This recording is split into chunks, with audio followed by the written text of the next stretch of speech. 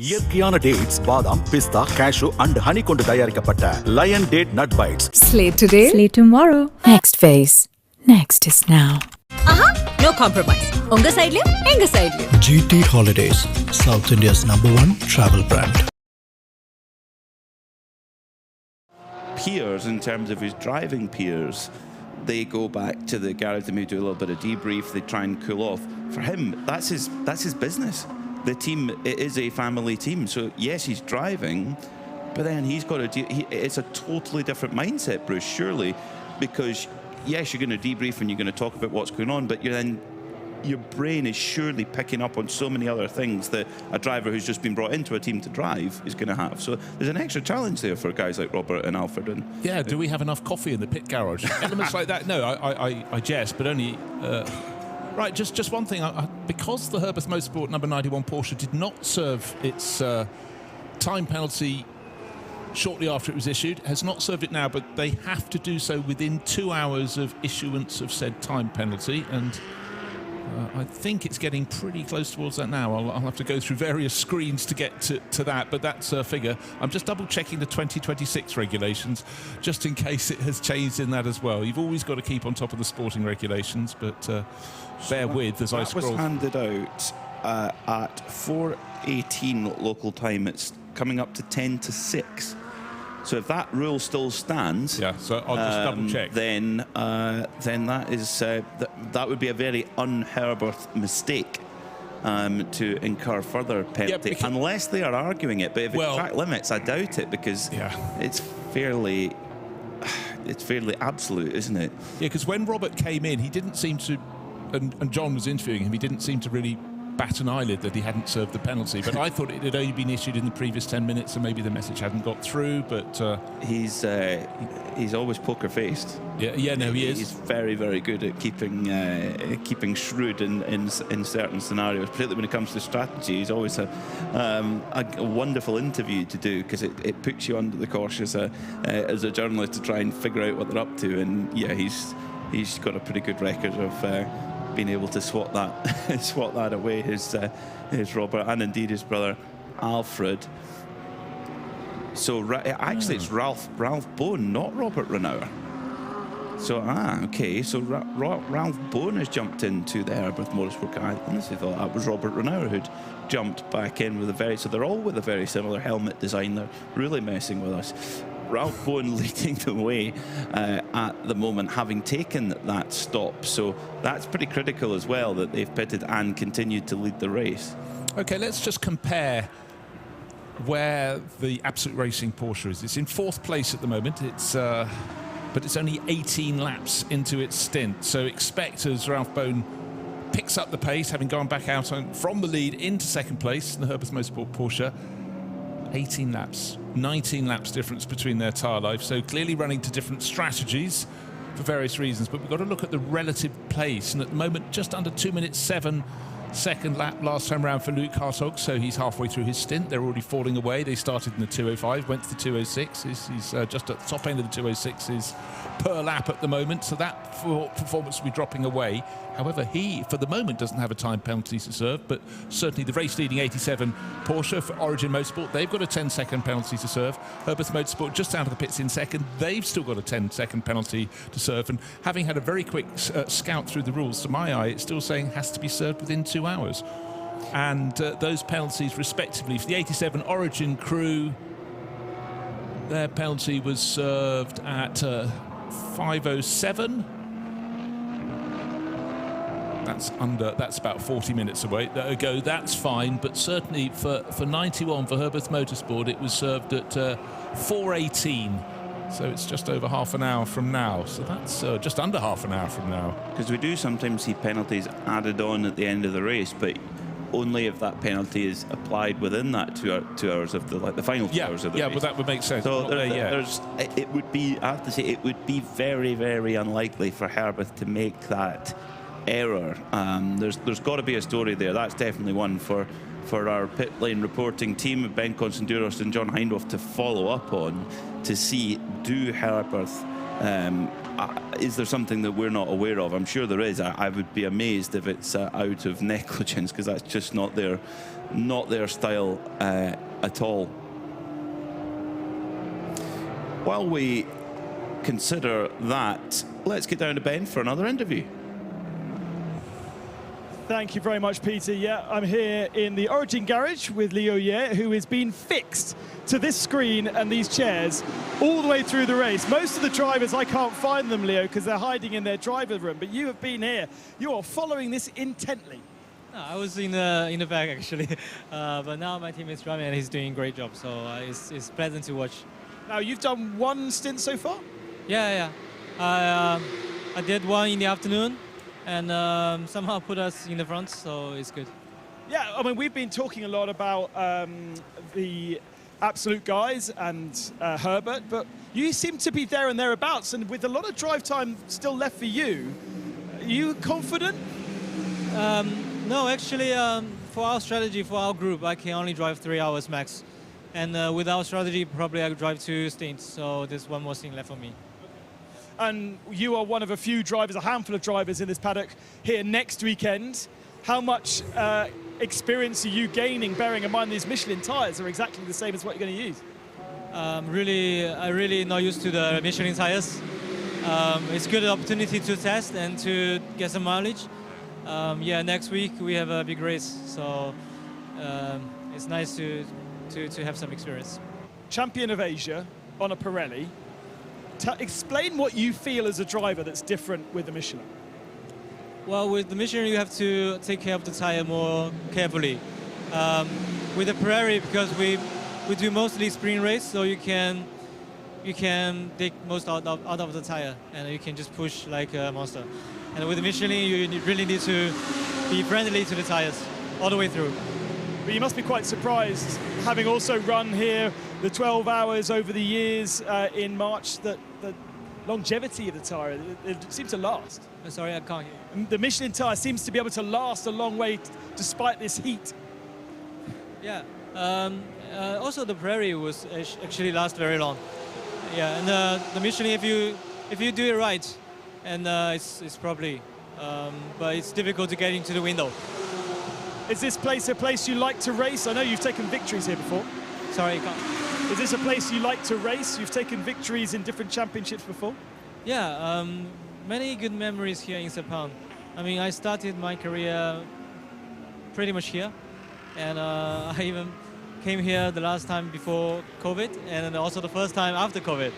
And here I won some races, and my parents, my family came here before to watch our victory, and so I really like this place. So do you do anything in between? Obviously racing next weekend. Do you get a couple of days off, or you're at the track every day studying? No, I go back to work. Yes. Leo, thank you very much for your time, and good luck for the end of the race. You're a dark horse. Wish us good luck. Thank you. So Origin Motorsport, Leo Yong late in a potentially race-winning position. They are in the mix. They're certainly close enough to be considered right now as we approach the final third of the action.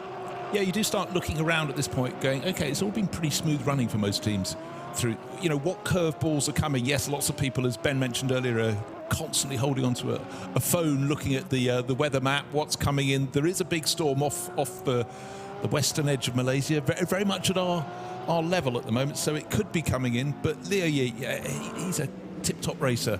But it's quite a while ago he mentioned he started his racing career here. That was in Formula Renault Asia, and Leo's only just moving into his 30s, but that was in 2011 to 2013, so he was a young un then, but, you know, experience under his belt. But he's been quick here every time he comes, and, you know, that's accolade enough. Ralph Bowen, one of the most successful drivers in the history of the Michelin 24-hour series, back at the wheel of his beloved Porsche, now in second place overall as things stand. Meanwhile, Luke Breukers for Red Camel Jordan's Racing leading in 992.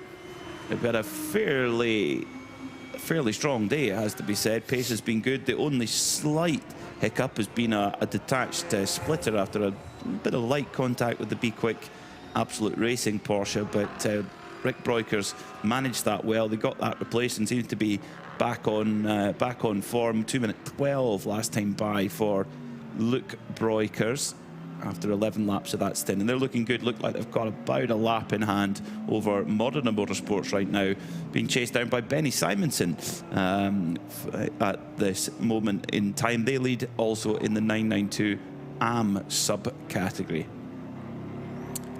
Yeah, Benny's settling in very nicely indeed, and it's always intriguing. We've talked about this many times, PMAC, when you get a GT3 car next to a 992 Cup class car, particularly when you got Porsche with Porsche, and you just look how much wider the GT3 car is, and then the grunt as they go onto the straight, the GT3 car seems to pull away, and then with its sleeker shape, the 992 Cup class car comes down, and down the long straight, it is a good long blast past the pits here down to turn one. You see them closing in, which you think counterculture, how can they close in? Their lap times are slower, but on the straights, the Cup class cars are fantastic. They do, yeah, they really do slip down the straight as they hit the brakes now, as Yang Ho Chi is doing at the moment in the 666 car. The Porsche Cup car is doing nearly 250 kilometres an hour and have to scrub the speed all the way down to 60 kilometres an hour for the apex at turn 1. We almost must feel like coming to a total stop at that point. I wonder what the Vortex is doing. I can't find an onboard with the Vortex with the speeds on it, but it must be pretty slippery and pretty quick down the street. 100%. We were talking earlier, when you look at it from the front, you can't even see the rear wing. It's so tapered down towards the rear, and clearly it's a car with grunt, but a car with fantastic downforce from those massive aerodynamic channels through and under the back of the car. So we're heading towards the final third of the race here in 4 seconds' time. Let's consider who is in contention here for the 12 Hours of Malaysia. Origin Motorsport at the moment shown as your leader, but are due in the pit lane very, very soon, which would then promote the number 91 Herbert Motorsport Porsche up into the lead. So that car that's been driven at the moment by Ralph Bowen, who's setting some rapid pace, a 2:06.6 last time by for the German AM driver. Third place at the moment for the number 69 Continental Racing Audi, but again, they are really close to the end of their stint. In fact, an hour and 20 minutes for Vasily Vladikin, really making that Audi's fuel tank stretch as much as possible. Then it's Absolute Racing, number 10. Antar Azau, Luke Hartog and Patrick Niederhauser have been pretty flawless all day. They're in the mix, but do they have the strategy right to take down Herbert, who are such a reference point in at this championship? On their debut race together, Ajith Red Ant Racing with their AMG are in the top 5 overall right now. It is Ayrton Red Ant driving as we speak, again heading towards the end of his stint. In fact, he has to get out that car within the next 10 minutes to not break the maximum stint time. In 6th place, it's the pole-sitting car, the 999 Climax Racing Mercedes AMG. 7th is Be Quick Absolute Racing. 8th is Douglas Koo, Melvin Moe and Dominic Ang, the local Malaysian team with their Mercedes AMG in 8th. 9th is the sole Ferrari of the number 60 LM Corsa crew. Rounding out the top 10 is the Leiper Lamborghini of Marcus and Hampus Eriksson, Axel Bengtsson and Tom Carlson. Your leader in 992, Red Camels Jordans, such a stalwart team of this championship, so many wins over the years. They lead ahead of Modena Motorsports, who lead the AM subcategory. Cherny Motorsport, they're in for the full season in the Middle East Trophy for this race for Dubai and for Abu Dhabi in January. They sit in 13th overall. Then it's the 666 992 class car. The 666 is the 610 Racing crew. 15th is the number 91 Milner car. Car that was in the fight for the win, but unfortunately an issue on the wheel hub cost them a lot of time. Asbest Racing in 16th and Vortex running along after some early issues in 17th overall. So let's consider then the highlights of this wonderful event. Jones takes a well-deserved break for an evening meal. It's Peter Mackay and Johnny Palmer rejoining us. And John Hindhaugh, of course. Don't forget John Hindhaugh. How could we forget John Hindhaugh? I forget myself sometimes, to be honest, Peter, if I'm being brutally honest to you. Just a quick one from the lane. We've got, I think it's is it the Ajith Kumar, yes it is, the Ajith Red Ant Mercedes coming into the pit lane. They're going to soak up the penalty that you guys were talking about earlier on. One of their team is at the pit box and starts the stopwatch now. And, oh, well, it's also counting down on the Lumi rank as well. That's really good. So there's a stopwatch and the Lumi rank. At Origine, they're in front of their pit box now. They have got they're starting to prepare for the darkness times. The rumble you will hear is the number 93 Mercedes going through. There it goes. They're preparing for darkness. They have put out their gantry, which of course has pink neon on it. Looks absolutely fantastic. And is ready to go. And actually, is that one yours? That one yours? Oh, it is the Simpson Motorsport gantry. So I've got one of the Simpson guys here.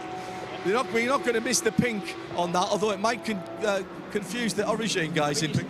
You say that, but at the Barcelona 24, our driver drove straight past it, so... I'm sorry? At the Barcelona 24, our driver drove straight past it. You can't miss that at all. How's it been going? Sorry, what's your name? Jamie. Hello, Jamie. How's it been going so far? Yeah, not too bad. In that stop, we did a little bit of a longer one. We had a right rear slow puncture for the last 2 stops. So we just checked there wasn't any damage, but everything's all good. So yeah, everything seems to be going to plan. Right, this is the business end of the race coming up. What are we, 6? Start getting dark shortly. Is the car going to be all right when it gets cooler? Yeah, we feel like we did the hard work at the early part of the race. We're now in a really good position to just, as long as all we got to do now is just keep going. All right. If we keep going, I think we'll get a result out of it. Yeah, and what's the result you're looking for? We're going to win it, obviously. And you still think you can? Yeah, I think we're in there. Yeah. There's a couple of minutes between the guy right at the front, but you never know. It's endurance racing. Yeah, and it's been fast. It's been fast and furious. Yeah, the top 4 are still very close, considering how long we've been racing. So yeah. All right. Go well, son. See you soon. Thank you. Cheers, mate. That's Jamie from. And this. How can any driver miss a florid pink gantry like this? And they've got that outside lights on already. Oh, there's another one here, and there's somebody about to come in. So that we're just getting into a little flurry of pit stops. This is the Origine pit stop. So the 87 car due in. Ajith Kumar has got into the AMG from Ajith Red Ant, much to the delight near what's the word I'm looking for? They were very happy anyway. Delirium was the word I was looking for. Very good. Of the supporters who have swelled in ranks again. But it's, you know what, I've got time to walk past Origine because the car's not in the lane. And who else has put up the nighttime bits and pieces? Climax and Herbeth as well. So the planning for the end of the race and the darkness, because again, let's not forget, we're at 7 minutes past 6 here. It would have been pitch black for 2 hours in the UK at this time of night. We'll have a bit more daylight till about 7 o'clock, but then it's like flicking a switch. We don't so much have twilight as basically, oh, it's dark. As quick as that, and there are certain areas of southern Central Europe that do that towards the latter end of a calendar year. I note that at Portimao as well in the closing round of the European Le Mans series. You think, oh, sun's quite low, and then the next minute it is completely dark, and the whole process seems like it's taken about 5 minutes. And that's just, you know, a few more 100 of kilometres towards the equator. We're pretty much right on we're just north of the middle of the earth here, aren't we?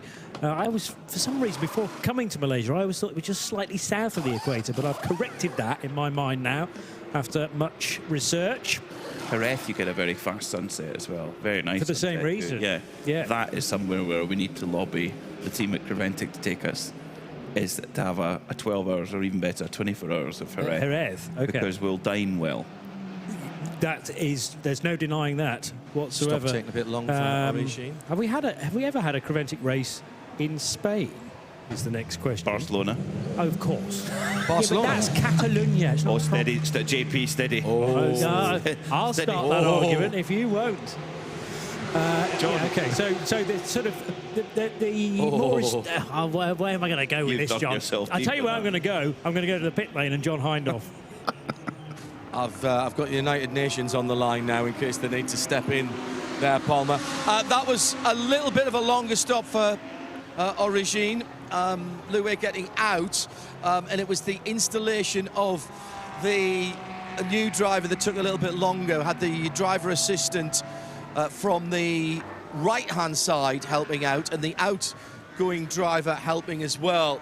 But it still took a little bit longer, maybe cost them 25-30 seconds. Now that car was in the lead, scored as the lead car as it came into the pit lane. It's in the mix, that's for sure, for Origin, and leading in the AM category as well.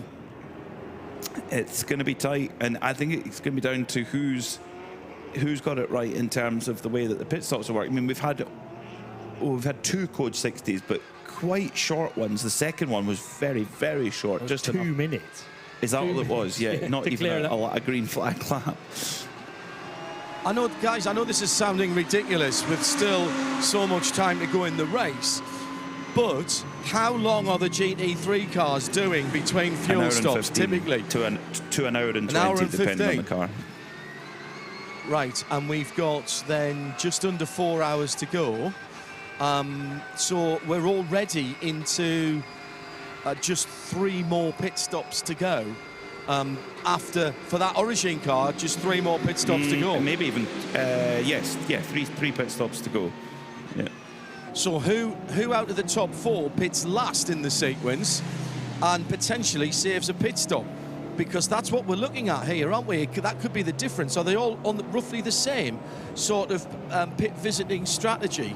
Or is there somebody who's going deeper into the race of those top 4? Potentially that could be the 91 Herberth. Surprise, surprise, surprise, yeah. surprise. Surprise. Which they took. I mean, we've had very, very little Code 60.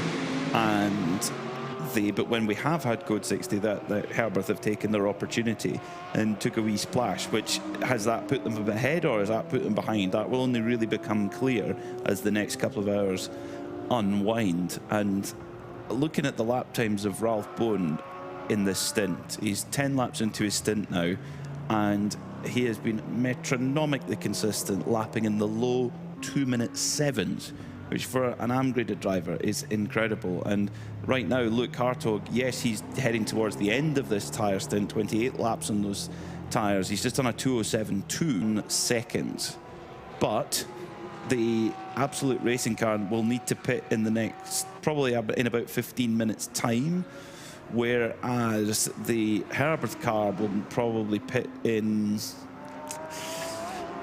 55 minutes' time. If it can go that far. I mean, Herbert on the whole have not been doing longer stints. Alfred Renau did a 1 hour and 17 minutes, but that's by far the longest stint, with the exception of the odd Code 60 here and there. The other fuel mileage car that I've been impressed with is that 69 Audi. You were chatting to James from the team, John, not too long ago, not James Winslow, but James as part of the support crew, and he was quietly confident too.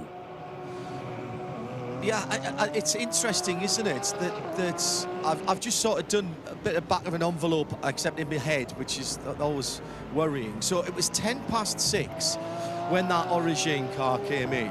So that's 7:10 plus 15 minutes, 7:25. Then they pit again. Even forget about the length of the pit stops for the moment. And then the next time they come in is 8:25 plus 15 minutes.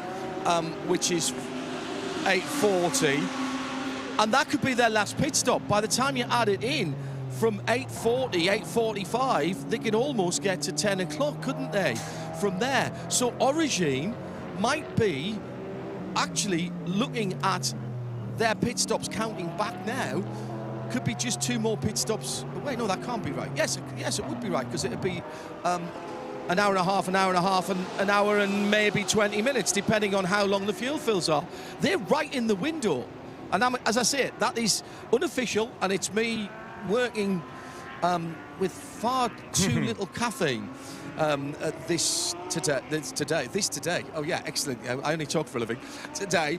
But I think this is intriguing now, guys, because without Code 60, what we've seen is the relative pace of these cars and the teams, and what might actually play a part here, gentlemen, and you will have this information, is who's still got time to get in the cars that require it, and who hasn't, and who can go full beans all the way at the end. And I am fascinated. This is a proper old-fashioned 21st century endurance race here at the Michelin 12H of Malaysia. The more recent stints have been those that have been extended, almost as if with the race end more within sight, i.e. breaking into the second half of the race. It feels like those that are still in the hunt are going, well, let's elongate this stint a little by 5 or 6 or 7 minutes, and that might give us a bit more time then to overlap the next one, or link the next one if we can extend that by about the same.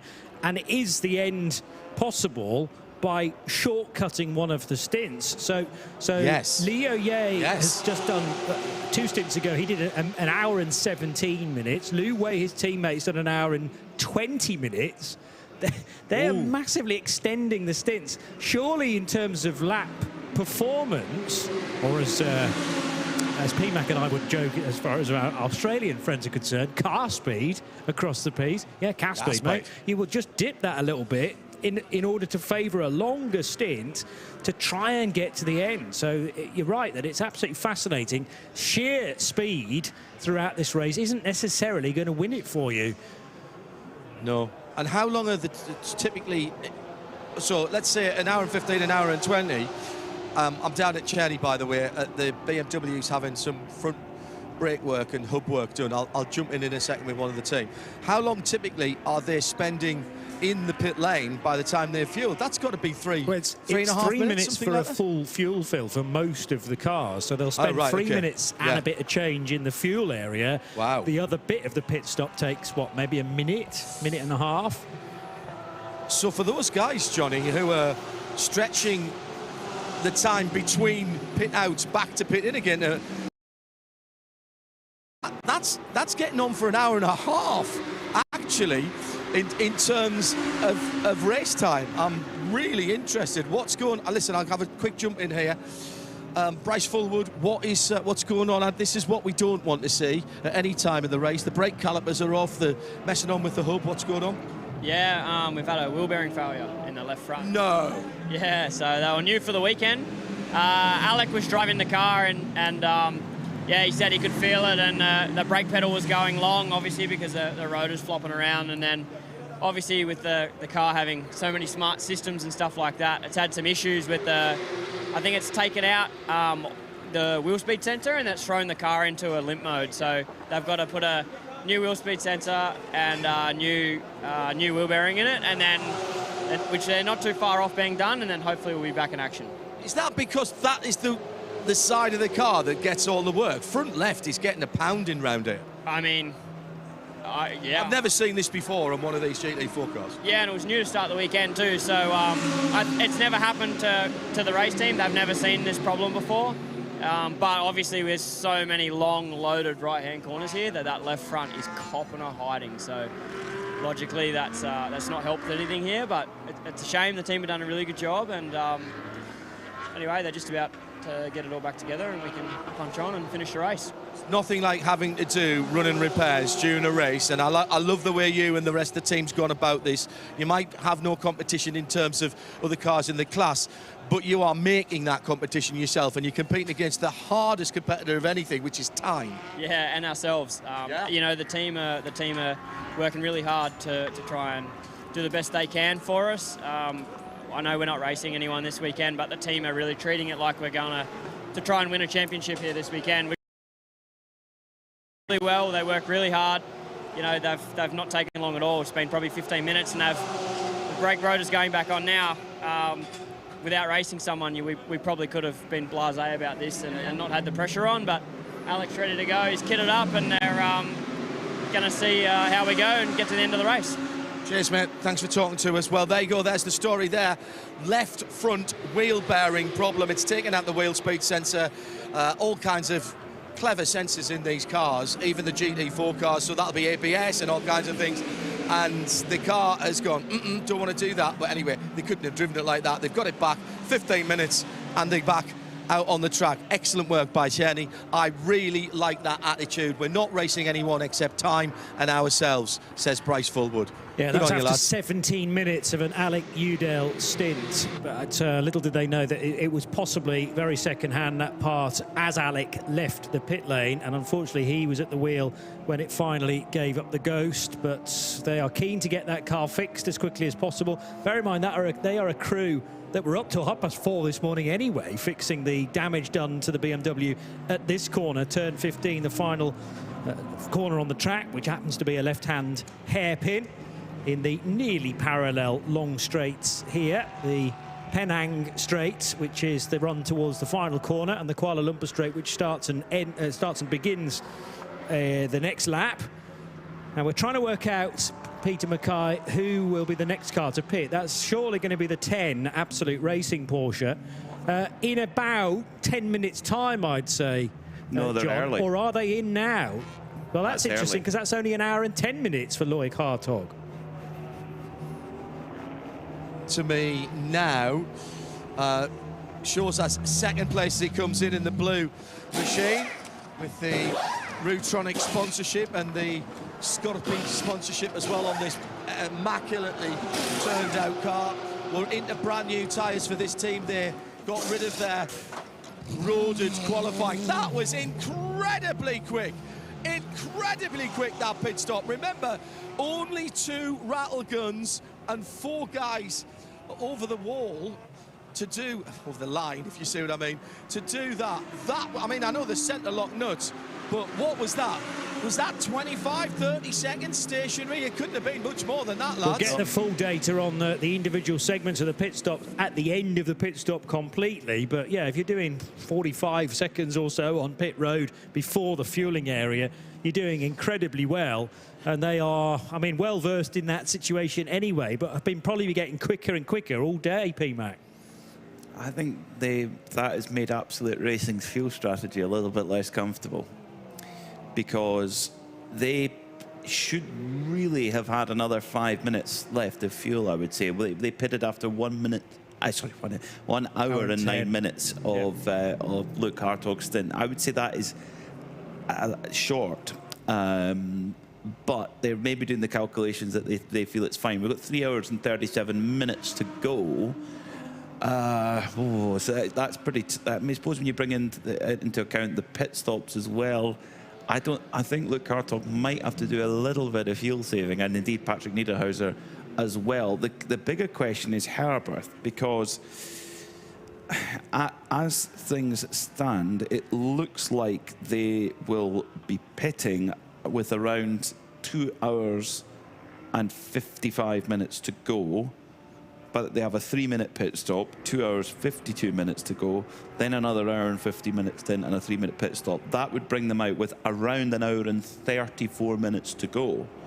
So that would then indicate that Herberth are going to need a little splash at the end. Yeah. Absolute may not, depending how their stint length goes out. That slightly shorter stint, though, for Luke Hartog, that may be planned, but I would say that's a little bit shorter than it should be. Absolute, the Be Quick Absolute car coming in any second. So, in fact, it's in the lane now.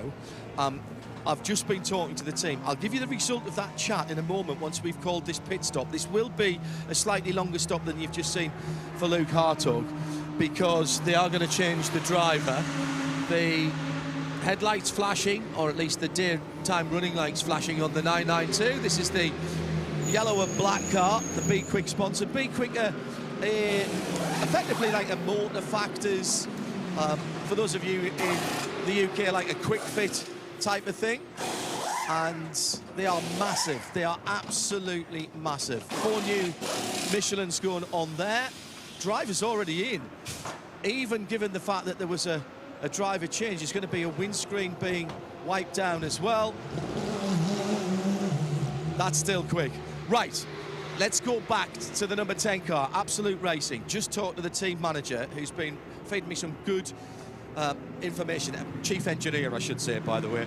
They were absolutely pouring all over the data early on. I was standing behind them whilst they were watching, and I'm not going to say which one of their drivers was in the car, but the consistency of the drive. No, actually, I will say who it was. It was Actor Ajith. The consistency of his driving. They'd given him a lap time to go to, which was just about 9 seconds. It's 2:09 round here, isn't it? And he was hitting it, and his trace lap after lap was just incredible. It was like they were just replaying it. So they've been fuel saving since lap 1, because it's counted as a pro car. They know that they have got to save a pit stop, and he's just said to me, we're right on the numbers with very little help from code 60. 2 more pit stops. So therefore, that means then that they are, if by that calculation, they are slightly ahead then of Herberth in terms of pit stops, because Herberth are going to need 2 and a little bit, unless, and it's the biggest capital lettered unless of the weekend, there is code 60 within the next 3.5 hours. Code 60 would be the big friend of Herberth. At any point in the next 3.5 hours, if there is code 60, that is their friend. It is not the friend of Absolute Racing. Absolute Racing must be praying for green flag then by that measure. John mentioned the speed of the Loic Hartog pit stop, though. Just to emphasise how quick that was, the time not spent in the fueling area when he was in the pit lane is 41 seconds. 41 seconds. I don't think I've seen a figure that low. So the pit stop in total was 4 minutes and 1, of which 3 minutes and 20 were taken up in the fueling area, which is a big beefy number. I mean, that's a full tank. And I just wonder whether the speed that Loic Hartog was doing, could he actually have done much more? He mentioned that in the first stint that he did, to you, John, I think it was, I was in massive fuel save mode, and he got to an hour and 20 on that occasion. An hour and 10, he might have been burning through the fuel that readily that he couldn't have done a further lap. Yeah, true. One more lap. And I just wonder whether that's the competition. You know, Absolute were comfortable and they were going, it's fine, you know, we're just punching out our numbers. Now, all of a sudden, the pressure's on because they realise they're in a fight. So you said it was 41 seconds in the lane. So that concludes driving down the lane. That's not 41 seconds stationary. That is incredible. I mean, it's not the longest pit lane in the world by no means, but it's not the shortest. I think the pit lane delta of that 41 seconds, it's got to be more than half of that of 40 kilometres an hour. That's incredible. They've done a 20-second in this pit format, stop. I don't think you go back into the normal pit lane as you leave fuel. As you leave fuel, you're back on the racetrack. So there's no segment that you have to worry about where it switches back to normal pit lane and 40 kph, as we do have at other circuits. But yes, from pit lane entry, where the speed limit begins, to fueling, they've managed to do in 41 seconds, as far as I read it. Yeah. That is incredible. That is absolutely incredible. And do you know what? As they were going through, there was a couple of people that looked pretty pleased with themselves, but there wasn't a massive whooping and a hollering as if they'd just beaten their own world record. That's just what you expect of that team. I've come to Herberth. They're running a really interesting strategy in their pit box, in that when the car's not here, the whole of the pit box is completely empty. They've got it nicely boarded out, etc. They've got their nighttime gantry all ready to go. But I am the only person standing in the pit stop. There's not even any visible equipment apart from 4 Michelin rain tyres and a bottle and the jacks, the extra jack extension, and there's a nose piece of a car as well. Everything else, and you can probably hear, is going on in mission control behind here. So I'm going to nip in and I'm going to say to them, right, let's stick me head in here. Gentlemen, now, we're counting back from the back of the race. 2 more pit stops for you guys? At the moment, 3 more pit stops. Okay. So 2 and a bit, actually? Is it 3 full stops? It's 2 full stints and a half stint. Yeah, that's what we... OK, fine. Our numbers in our head are working. Stays green. Well, yes. How much code 60 do you think you need to lose that extra pit stop? Or should I be asking you that? This will be not possible. So there'll be a splash somewhere, even if there's a bit of code 60. All right. Thank you very much. That's the guy sitting in front of the all of the information there. I hope you heard that, guys, because I was fairly well in the bowels of that, and that was one of the Renaults. But without them having the race shoot on, I can't tell them apart. I think that was Alfred that I was talking to, but it might have been Robert. But there you go. You're spot on, Peter. 2 and a bit for them. Well, and that's interesting that they said even with code 60 it's not possible, but then that splash, if they can get their splash that they need when a code 60 is out, that would certainly save them time. It's much less of a splash you're allowed in 15% now, though, isn't it? So, but that is really yes, what exactly. that's. And well, they're saying half a stint, so that's 50%. So look, we're gonna watch. Oh, so yes, that's good point. we're gonna watch it. We're gonna watch it very, very closely. I'll say again though, if your car's in the fueling area in that transition bit, so green flag to code 60 or code 60 to green flag, I've read the regulation in full now and it makes sense to me. So you can start with your full fuel allocation under green. If it then goes code 60, you're still allowed 15% of your fuel allocation on top of that. Right, okay. So it's a combination, as long as you're not breaching the full fuel allocation. So you might get up to like 50% of your fuel fill, and then if it goes code 60, you're still allowed 15% on top of that as well. So that ends up being 65%, for example. The real winner is if you're in fuel as the code 60 clears, because then you can have as much fuel as you like, up to your full allocation. Yeah, indeed. But the thing is that a lot of that is so out of your control. It's just basically I agree with that. It's basically where your car is on track. And with a long lap, here we're over 2 minutes. That obviously the likelihood of you that. being in the braking area for turn 15, which is kind of where you need to be, as something crucial like that happens, is tough. Yeah, you have no control over that. You need to be sort of just coming out of turn 14 or in the braking area for 15. A car goes off spectacularly, or not even, no, that would be too much. Sort of in the gravel gently will require some assistance. In you get, immediately box, in you go, and then code 60 in 20 seconds, and you go in, you do the fastest tyre stop ever, and probably still by the time you get to fuel, the code 60's already come out. Yeah. If fueling was at the beginning, though, of pit lane, which is a lot of Creventic rounds, like Barcelona 24-hour, that totally, then it's a different conversation. Then you could go in and get a lot more fuel. But because the fuel's at the end of pit lane, it negates the chance of that happening. Yeah. Unless you give up your tyre change, or you're not in a position to change tyres, because I hadn't realised about this 50-minute rule either, which is new for 2026. In order to not burn through tyres as readily as certain teams may have done in the past. When our lotto number comes in, can you imagine how catastrophically bad Palmer Mackay Motorsport would be if we were anywhere near the pit wall? We just sit in hospitality, I think, and let the pros get on with it if that ever happens. Anyway, John, what have you got for us? Yeah, that's a good point that you're making there. Just, by the way, the rattle guns in the background is the Vortex back in, and I know I shouldn't really say this, but they've had a better run since they got back out earlier on in the race after a pretty horrendous start in the first hour and a half or so. That 50-minute rule is obviously you can't change your tyres, as Johnny says, if the code 60, if you're in the pit lane and your tyres have been on fewer than 50 minutes. That has been, we had that at Barcelona, and prior to that at Paul Ricard, but it's been slightly tweaked because that was per driver before. It is now for the car. So it caught a couple of people out, including Era Motorsport, actually, I seem to remember, at Barcelona, when I was last in the pit lane, when I got let loose in the pit lane. I'm thoroughly enjoying this today. The temperature now is absolutely perfect as the sun's going down behind the grandstand, down towards turn 1. This is absolutely brilliant.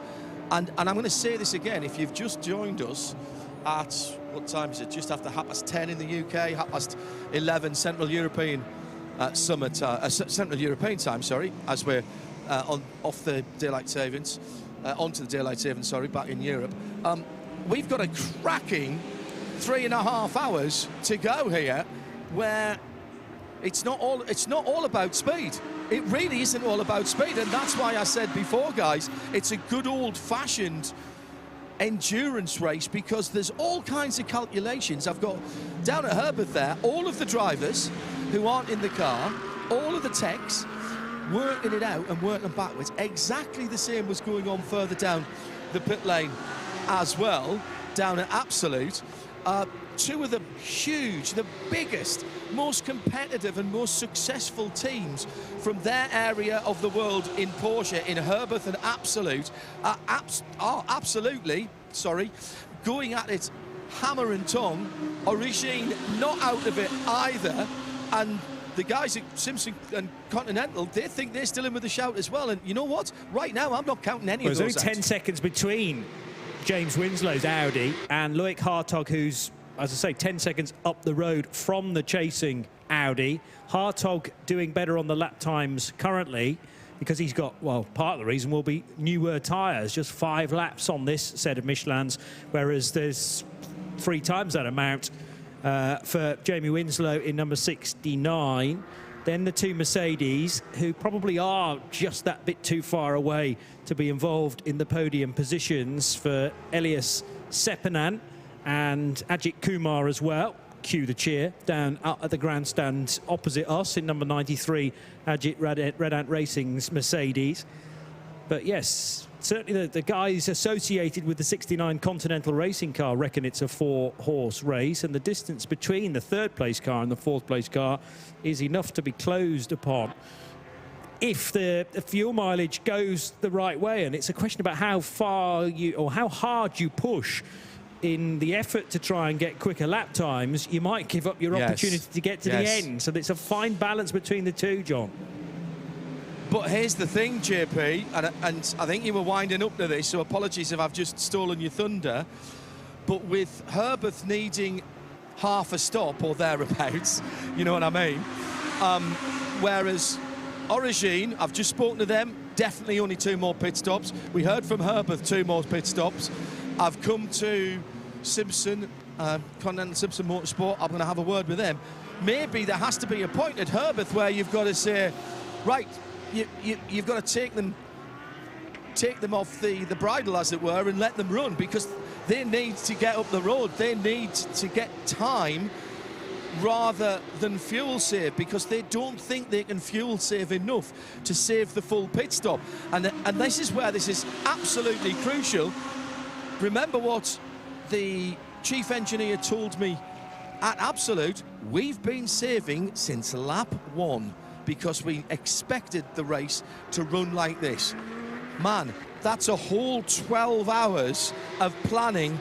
Literally, as the lights went out at 10 o'clock this morning, they've had a game plan and they've been sticking to it. They were anticipating it being a low code 60 race, and they knew, as they were in the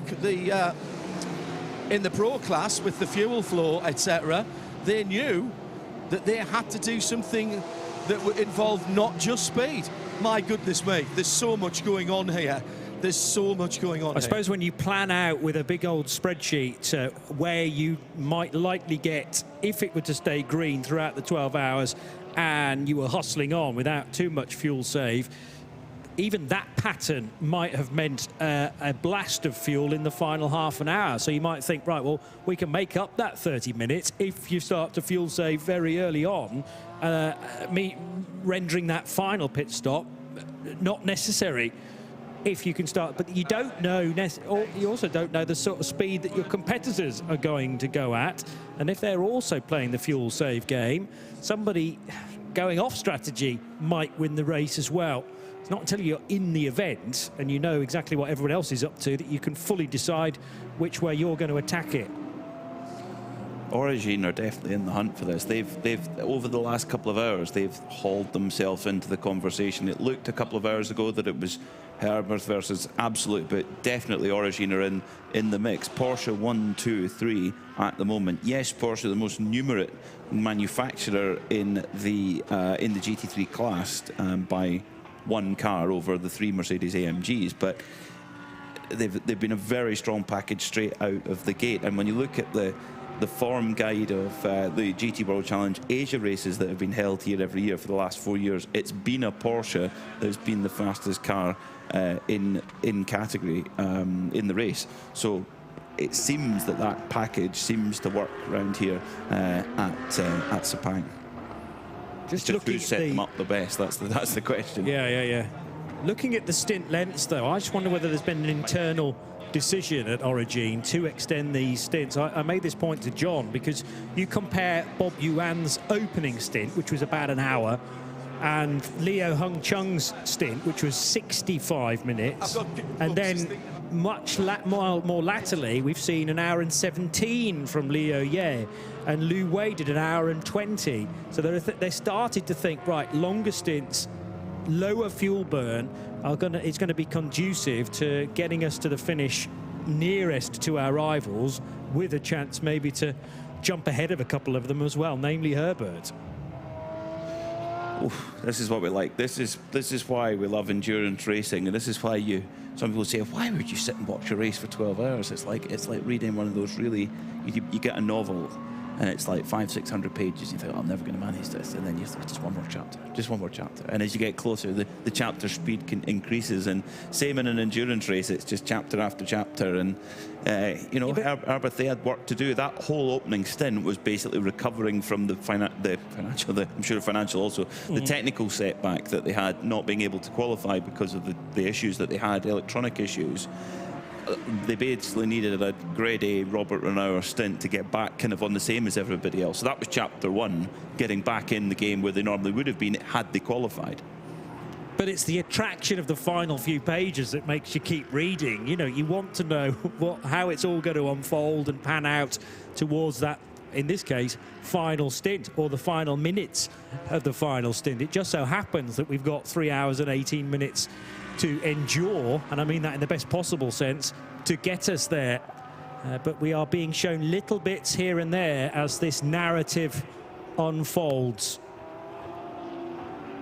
So there's the Müllner Motorsport Porsche in the 992 class, by the way. Let's not forget about this secondary class, exclusively for Porsche 992 Cup cars, and Müllner Motorsport's car being driven by Valters Zviedris of Latvia. Real shame that this car had the hub problem a good couple of hours ago now. We thought for a brief time that they were doing a brake change, but they were only taking the rear discs off so they could get to something more integral on that rear axle. And sadly, the team from Spa-Francorchamps, close by, Müllner Motorsport, not being able to show all that they've had at their disposal and take the fight to Red Camel Jordans.nl. But Red Camel have had some pressure, nevertheless, from the AM contingent in 992. Modena Motorsports are second of these 992 cars. Journey Motorsport BMW, by the way, rejoined the race after its, 17-minute stint, after there was a drama and the 445 car had to come in for essential work. And I'm not sure whether we gave you the information as to how long that pit stop ended up being.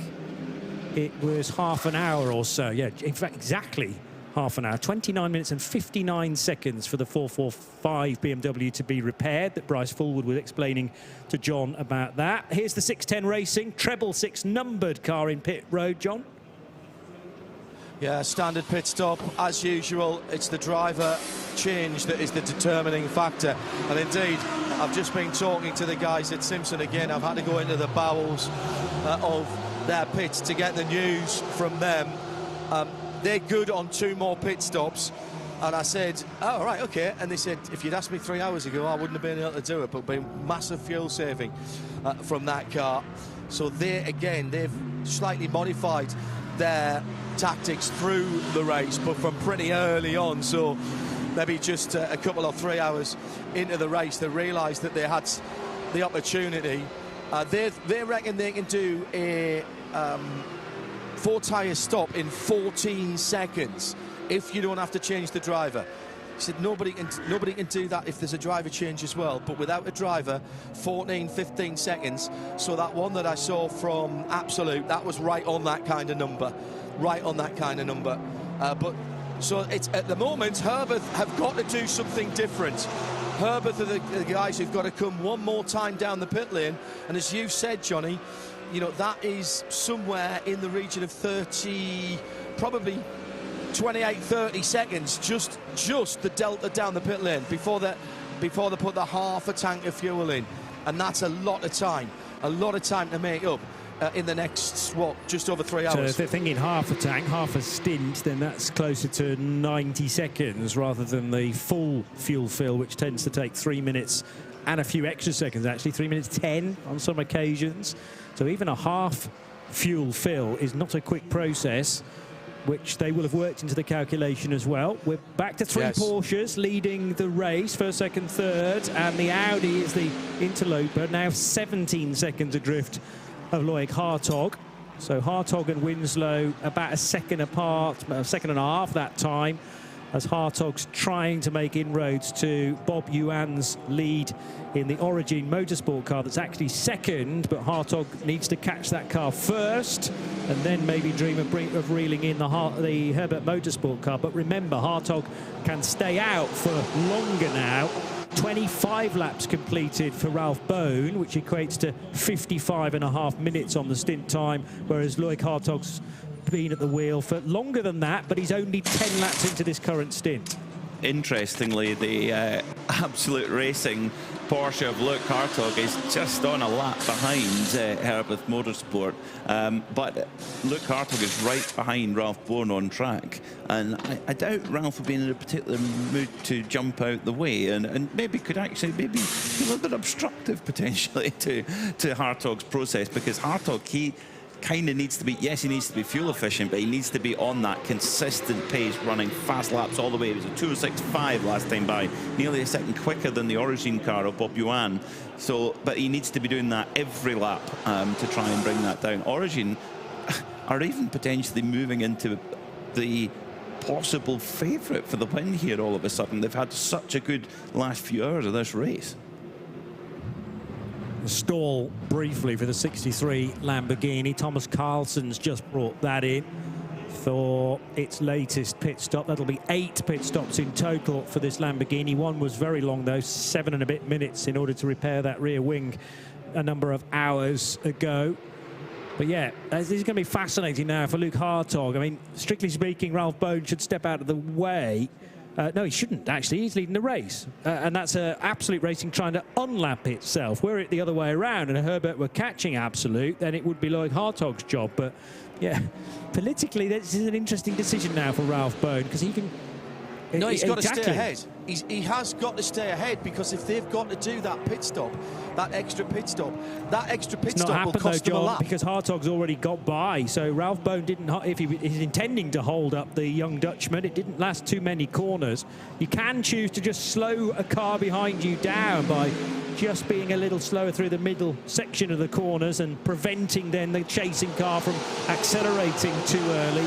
But Hartog appeared to be too smart for him. We didn't actually see the overtake. Hopefully we'll get another view of that. Or did Ralph Bone do the diplomatic thing and say, well, I'm not going to hold him up, let's have a fair fight? He is certainly he's a proper sportsman. Very competitive, but wouldn't do anything over the edge. 2:09.5 last time by for Ralph Bone, although 27 lap old tyres. For Loic Hartog, 2:07.6. So it's a wee bit off the pace we've seen for Hartog, which would indicate that he's had to make a proper overtake, and again a little bit off for Ralph Bone. So yeah, there definitely, I think there has been a genuine overtake there, and now Hartog's getting his head down to try and keep going. I mean, every lap has to be perfect here. They're truly in the fight for this, and of course Patrick Niederhauser, he'll be cracking the knuckles, getting himself loosened off, knowing that he's going to have pretty much his full 2.5 hours max stint to take the car to the end of the race. Guys, is this the last stint that Ralph Bone has to do? I think he's already done his minimum time, yeah. Yeah, that was going to be my next question. And I take it the other 3 cars that we're talking about, they've all done their AM driver times. Well, Simpson's a full AM car, isn't it? So, yeah. So, but has everybody else got through their AM drivers? Yes. Antaraso did 2 hours and 28 seconds. Bearing in mind he's got to do a minimum of 2 hours. So talk about running that close, but that's entirely deliberate. I've got to be convinced of that. Yeah. Get him out of the car at the earliest possible opportunity. Did he do a double stint in the end? We were questioning that. Right, so he did hours 6 and 7 back to back. Which is exactly what Hard Dog told us he was going to do. So that's all on plan. This is, I keep saying how interested I am in this race. It is so unusual, isn't it, gentlemen, to have a race that is unencumbered by any either slow zones, safety cars. Obviously we don't get them in preventing, but you know what I mean. What we're seeing here is pretty much plan A has been stuck to by everybody in the top 4. They're not down to plan P573 or whatever it is. They've all gone out with a fairly good idea of what they wanted to do in an optimum race for them, and the top 4 seem to be the ones who've been able to stick to that because they haven't had any undue pit stops or interruptions. Nobody really plan. has any that many undue pit stops, to be honest. And that goes back to, yes, we've got a relatively compact entry. It's the beginning of the journey for Creventic and here at Sepang, but it's the quality that immediately struck me with the entry and what we've seen on track so far. It is a high quality entry that both the teams and the driver cruise, and that is shown. If it wasn't a high quality entry, we'd have technical issues, we'd have major driver mistakes, cars hitting each other, all sorts. There's been none of that, and the nature of the circuit definitely helps. There are gravel traps to get stuck in, but there's a lot of width to the track, which helps with the multi-class scenarios, so the faster cars can get through. Also, when you look at it, the fact that GT3 make up nearly 2/3 of the field, so that also helps that it's their relatively their patch. Yeah. And you have to be patient behind some of the cars in some of the slower speed corners. But the nice thing is, it's only a couple of corners until you hit a majorly long straight. So there's opportunity to draft a fellow car and then into turn 14 or turn 15. And I think there's also a great deal of understanding in amongst the AM and the AM Plus ranks to not be drawn into a fight with a pro driver and say, do you know what, I'm just going to allow open the steering a little bit to allow the quicker car through. And that's precisely what Ralph Bone did, because of course that didn't put Loic Hartog onto the lead lap. He's still a further lap behind Ralph Bone, so he's gained one of the laps back again, but he was actually 2 laps down compared to the Herbert Motorsport Porsche. So you're going to have to do that once more and then catch the lead car again. But bear in mind, the 91 car, we reckon, has to have an additional stop for this half fuel stop, which will be about a lap. Okay, that's about a lap exactly, and that's why these next couple of stints from Herbert are going to be absolutely crucial. They've got pace in that car quite clearly, and at the moment they've got track position, but with no opportunity now for them to save that half a stop. 9 laps, by the way. I've just had a look at the data from one of their competitors, and they reckon Herbert are 9 laps short. So it's slightly what they're doing at the moment in terms of a stint. 25, 26 laps? Oh, really? All right, so it's a bit less than half a stint then. So they reckon they're about 9 laps short, Herbert, as it stands right now. But again, it's the pit transit time and the standing still. Even if all you're looking for, that's basically you're looking at a quarter of a tank of fuel, aren't you? Can I throw back into the mix a big question mark about what's happening with this 10-second penalty as well that's hovering above the number 91 Porsche? Yes, that we needed a follow-up on that one, actually. That's a bit of homework for you there, John, to find out why Herbert haven't served that. And that 2 hour time limit is well gone now. Well, it was assessed at 4:20, And we're now at 10-7, and they've had a couple of pit stops in order to do it. The first pit stop was quite quick after that penalty appeared, and I wondered whether the message hadn't got through to Robert Renauer. I think you might have even asked him the question at the time, John. Oh, that was the one when I was last on. That's still not been served. It's right, it's track limits, and I just wonder whether they've got a big issue about you know, well, we've got some video evidence to say we didn't breach the track limits. Well, so that was right at the end of my last stint. I was off for an hour and a half, and I've now been back for 24 minutes. So that was when he got out, not when it was assessed. So they're over 2 hours. Is it still on? It is still on the screen, because what normally happens is when it's being served. Hang on, we've got Herbert in now. We've got Herbert in now. And Ralph's out of the car and gone. So let me see, have they just served that penalty? Right. And so as far as you're aware, that 10-second track limits from earlier is still... Well, it still sits in the column under penalty. It still says 10 seconds next to car number 91. It's the only car that still needs to serve a penalty at this point.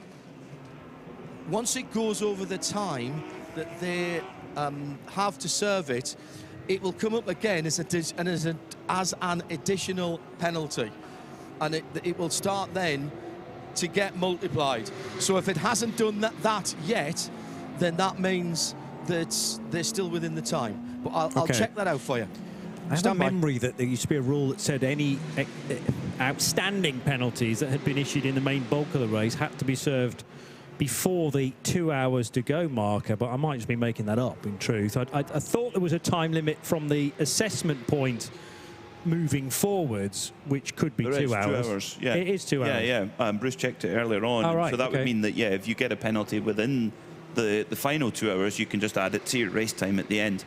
That's where the 2 hours to go point comes in. Exactly. I thought there was a rule there as well. Now but that's a different rule. I was a bit surprised there to see Herbert come in when they did. They're playing some sort of card here, because I would say they were 3 to 4 laps short of an absolute full stint. And at the moment, they need to stretch out stints as much as possible. So that's interesting that they brought Ralph Bowen in ahead of that potential time. So Ralph has now done 4 hours, by the way, of driving, 112 laps in total. But that was, as you say, P-Mac, just a 64-minute stint. So the car could have done a bit further on fuel, but maybe the real impetus was to get Ralph out and to get some pros back in. Yes, John, you think you've... All that. Right, okay. so... Go on, John. Right, so here is the... and they've just been checking. As I went in, they knew exactly what I was about to ask them, and they are checking the regs, and they've checked it with Creventic. There is a regulation that says, I should have told you which one it was, because I looked it over the shoulder while they were doing it. If your penalty is equal or fewer than 10 seconds by the time you get to the end of the race, then you can add it on. But I'm still, with that many hours still to go, does that trump the fact that you've got an X amount of time to serve that penalty? They're invoking the fact that right now they've got an amount of time added which can be added per the rule at the end of the race. So they can have a 10-second penalty added on at the end of the race, so long as they don't get any more penalties. And that was brought up in the driver briefing on Friday morning. But my follow-up to that would be, do you not have a set amount of time to serve the penalty? Both are true. But under that theory, under Herbert's theory, you could be assessed a track limits penalty, which was 10 seconds in the opening 10 minutes of the race, and it could just sit there on your record all the way through and then just get added to the race time after 12 hours, is the theory. It seems a bit of a bizarre rule, but if they think they've found not even a loophole. It's just how the regulations are written. Well, it is a little bit, because there is you lose, what, a second or two going into the pit box, the penalty box, and a second or two going out. So okay. Yeah, I mean, it's a small gain, but it's a gain nonetheless. And yeah, like I said, they've checked it with the race organisers, and otherwise they would have served it by now. Well, the fact that we've now got to and beyond 20 past 6, which is 2 hours after that 10 seconds was assessed, and it hasn't increased, maybe they're onto something there. But they better hope that nobody else is going to breach track limits, because if that increases to just 11 seconds, even if that's possible, but any more than 10 is the suggestion from Herbert themselves, they really would have to serve that in the race. So it's, again, a tightrope to be walking. Worth the risk, then. Well, Ralph Bone, as he's just proven, is meticulous for the lines that he takes. He's not the quickest driver in that quartet, but he is very consistent indeed. And by the suggestion of any further penalties, i.e. there have not been any, then that rather suggests he didn't breach track limits during his 64 minutes of a stint. He came in, handed over to Alfred Renauer, and the car's been fueled, and it's back into the race again, but has lost the lead to Bob Yuan, who stayed out in the Origin Motorsport car because number 87 was not due for fuel. In fact, it's only done 47 minutes. And bear in mind that the 87 Origin Motorsport car, in the last 2 of its stints with different drivers, has been able to do, respectively, 1 hour and 17 minutes and 1 hour and almost 20 minutes. So I'd expect maybe even another half an hour yet before Bob Yuan appears on pit road. It is busy elsewhere, though, in the pit lane. 3 cars in at once, including the 992 leader. Luke Broikers bringing the Red Camel Jordans.NL Porsche in, then 909 from the lead of the 992 class. Leading 992 AM is the Modena Motorsports Porsche for Benny Simonson, and he has a number of laps advantage over Lee Lin in the 610 Racing Porsche, the 666 numbered 610 Racing Porsche. Rulebook's been out, lads. Do you know what? Is there any other form of motor racing, by the way, where I could wander into the garage and the working area, mission control effectively, and sit next to or lean over the shoulder of the engineer, and whilst we both look at the regulations and he's asking for clarification from the organisers and is prepared to talk to me about it, and I'm going, yeah, but what about this? And he's going, yeah, well, what about that? And, oh, yeah, okay. And that's literally what we've just done. Herbert, I love this series for so many different reasons, but that's one of them. So the change on the regulations for 2026, of which this is the first race, was it used to be that it was penalties that were equal to or less than 5 seconds didn't have to be served. It was changed to 10 seconds this time. I think there might be a slight change by the next time we see the regulations, but I'm going to put that to one side at the moment. So what it says in the briefing notes, and therefore the regulations, is equal to or less than. It also says that the 2-hour time limit has been usurped effectively by that regulation. So that also includes the 10 seconds or fewer. If they get more penalties, then, and there's a code 60, because there's a new thing in about the code 60. So if the code 60 comes in and they get more penalties, any penalties that haven't been served have to be served at the next pit stop. All outstanding penalties. The 2-hour limit has been taken away. And so that's a further complication. But right now, and as per race control, a message that they were quite happy to show me down at Herbert brilliantly, they have been cleared that they do not have to serve that penalty if it stays at 10 seconds between now and the end of the race. It all changes if they get another penalty. As we've been saying. Yeah, okay. Thank you for that clarification. And by the way, I've just had a spot of rain on my head. Just one spot. very... Oh, was it a bird going across? Or somebody spitting from the roof? No, it was... sorry, no, it was a spot of it. But there you go. That's the clarification, literally from the team and from Creventic. What a series this is. So it's still game on, 3 fellas. minutes It's still past game 7, and that time's been stamped in my mind because that is officially the time of sunset today at the Petronas Sepang International Circuit. And as we tick by to 3 minutes past 7, the sign on the starting gantry reads lights on. So everybody must now have their headlights on, and tail lights for that matter, because we are now in the dark hours of darkness. And we promised viewers and listeners, Bruce Jones, pretty much 3 hours of nighttime running. I mean, it's not full dark, and even when it is full dark here, we have plenty of artificial light, including down at turns 7 and 8 in actual fact. So, but nevertheless, there is a different feel to the race now, and we'll get that over the next 10 minutes or so. Yeah, I stepped out of having supper about 10-15 minutes ago, and just walking back out from an air-conditioned hospitality suite, you walk out, temperature's not as hot as it was earlier, but you just realise it's still muggy.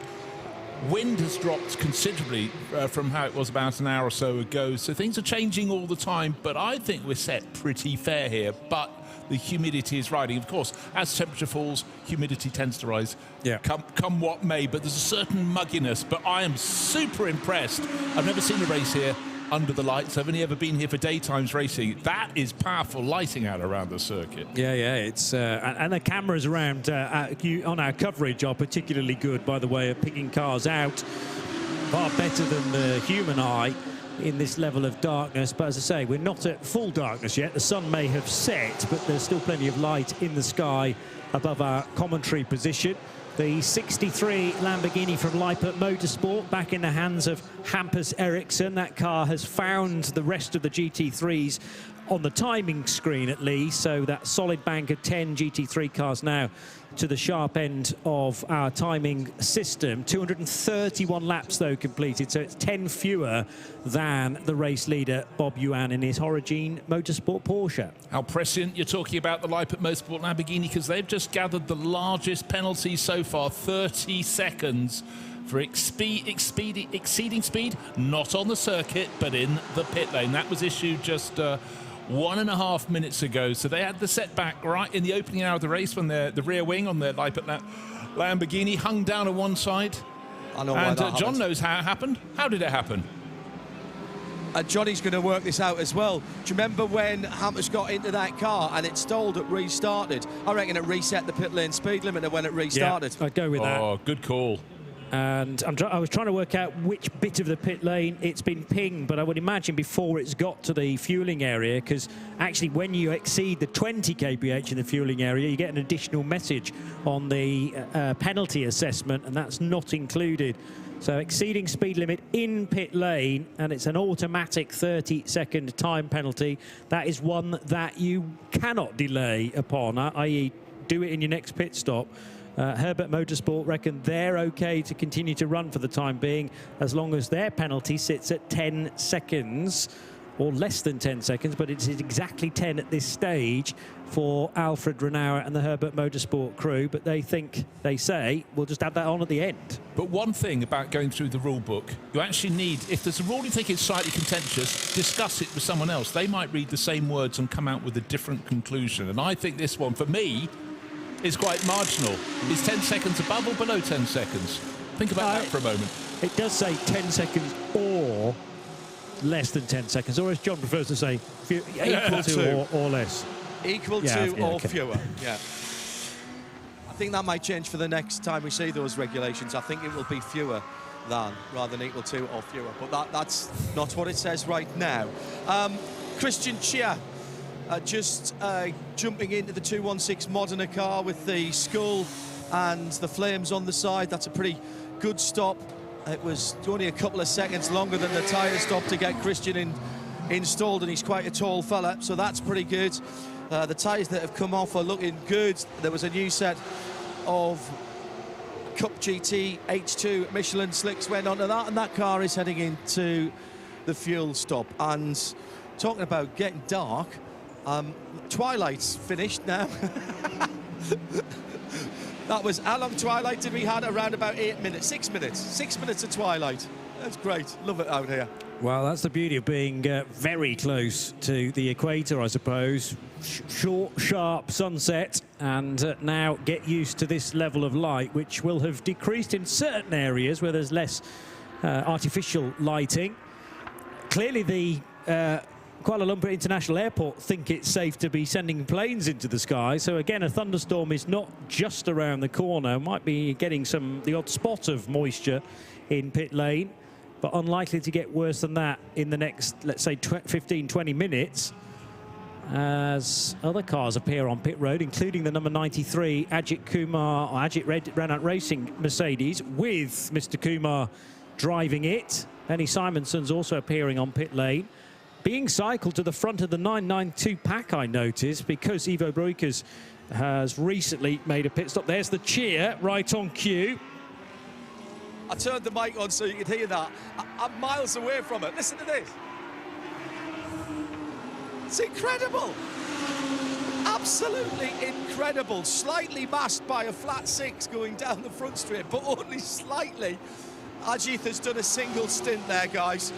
I'll try and grab a word with him in a second. So now I need to work out whether that's his driving done in the 93 car. We wouldn't be too far away. I'm going to suggest he has just completed an hour, as John suggests, and he did at least one other stint earlier on in the race. So a couple of hours for the world-famous film star, come now racing driver, although Bruce was pointing out to me, which I didn't necessarily know, that he had a single-seater career many years ago. So yeah, brief single-seater career, second hence season. Why I missed it. Raced for Mango Racing in British Formula 3. Brilliant.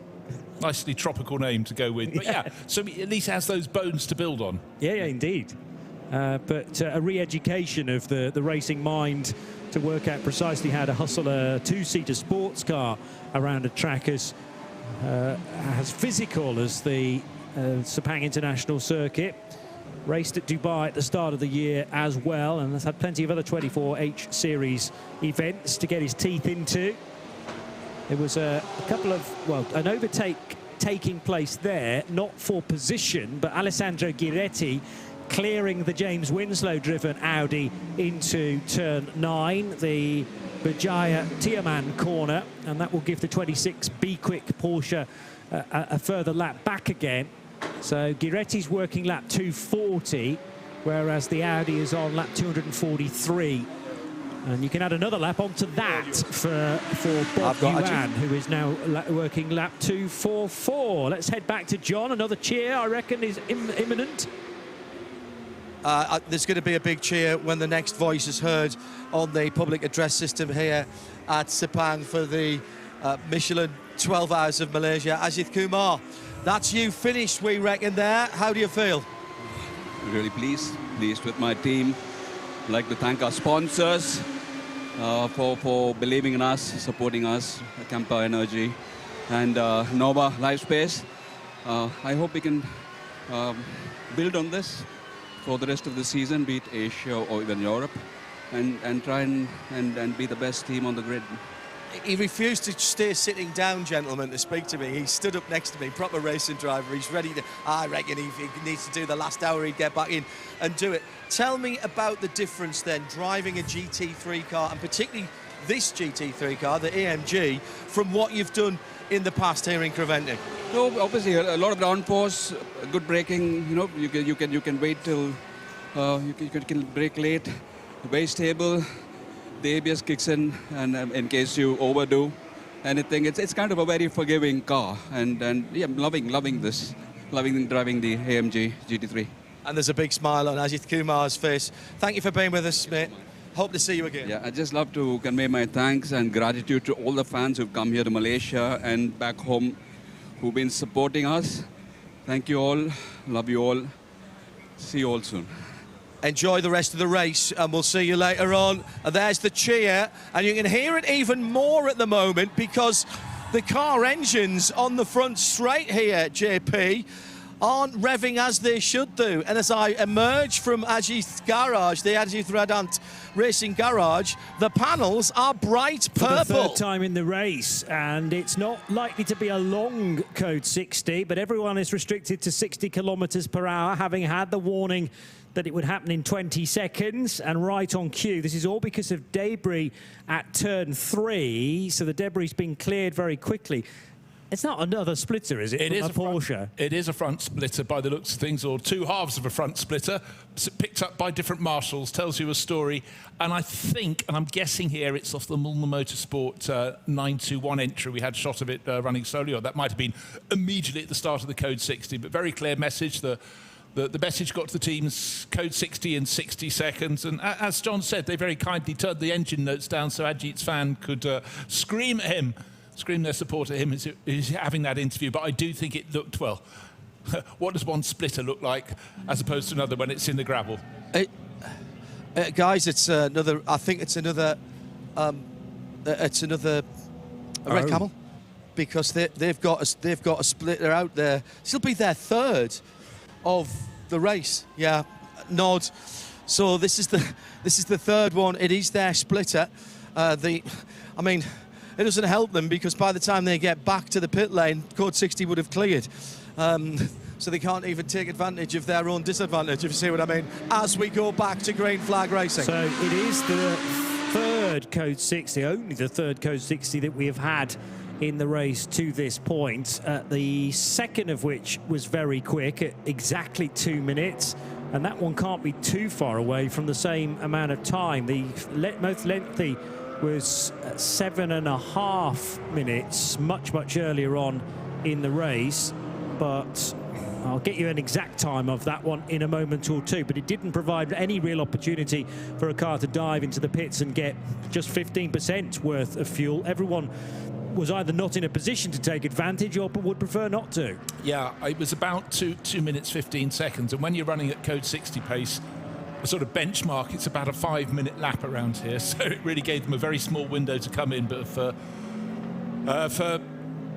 Red Camel Jordan, well, really bad luck. It's very unusual to lose one splitter in a race, but 3, that's not good at all. But, you know, as it's getting dark out there, I keep saying how light it is because the lighting around the track, the last thing you want is a splitter lying in an area that's slightly shadowed on the circuit. That could certainly trip you up a little bit in another car. But as Kobe De Bruyne goes down the start-finish straight in the Ajith Red Ant Racing Mercedes, that looks as though there's light in the sky as we ride on board with him, but of course you get extra illumination by any camera work. It's hard for us to gauge, Johnny, because we're in a commentary box that's got very tinted windows, but it is certainly getting darker very quickly indeed. John reckoned twilight was 8 minutes. It might have been 8.5, but let's not quibble.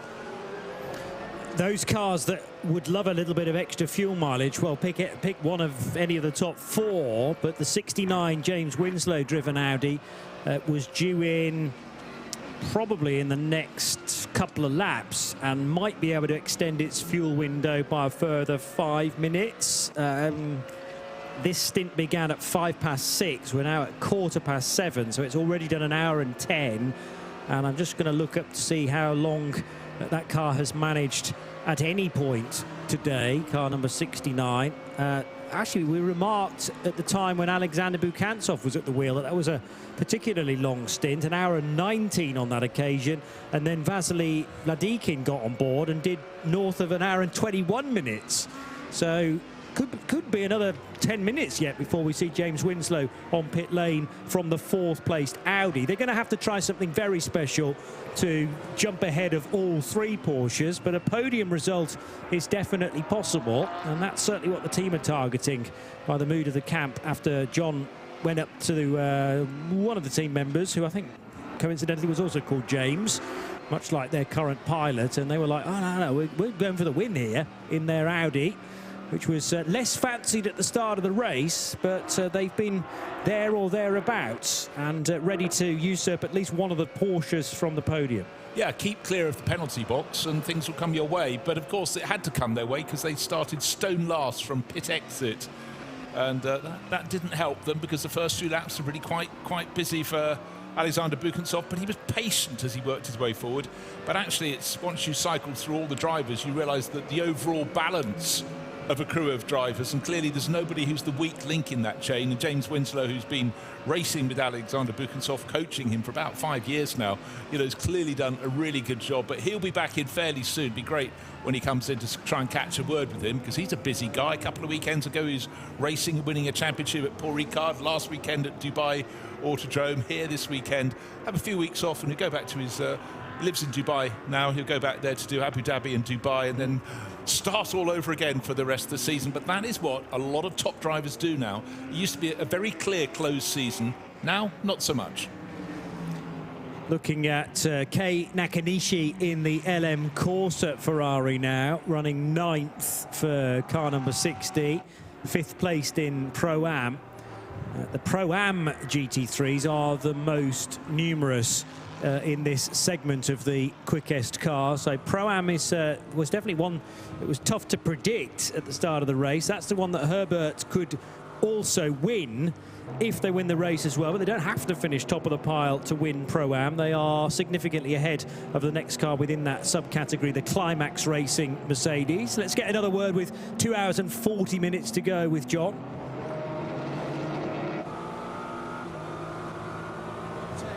Philippe Bonnell is with me. They've split the gearbox and the rear end off the engine. Philippe, what's the prognosis here? What's happening?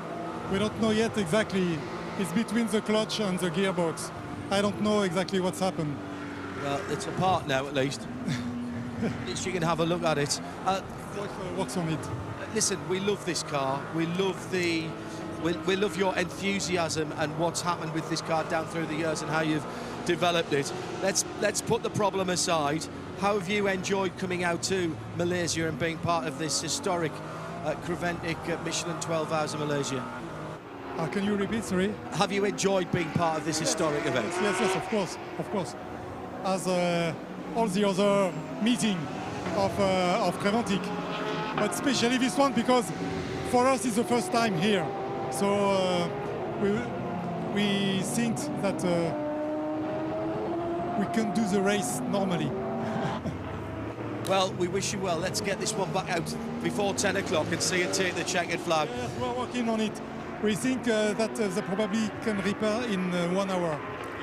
Well, bon chance with that. And keep doing things differently. We like different. We like variety. Philippe Bonnell down here at Vortex. Real enthusiast, as you have said, and quite rightly, we would dearly like all of the cars that began the race to be able to get to the end. That pit stop, the work within the garage has already taken them nearly 30 minutes. He thinks another hour. Well, that will leave plenty still left on the race clock to go. If they can get out, even with 90 minutes to go, that will still mean a significant amount of running that can be done by the Vortex V8. The 17th and final runner today, as Li Lin now 3rd position in category. Yes, in the 992 division, 2nd in AM, heading down the long straight, the Penang straight, and into the braking area at turn 15. With the Audi of James Winslow up ahead. Ooh, a little bit of corrective steering there as the rear stepped out for Li Lin, and he reacted well to it. But it's another lap completed by James Winslow.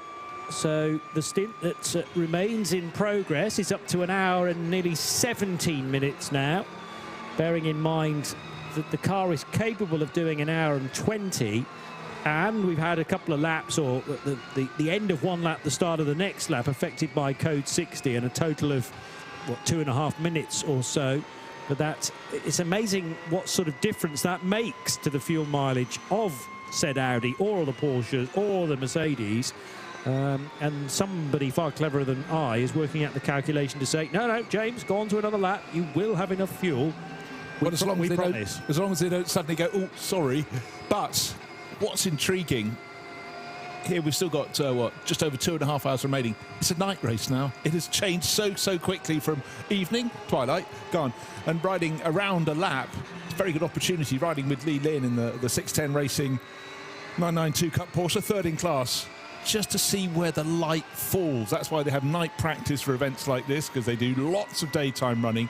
But I tell you what, as he goes down the gentle decline to turn 9 and starts turning up quite sharply up the hill, it's very, very well lit, this circuit. It's not like there's a pool of light, gap, there's a pool of light. It's really very, very constant.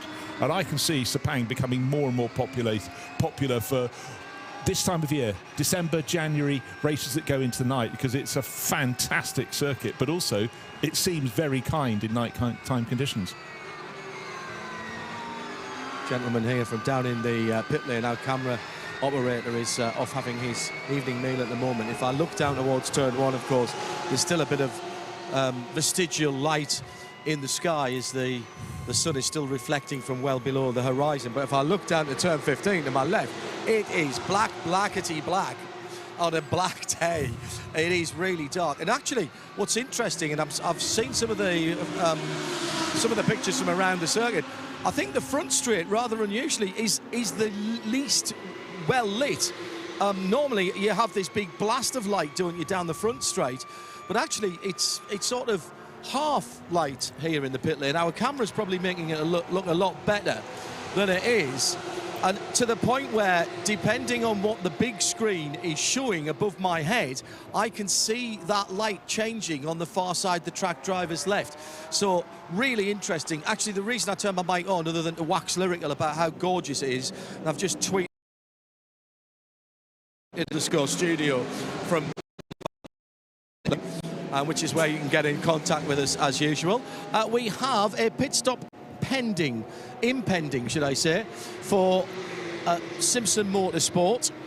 This would be, I reckon, their penultimate stop with almost, well, we're coming up to 25 minutes past the hour of 7, and it's 10 o'clock checkered flag, or the first time after 10 o'clock that the leader goes through, at least. So the guys are ready.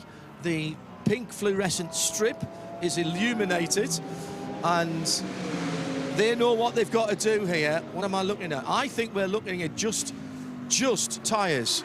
So let's see what these guys can do. Driver. All right, okay, driver as well. So I'm going to time the tyres and see if they get anywhere near that 14 seconds. That's all. Leave that with me, and I'll speak to you in a wee So sec. James Winslow, by the sounds of things, is going to be getting out after an hour and 20 minutes or thereabouts. The hour and 20 minutes is the stint length time, of course, as well. Bearing in mind his teammate of Cyprus, Vasily Vladikin, did an hour and 21 minutes at last stint, which was a total of 38 laps. So James has now done 36. That leaves 2 more. And with the potential of maybe squeezing an extra couple out of it, yeah, he's staying out. Well, that's expected. Going on to a 37th lap in this stint, might even do 1 more. And then, as I say, it depends how much further they think he can go because of the code 60 laps. But that was really only half of 1 lap and then half of the next lap. And they're within, as John makes a point, they're within the window now to, once they come in at the end of this stint, 1 more stop after that will be sufficient to get them to 10 o'clock tonight, even if they go a little bit beyond the hour of 10 o'clock, because it's determined by where the race leader is in comparison to the control line. The checkered flag will wait for the then race leader, and everybody else has to complete their lap as well. And you can't always be in a difficult position whereby you're crossing the line with the leader immediately behind you, forcing you to do another 5.5 kilometres. Factors you need to know about, and certainly, of course, if you're doing a race in the Nürburgring Langstrecken Series, where the lap is the mere 25 kilometres.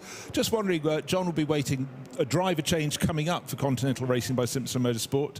I presume, unless I've got my facts back to front, that it should be... Have we had enough laps from Damian Siacek? I think he's an AM driver in that car. I think he's probably got another hour's stint to go or thereabouts. I will check that in just a tick. Are we going to witness the Audi coming in on this lap? No, it stays out. Right, so car 69 on the driver's stints, and Siacek has done an hour and 23. Although because the problem is on one of my breaks, I allowed my laptop to shut down, and therefore it's not mapped the whole of the race. I know. I mean, I reset the hibernation settings for all my other breaks away from here, but I'm still being killed for that 1 hour or so. But don't you come out of hibernation in February normally? I do. Yeah. Very good point, Bruce. Yeah. Yes, John. It's Birkenstock who's going to get into the car. The tall frame of the man with the sort of Brazilian coloured helmet on, bit of sort of a Senna homage. Here we go. I've got the stopwatch ready to go. I've got my thumb on the start and go. Up goes the car. Left rear was a little recalcitrant. We are already up to 9 seconds, 10 seconds. They're onto the other side, onto the front. They're doing this in a different way. Very interesting. Front first one side, back first the other, and done. Right, that was 17 seconds with a little bit of a sticky right rear. That's very, very impressive indeed. And away it goes down to fuel, which will take about 3 more minutes to put a full fuel load in. And it's quite busy actually in the fueling area. There's space for the Audi, but with the 445 BMW already parked in there for Cherney Motorsport, and at 20 kilometers per hour now, Alex Bukantsov's getting the big wave, the double-handed wave from his representative, his mechanic, to wave them into the furthest pump. Oh, not quite the furthest pump. There is one just ahead of them, actually, in the, underneath those easy ups, and the fuel will go in now. So I'll get you a total time just as soon as the Audi rejoins. But that is now in the vicinity of one more stop, the first car to get into that kind of territory, John. Just a little pause, sorry.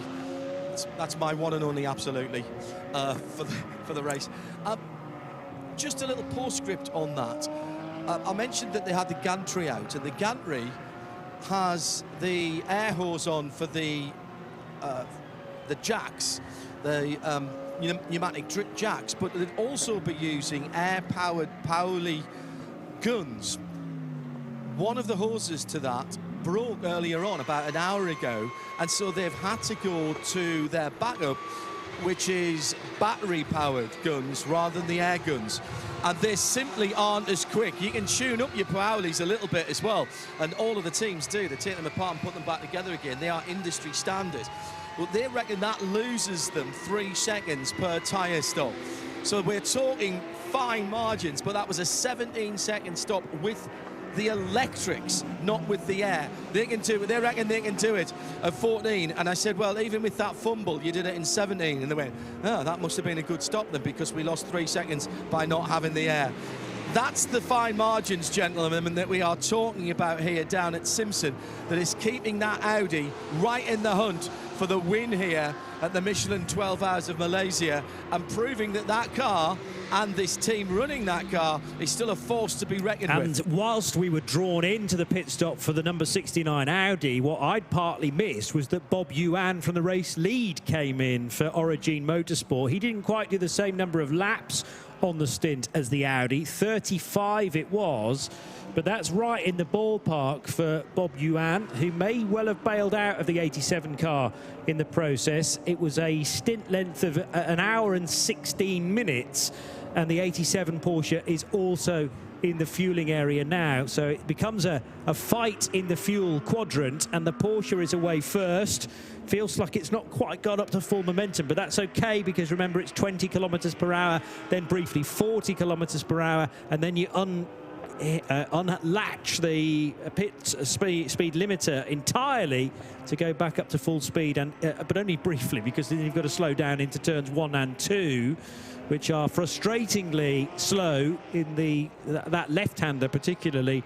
Now finally through the gears, Bob Yuan, for it is still Bob Yuan, or that's at least what the timing screen would have us believe, and he's re-emerged in 3rd position. The Audi in the hands of Alexander Bukantsov back to 4th, or staying 4th. Well, it was a much quicker fuel stop, wasn't it? So anyhow, we'll see. It's different amounts of fuel going in, but obviously what we know is that for Continental Racing by Simpson Motorsport, they want to run their tank as long as they possibly can. So they've worked out how much fuel they need to go through to the end of this race. Whereas we think, do we not, Johnny, that some of the leading teams are probably going to have to rely on a bit of a splash and dash right in the closing laps. We'll see. A lot of people either praying for rain or another code 60 to help them eke out their fuel performance, their fuel economy. But right now, it's dry. And one thing I'd really love to hear is from one of the drivers who's got out in the last handful of minutes, what's it like out there in full darkness? Because, of course, this is still very much a novelty for a lot of almost all the drivers competing here, unless they've been racing in Asian Championships. It's their first time on this circuit. But they'll have done all their running here before in daylight. Yeah. Different days. About the same time spent in the fueling area for each of those cars. It's just that Bob Yuan arrived first and therefore was released first. But 3 minutes 14 seconds for the 87 Porsche in the fueling. Just a second shorter than that for the Alexander Bukantsov Audi. The pit stop in total was better for the Porsche because I think the tyre change was far more seamless. John described the difficulty in getting one of the rear tyres off the Audi, and that cost them, in comparison, about 10 seconds on the Porsche. Yeah, sorry, I just need to explain why I thought the Origin Motorsport Porsche took less time. I'd forgotten that the Audi went past it and then pulled in the pump in front of it, so it was already at a standstill. I just had this memory of a clean line of exit for the Audi.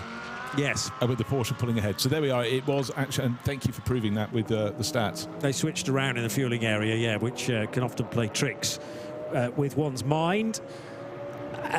So we now have 2 hours and 25 minutes to go, finishing at 10 o'clock or maybe just after.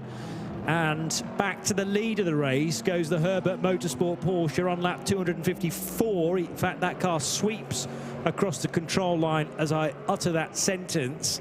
And as things stand, is a lap clear of Loic Hartog. I think that is still... No, Hartog's going to cross the line and complete lap 254 now, isn't he? So we'll be on the lead lap and get you a gap in a moment or two because the Dutchman's in the final sector. He's on older tyres. He is... Now, I've forgotten whether he's further or not as far into his current stint. Hartog 32 laps completed, whereas Alfred Renau is only 16 laps in, so that it is exactly half a stint, therefore. And Hartog coming into the pit, so he's not going to go flashing past, but he will be timed as he comes into the pits 43 seconds in arrears. And bear in mind, of course, probably about 5 or 6 of those seconds were just going slowly from the start of pit entry, or the pit lane entry, to the white line where he's had to slow down. So for Absolute Racing, their blue Porsche in the pits at the moment, driver change going on. And the time of that stint was 1 hour and 11 minutes, so managed to do it a minute longer than his previous effort. Surely they're going to take Luke out of that car now, having done a total of 2 hours 20.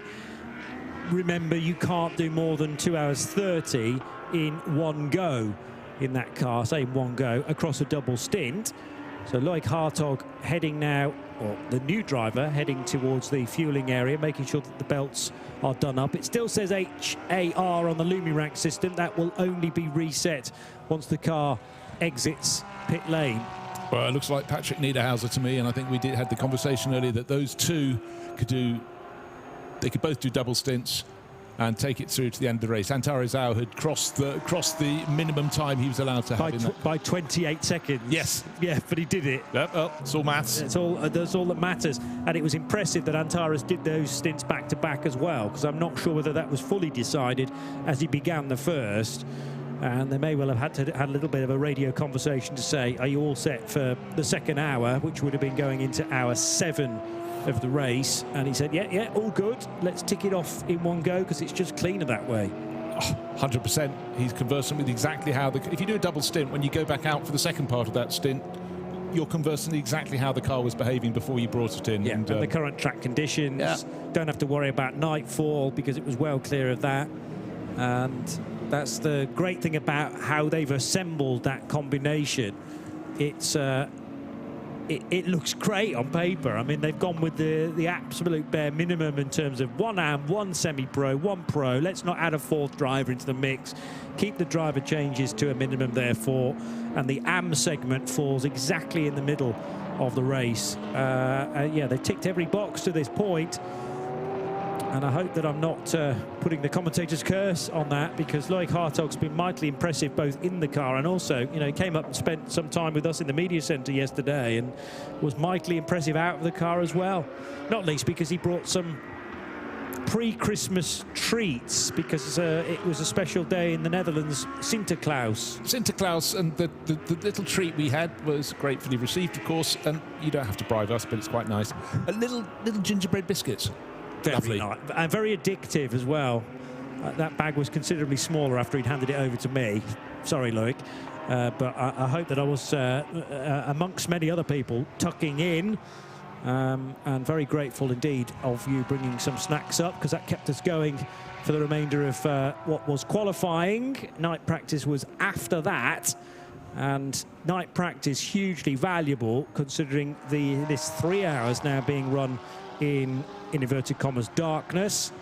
But it was at exactly this point yesterday, and that was by no mistake either, running from 7 to 8:30 or just beyond, because of a red flag after some track repair was necessary at turn 15 after one car left the road, but was able to start today's race.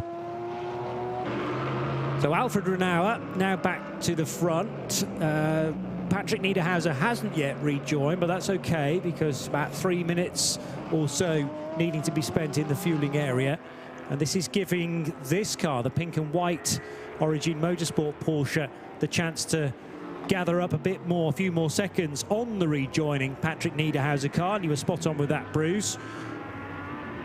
So Patrick back into car number 10, and Bob Yuan doing the chasing in number 87. And a change down in pit road as well after John Hindhoff's hard work. We welcome back Ben Constant-Duras for the first nighttime stint that you will have done today. Is it noticeably different in the pit lane? I love the night. It's such a cool atmosphere. It's actually not quite as bright as, let's say, Le Mans. It's not quite as lit. You know, you haven't got as much lighting in pit lane as you would do at the Le Mans 24 Hours or Spa 24 Hours.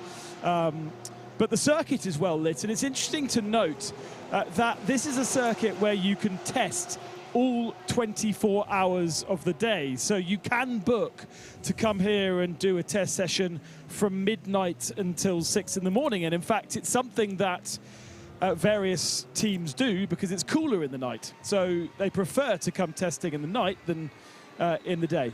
And so the illumination around the circuit is used quite often. It's definitely not as bright as Abu Dhabi, for instance, which is overly spectacular. But it's really cool. Really, really cool. And the pictures, especially as you well know, look awesome of the cars going on around the circuit. A couple of things that have been happening in the paddock pit lane whilst you've been chatting. We had a big cavalcade that came in to the circuit about half an hour ago. We welcome the Crown Prince of this region to the circuit. We know the Crown Prince of Johor. Those two brothers do a lot of racing, but the Crown Prince of this area, which is Sengalore, I hope I've said that right, is here to say and have a look at the circuit and the organisation. So a huge welcome to him, who's probably still at the venue somewhere enjoying some VIP hospitality, and he's been meeting some of the drivers up and down pit lane as well. So there's a couple of things from me. Last thing to cover off, you may or may not have done this already, but the Vortex is pretty much out of the race with a gearbox problem. We heard. Thanks very much, Ben. Selangor is the region we're in, but great to have royal patronage. Yeah, John was speaking. I think it was Philippe Bonnell saying, "Yeah, it'll take an hour, but we hope to get it back out. So we may yet finish with all 17 starters through to the end of the race." And of course, in the name of research, talking about the night testing you could do Ben found out yesterday you can go on the kart circuit till 1 in the morning. But again, that must be well lit, but also because you don't have headlights on karts. But it's also the fact it's just going to be the coolest time of day, for particularly if you're moving away from December and January, where it is, you know, relatively sensible. But the thought of in summer trying to be out competing during the day, or karting, which is physical, however you cut it, certainly that's a very good idea indeed. Be quick, absolute Porsche of Alessandro Ghiretti now appearing back on pit lane. Are we in a situation where Ghiretti could finish this race? I don't think so, because he's just done one stint, and in fact well, the door's open, yes, and another driver going to be offered, in fact. So Ghiretti out of car number 26. Let's just check whether that was the second of a double, or was it just a single? No, it just turned out to be a single for the new Porsche Mobil 1 Super Cup champion. He's a double Porsche champion this year as well, taking the Deutschland title as well in 2025, and he's going to hand back to one of his co-drivers. So this will either be Dong Yi or Vincenzo Ricci. Probably not Ricci, because he was in prior to Ghiretti. Henk Kinks is the other driver that potentially got some time to do, but he's already done 2 hours and 14 minutes, which might be enough for the Dutchman. Ghiretti's car going down to the fueling area now, and we will get an answer very shortly, unless Ben Constanduras knows otherwise. And do jump in. Oh, you do? Excellent. Go ahead. Yeah, so Dung Yi, Andy Dung is in the car. They tried to get their bronze time done as quickly as possible. So Henk Kinks and Vincenzo Ricci basically tried to be clear of their drive time as early as possible in prediction of the weather more than anything else. They wanted to make sure that those two bronze drivers did not drive in the rain, and therefore they got them all done early. Henk's been in his shorts and t-shirt for a lot of the second half of the race. In fact, he's now describing the back end of the Absolute Racing pit box to the Crown Prince and the various entourage around. And it's all very, very jovial atmosphere down at Absolute, because there really is not a great opportunity for a victory on the other side of the garage. Yeah, it's a shame that, because the car has offered at certain points in the race much better than its current position, which it came in from 6th place. But the more crucial thing is that it's 4 laps down from the race leader, Alfred Renauer, in the Herbert Motorsport Porsche. But a lot of the other Porsches in GT3 are very strong, i.e. they're occupying first and second and third places at this stage. And in this snapshot on the timing screen, the lead car's done 258 laps. The one behind it in second, 257, then 256 for the third place car and 255 for the fourth place car. I don't think were you to complete the laps that they were on, we would necessarily get that pattern. It's just that the time that I've chosen to look at the timing screen. Yeah, so there's less than a lap, for example, between Patrick Niederhauser and Alexander Bukantsov. It's a minute and 46 in reality, but that gap's going to be growing now that the Swiss has taken over the Absolute Racing Porsche, trying to target Bob Yuan. But remember that none of them are on the same strategy either. So the race-leading Porsche of Alfred Renauer has done 21 laps, so will be in first. Bob Yuan will be in something like 16 laps later than that, and a further 2 or 3 laps on will be the turn of the Absolute Racing Porsche. And it really depends where 10 o'clock falls and how long each of them is within the same stint. We have established with Herbert, and John did a good job for them to admit this, that they, and possibly others, but particularly they, will have to find half a stint's worth of fuel somewhere. So it's going to be pitting at about 9:30 for the splash, and then who gets past them in the meantime to potentially win the race. Tenterhooks, I think, for them, and obviously any period of code 60 will help them, because it means whatever amount of splash will be all the shorter, or if they can actually eliminate that with a longer code 60. Not that you wish problems on anyone, just having a look. What was code 60 thus far? 11 minutes 44 seconds. That's not too bad. We're getting on towards 8 hours of the 10 hours of the 12 here for the Malaysia. 12 hours, the clue's in the name, Bruce. But, you know, it's been clean, very clean so far. And you think that 2 of those were simply to remove splitters, front splitters that had fallen off the Red Camel Jordan's car. Yeah, unfortunately, from the same competitor. When we thought it might be the second one, or the second one was from the 921 Milner Motorsport car, but that was not the case. Ivo Breukers describing to John Hindhaugh earlier on quite how differently the car was behaving, and he really hoped that it had been repaired in time for his next stint. But Rick Breukers describing in great detail how he was actually using the curbs to rotate the car, and just having the nous to do that in race was rather striking for us. Now the plank underneath the 93 core, or perhaps more accurately the sort of titanium blocks underneath the kind of the A-pillar, it's that first bit of the car behind the front wheel arches which is grounding out and generating sparks. So very dramatic from the 93 Kobe de Bruyke driven Ajith Racing Mercedes. This is the car that is in 6th.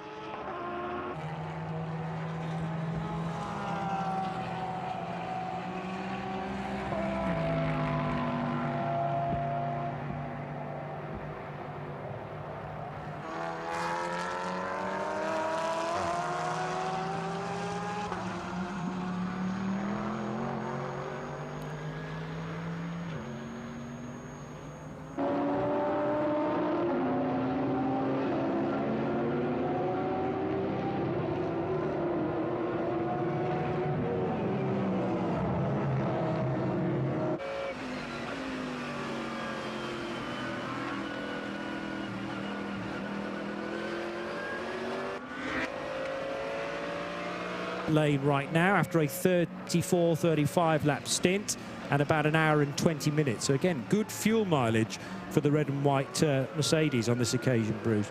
Yeah, I mean, apart from our race leader, Alfred Renauer, almost everybody in the next three cars are still in single digits, the number of laps they've done, so they've got plenty more time before they'll come in for that final pit stop. 2 hours and 9 minutes remain, but Viper Nisa Racing, I think they sort of excelled in the first of the three qualifying sessions. Yeah, Dominic Ang was really good. Because he knows the track so well, and they know this car well, and he did a fantastic job. And I thought, are we going to have a sensational result for a Malaysian team on their home patch? But as a trio of AM drivers, it's a tricky thing. But really, in many ways, I thought it'd be harder for them in qualifying. And then with the extra fuel they get on board as an AM runner, they'd have a chance in the race. But across the longer stints, well, the other teams, I think, more really found their feet. But Viper Nisa, they took the publicity when they could get it, and it's great. Let's go down and find out what Ben's got for us in the pit lane.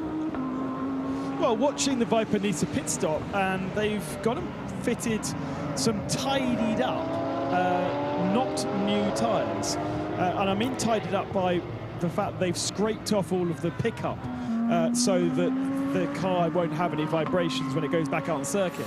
But those are not brand new tyres, and we're so far into this race, I am surprised that we're at this point where they would be fitting tyres from qualifying. So I wonder whether the reason, or one of the reasons as to why they are not as competitive as they were in qualifying, is perhaps they haven't got the amount of new tyres available to them, and therefore budget in comparison to some of the other teams. It's complete speculation, but those tyres that are going out on the car right now are definitely tyres that have done work before. Thanks, Ben. Well, you know, that's always another factor to consider. Budget, how much do you want to throw at your cars? I mean, many championships you're restricted to a maximum number, but it's sort of fairly open here, and we were hearing earlier about how the rules have been changed to stop teams having a new set every time they came in if they so chose. But you know, that is entirely sensible.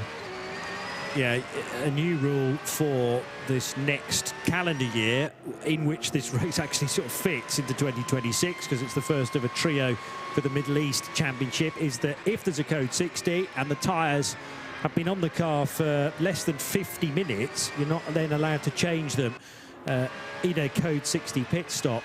Fine to change them under green flag conditions, but it's just to close the loophole, which could potentially give you a new set of tyres every 15 minutes, I suppose. I mean, depending on how quickly those code 60s are coming out, you could go, right, I'm going to get in again and get a new set of tyres. And the 24H series sort of saw that as a bit of a cheat, and also a way to burn through your cash as well, and to try and make it a little more level for all. That is a new 50-minute rule, which at least one team has breached today. incurring a penalty. The Asbest Cupra, by the way, has just come in for another pit stop. Melvin Moe, 65 Mercedes, heading down towards the fueling area as Alfred Renauer continues to lead the first ever Michelin 12 Hours of Malaysia, and by a lap and a half or so. Now, not too long ago, there was some contact between the Bob Yuan Origin Motorsport Porsche, number 87, and I've now instantly forgotten the other car that was involved in that incident. Number 26. So Andy Dung was involved as well, and we hear that both cars... Oh, that was it. Yeah, a little tag on the back. Or is this live pictures? I'm now very confused. That was live. That was live, so maybe it might have been returning the compliment, who knows, but that was more of a little kiss at turn 15, the final corner of the lap of the Be Quick car getting close and having another look almost. Oh, was there a little rub down into turn 1? Keep the cameras on those cars. Yeah, well, this is more like it. There's been a little bit of, as you put it earlier on, Bruce, argy-bargy for the 87 Porsche. So two Chinese drivers who will have a lot of experience of racing with one another in more sprint-type races. And now Andy Dung is all over the curb, heading down through turn 3 and into the braking area for turn 4. So this is getting a bit lively now. We're still 2 hours and more away from the race finish. They're not on the same lap, remember. The Winhire Be Quick Absolute car is...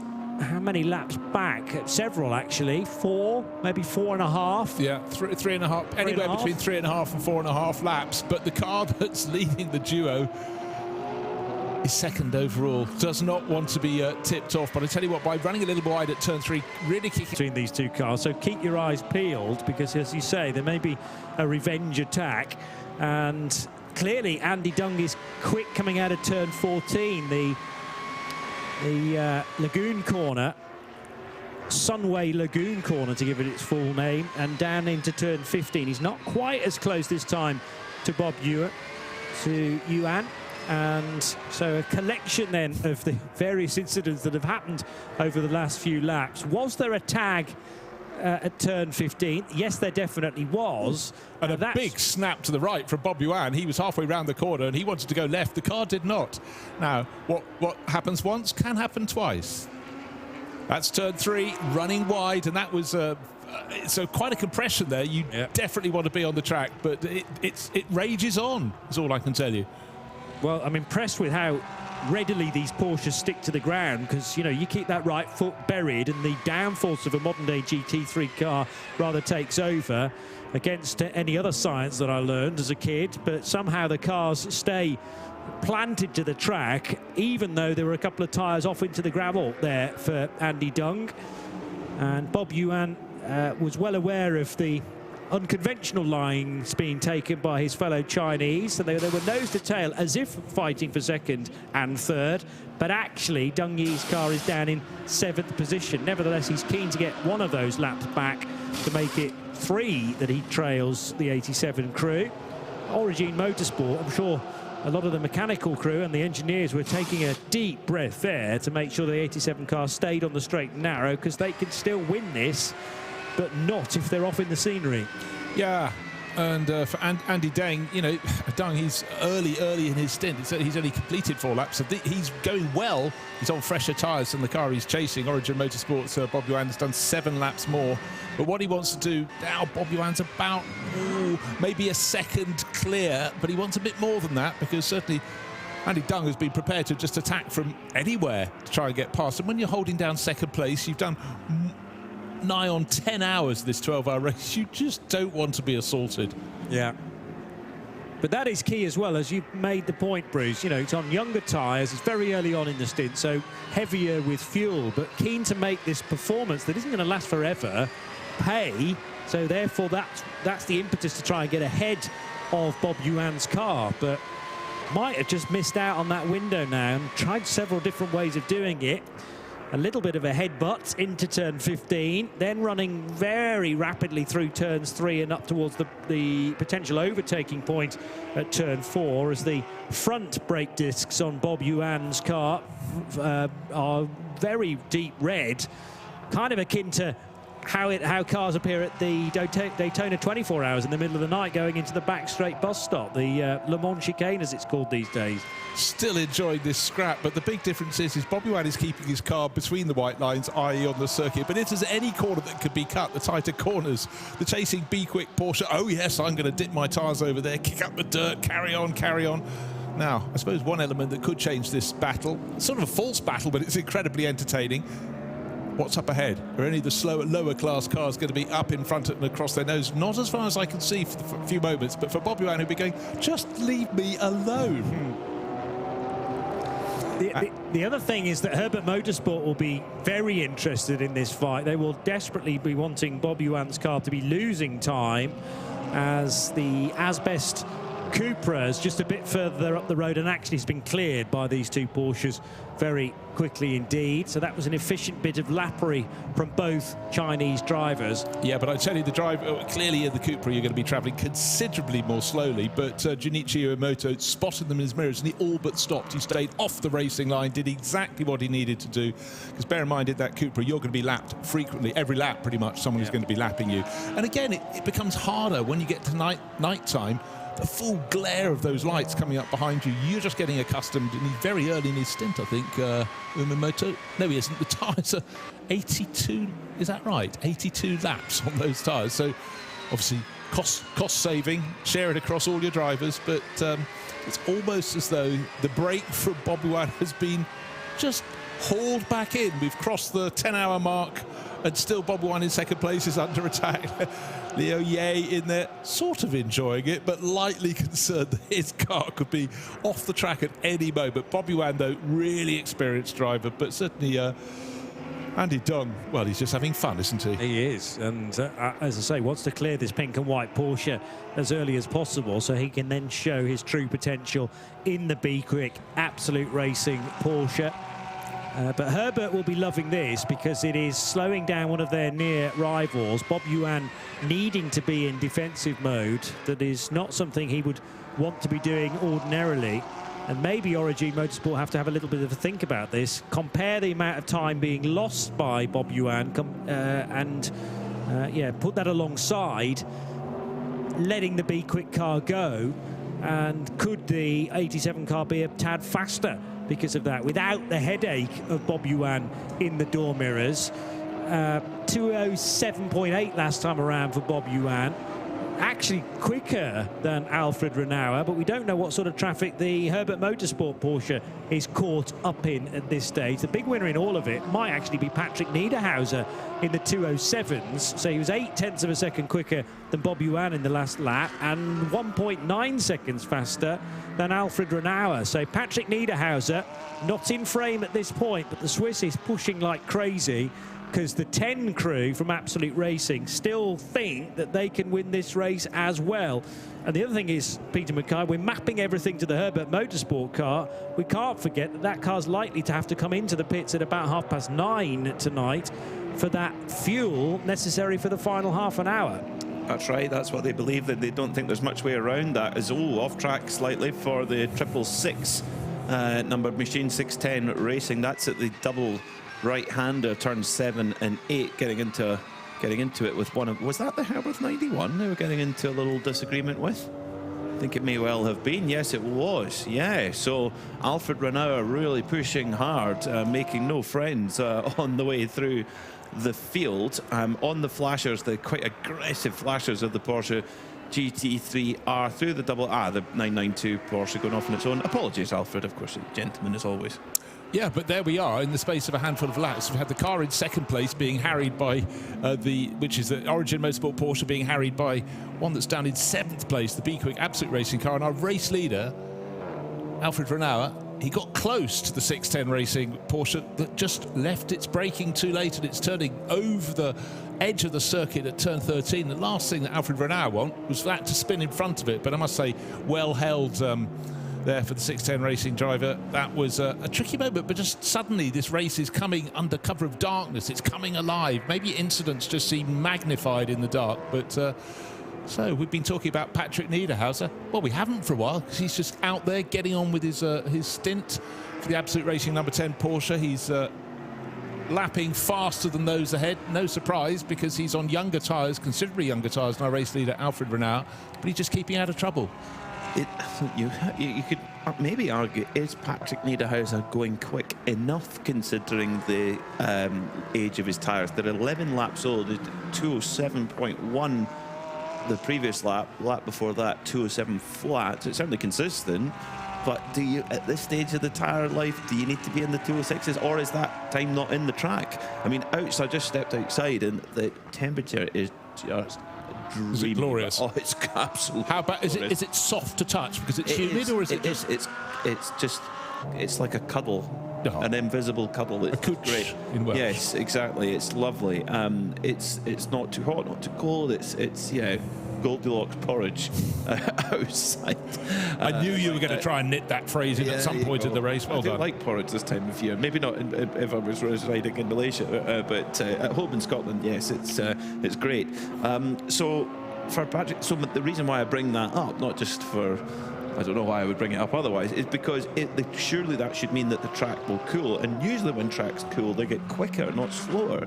But it doesn't appear like there is that absolute ultimate pace in the racetrack at this moment in time. Yeah, but the thing is, here we are in full proper darkness, but really not so long ago you stepped out to supper, it was still light, then we got to twilight, and John reckoned it lasted 8.5 minutes and then we went to dark. But you know, it's not been that long ago there was daylight here, so it's going to take a while, I think, for the track temperature itself to start dropping. I wasn't even on to pudding and it was dark. It was. And wow, that's normally we're trying to make it through there quickly. Into the pits then, Herbert Motorsport with 1 hour and 54 minutes left on the clock. Stint length, I mean, 1 hour and 15-ish, depending, how hard you push or how much you fuel save, maybe a little bit less, maybe a little bit more. So that then means that, yes, they still need to have 2 stops from here to the end of the race. Robert Renard preparing with 1 hour and 54. He could stay in the car to the end, and Herbert's crew go to work. Masters at work of efficiency.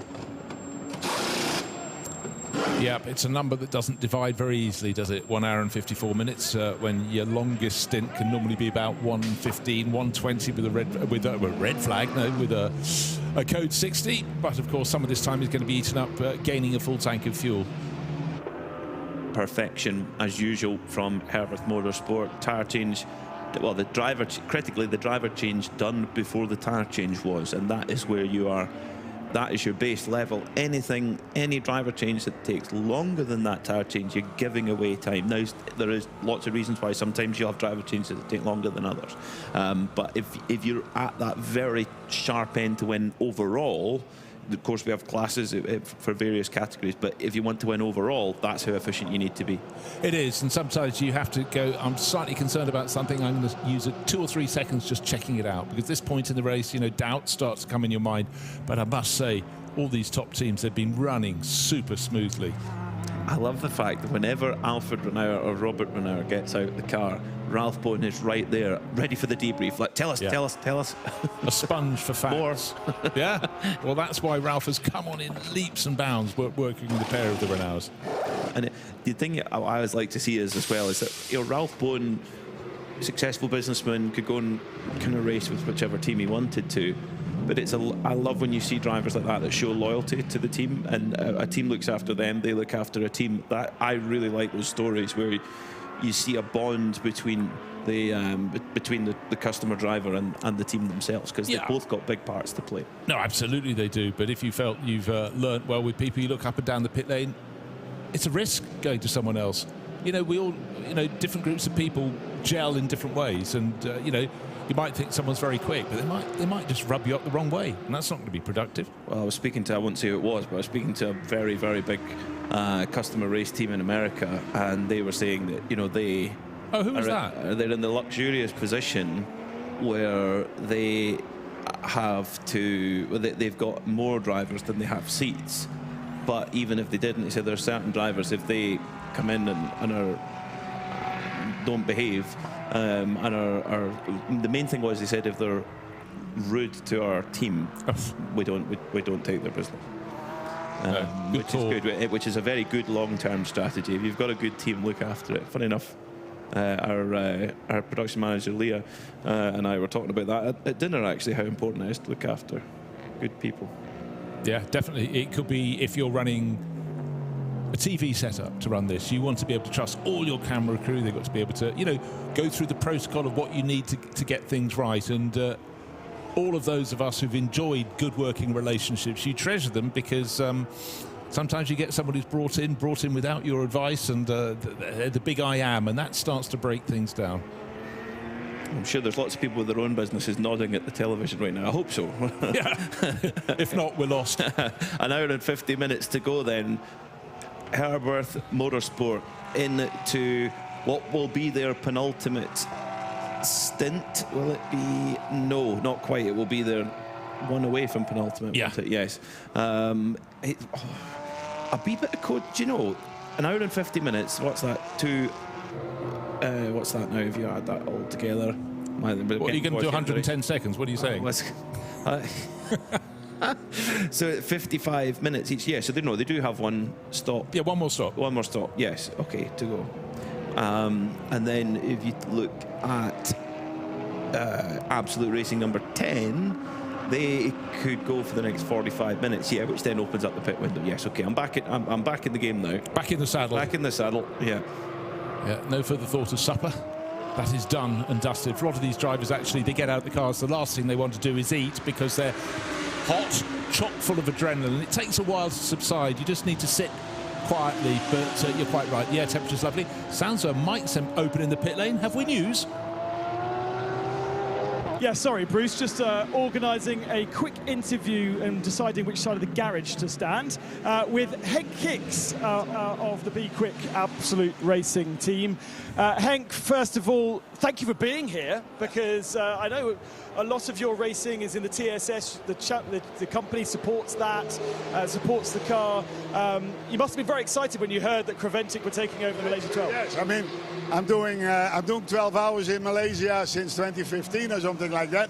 But I'm very happy that Creventic came out, because, I mean, being Dutch partly, but also seeing Creventic grow when I was in Asia, and all these circuits and all these races have always been like, oh, I want to do this, I want to join. And I think it's a nice opening like this, also for Asia, to get a bit of a smell. I think for the Middle Eastern side, Asia has also much more to offer, I think, going forward. And then, and because of this, and we're getting a bit of experience, because we have the sneaky plan to join a few races next year in Europe. And so, yeah, the team is excited. I mean, the racing seems to be fantastic, it's a good format, I think. So you have experience of the previous iterations of the 12 hours here in Malaysia at Sepang. How does this compare? Yeah, well, I think, but I have to say, I think it's more focused on the amateur drivers, right? So I think it gives AMS a more feeling of being able to contribute on your level to a race result, instead of just being in the way of other things happening. And I mean, both sides are good, but I think really for amateur drivers, and I mean, you need to have something like this that gives opportunity to scale you in where you are, put you there, do your thing, and be rewarded for it. To each for his ability, I really think that works. And it looks like you guys had absolutely put together a bit of a crack team with Alessio, and we just saw Andy Dunn getting his teeth into the back of the Origin car as well. Yeah, I mean, there's a bit to fight for ourselves, but also for the team car, of course. So whatever we can do to make things happen or put pressure on the right places, I mean, and it's all to fight for still. I think we got, 2 hours to go, and so that makes it exciting also, right? Obviously, your heart is in Thailand, and that's where you're based, but the Thai Super Series races here in Malaysia. What is it about this circuit that makes it, I mean, so special under the lights? It is. I mean, first of all, the lighting is magnificent, right? I mean, that's one thing. But I do think, I mean, for Thailand, Indonesia, Malaysia, Singapore, I mean, this track is just, I think, so state-of-the-art, and it's a nice track to race on. I mean, it's, so we have lots of opportunities with TSS. We did Singapore in the support program for the Formula One.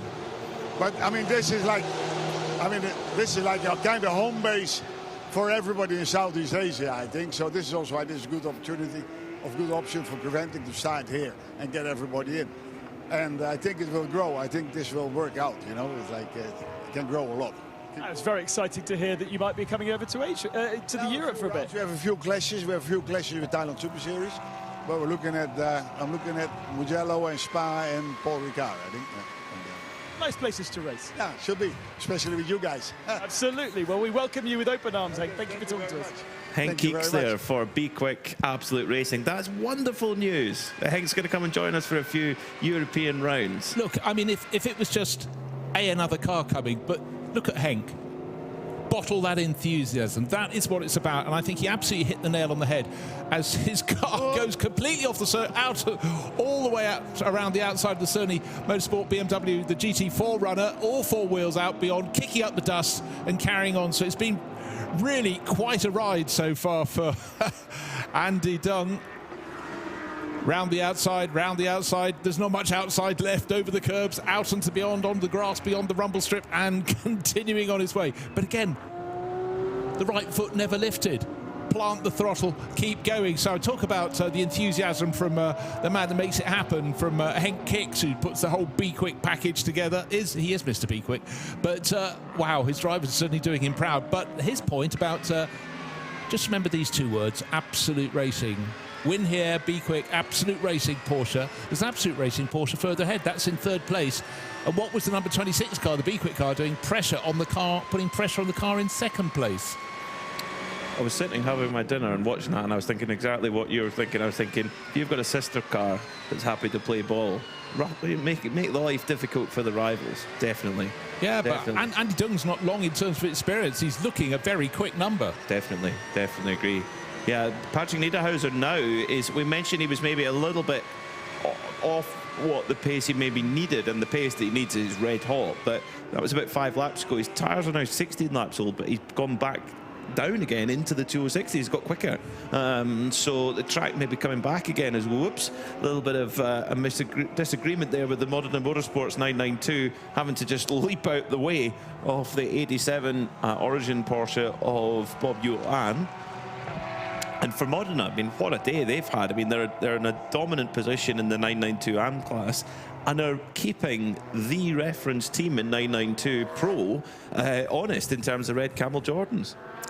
It's never over until it's over, and the second time of viewing, the opportunity to see how close Bob Yuan got to the Modena Motorsport Porsche Cup class car. There we are, under cover of darkness. It's like this race has come alive, or maybe the cameras are just picking out the action. It looks even more dramatic at night, but Bob Yuan doesn't want any drama. He wants to run through this stint, have no assaults, whether it's a car he's passing or a car that's trying to rough him up a little bit. He just wants a calm run. But right now, I think he's finally getting some clear track and might be able to concentrate. But certainly the drama isn't ebbing away, it's increasing.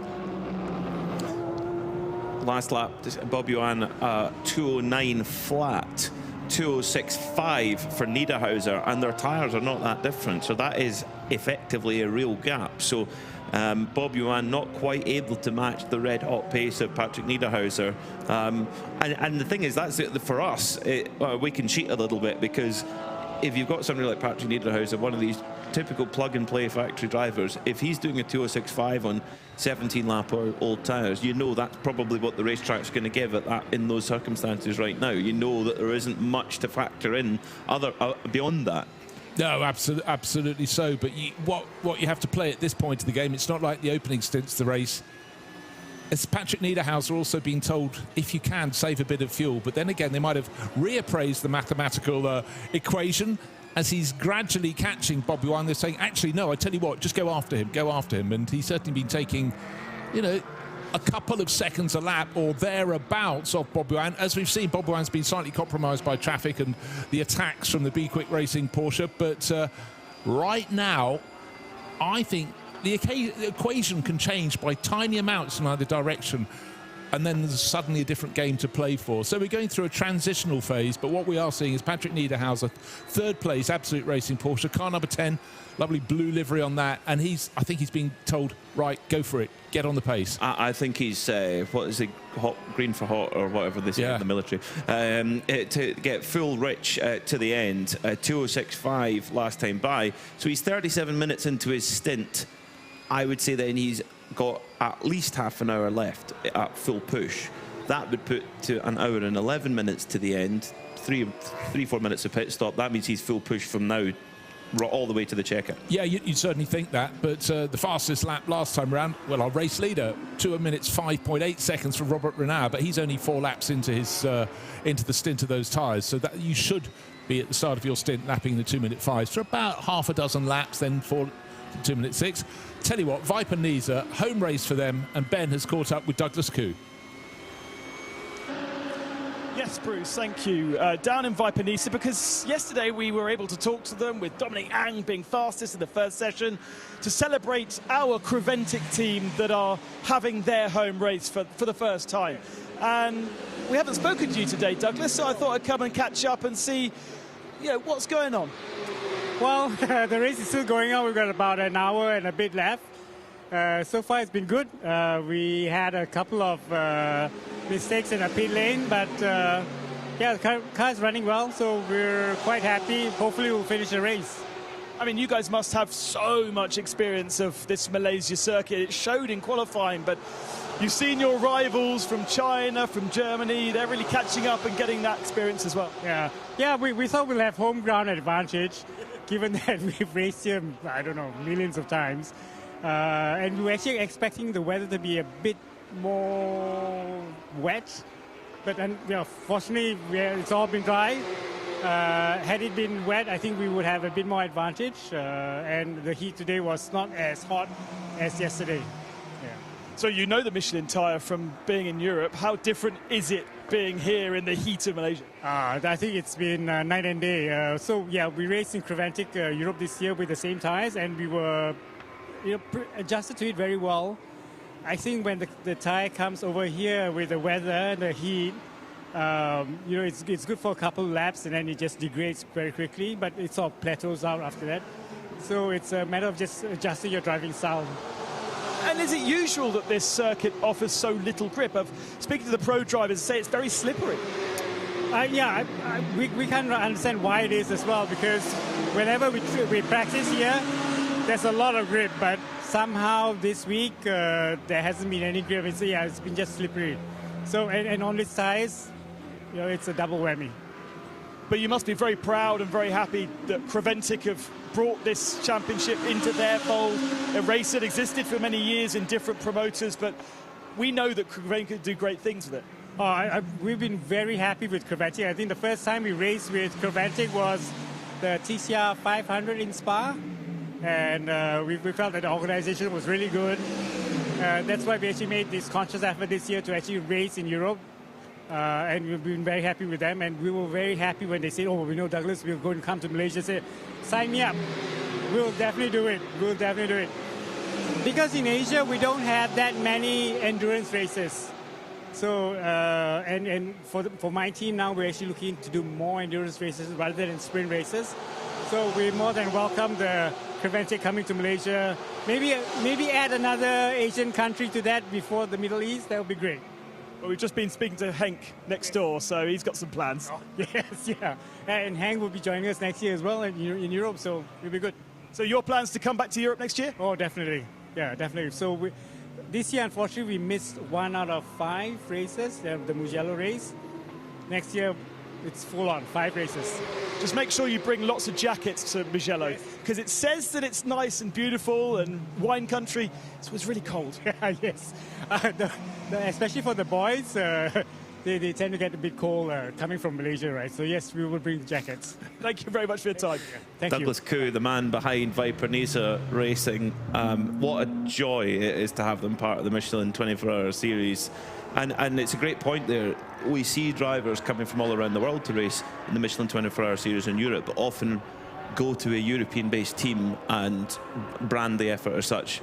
Douglas Khoo doesn't do that. He brings the whole team over every race from Malaysia, and I that's so commendable. I think that's fantastic, and delighted to hear that they'll be back again next year.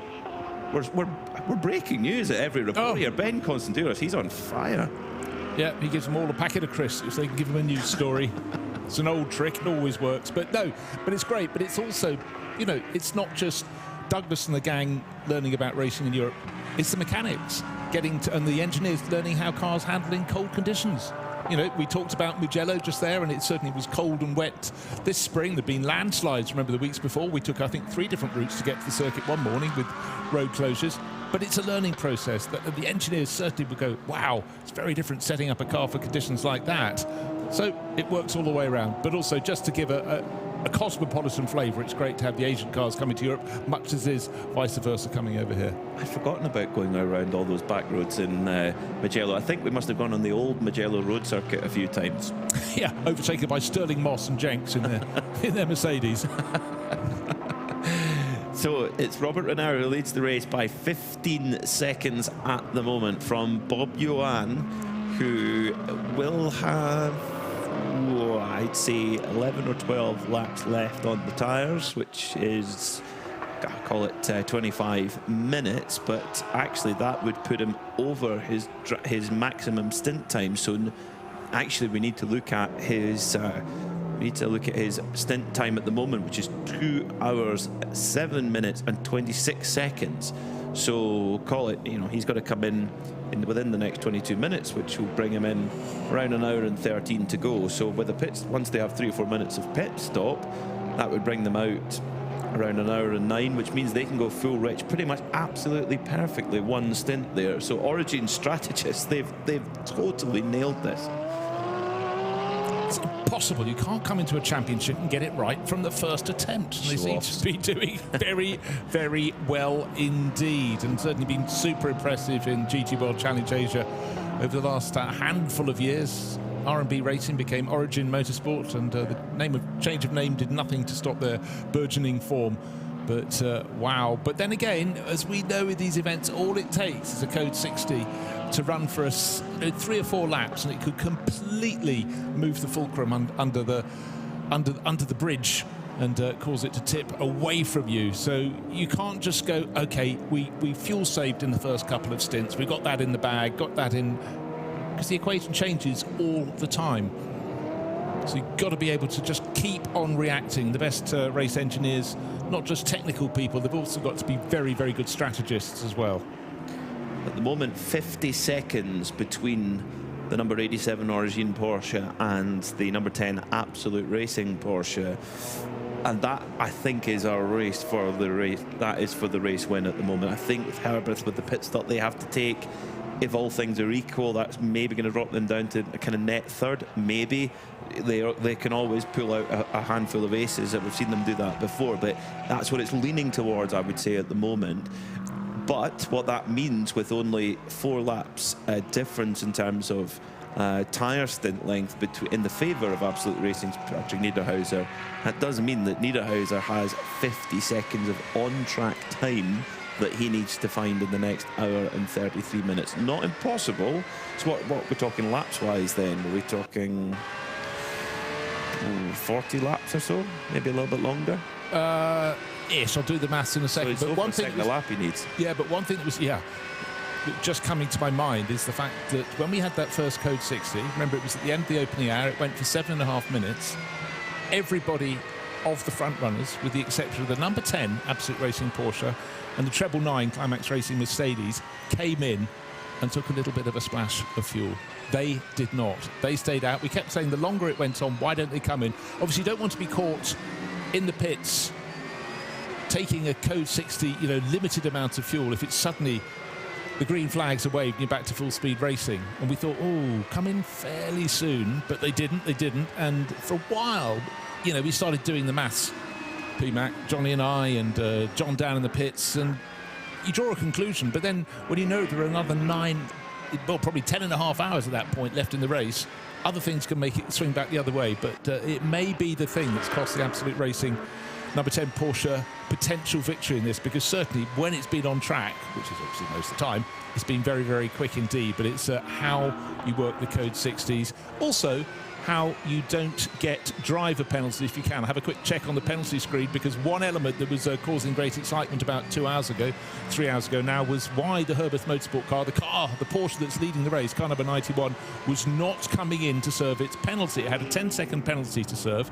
However, by reading through the rule book, if your penalty is 10 seconds or less than that, you don't have to serve it within the 2-hour time frame from issuance of penalty to 2 hours after that. And again, I didn't quite understand that in the rule book. I wasn't quite sure which side it fell on that, but Herbeth Motorsport did what all top teams should do. They checked, they analysed the rule book, they asked opinion, not just John's opinion, other opinion as well, and they've decided the penalty would go at the end of the race, not within the 2 hours. Therefore, they have more control over it.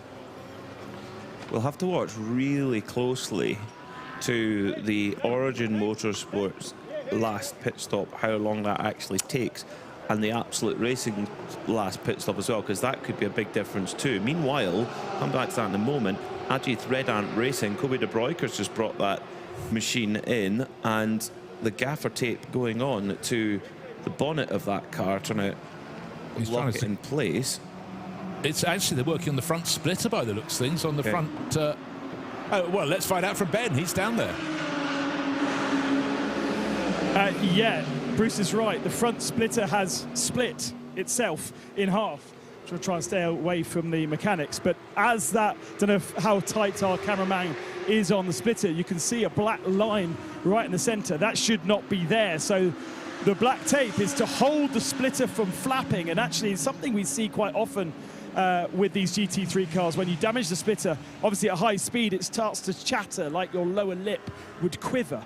And that is a horrible experience inside the car. Gives you a lot of shaking and upsets the downforce at the front end. So they are hoping that this rather ugly taping situation, it's not really a sentence, is it, is going to fix it. I think it might hold it for a bit, but it's going to create almost all kinds of weird drag, and it's blocking the left front air duct for the brake. So that's going to cause a bit of overheating on the front left brake, I would imagine. But yeah, I think I've just changed the front end. Yeah, it could be right. Faster. Actually, it does remind me I've got to wrap some Christmas presents. That's how I wrap mine, totally inelegantly.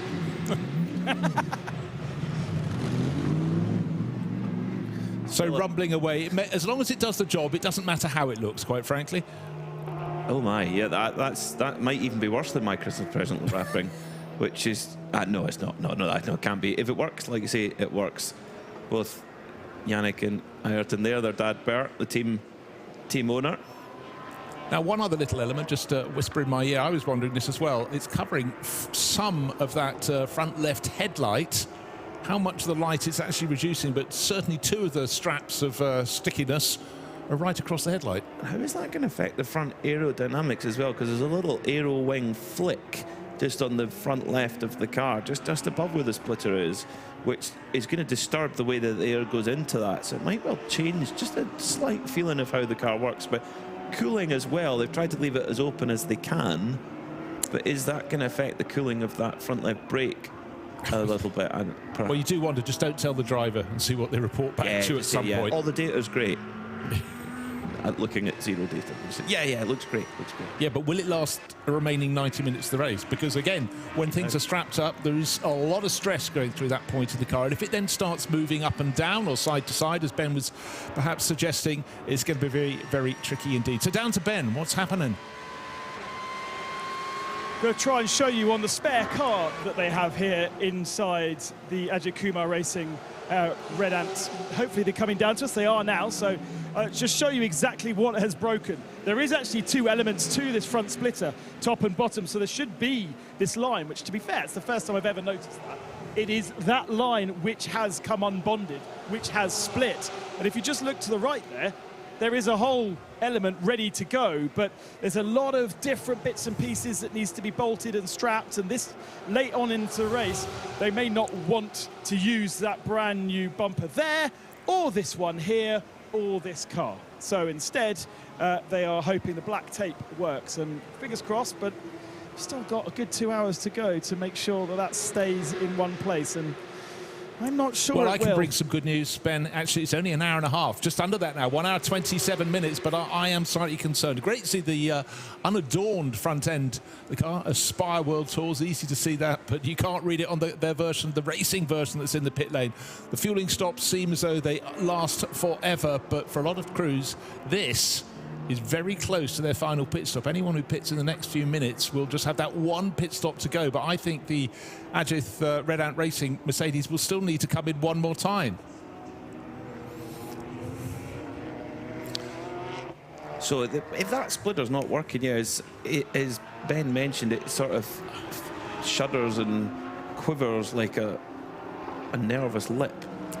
Yeah, the bottom, the front element had dropped, and to secure the tape, one mechanic had to lift it to its true position in the horizontal sense, and then they could start applying the tape. But as that Mercedes comes out, already the tape is flickering around. That's at low speed going into the first corner, but as it goes to faster points on the turn, on the circuit, and as it starts going through the faster turns, that is going to put some degree of pressure through that. And the big question, hour and 25 minutes remaining, will it last the distance through till 10 o'clock?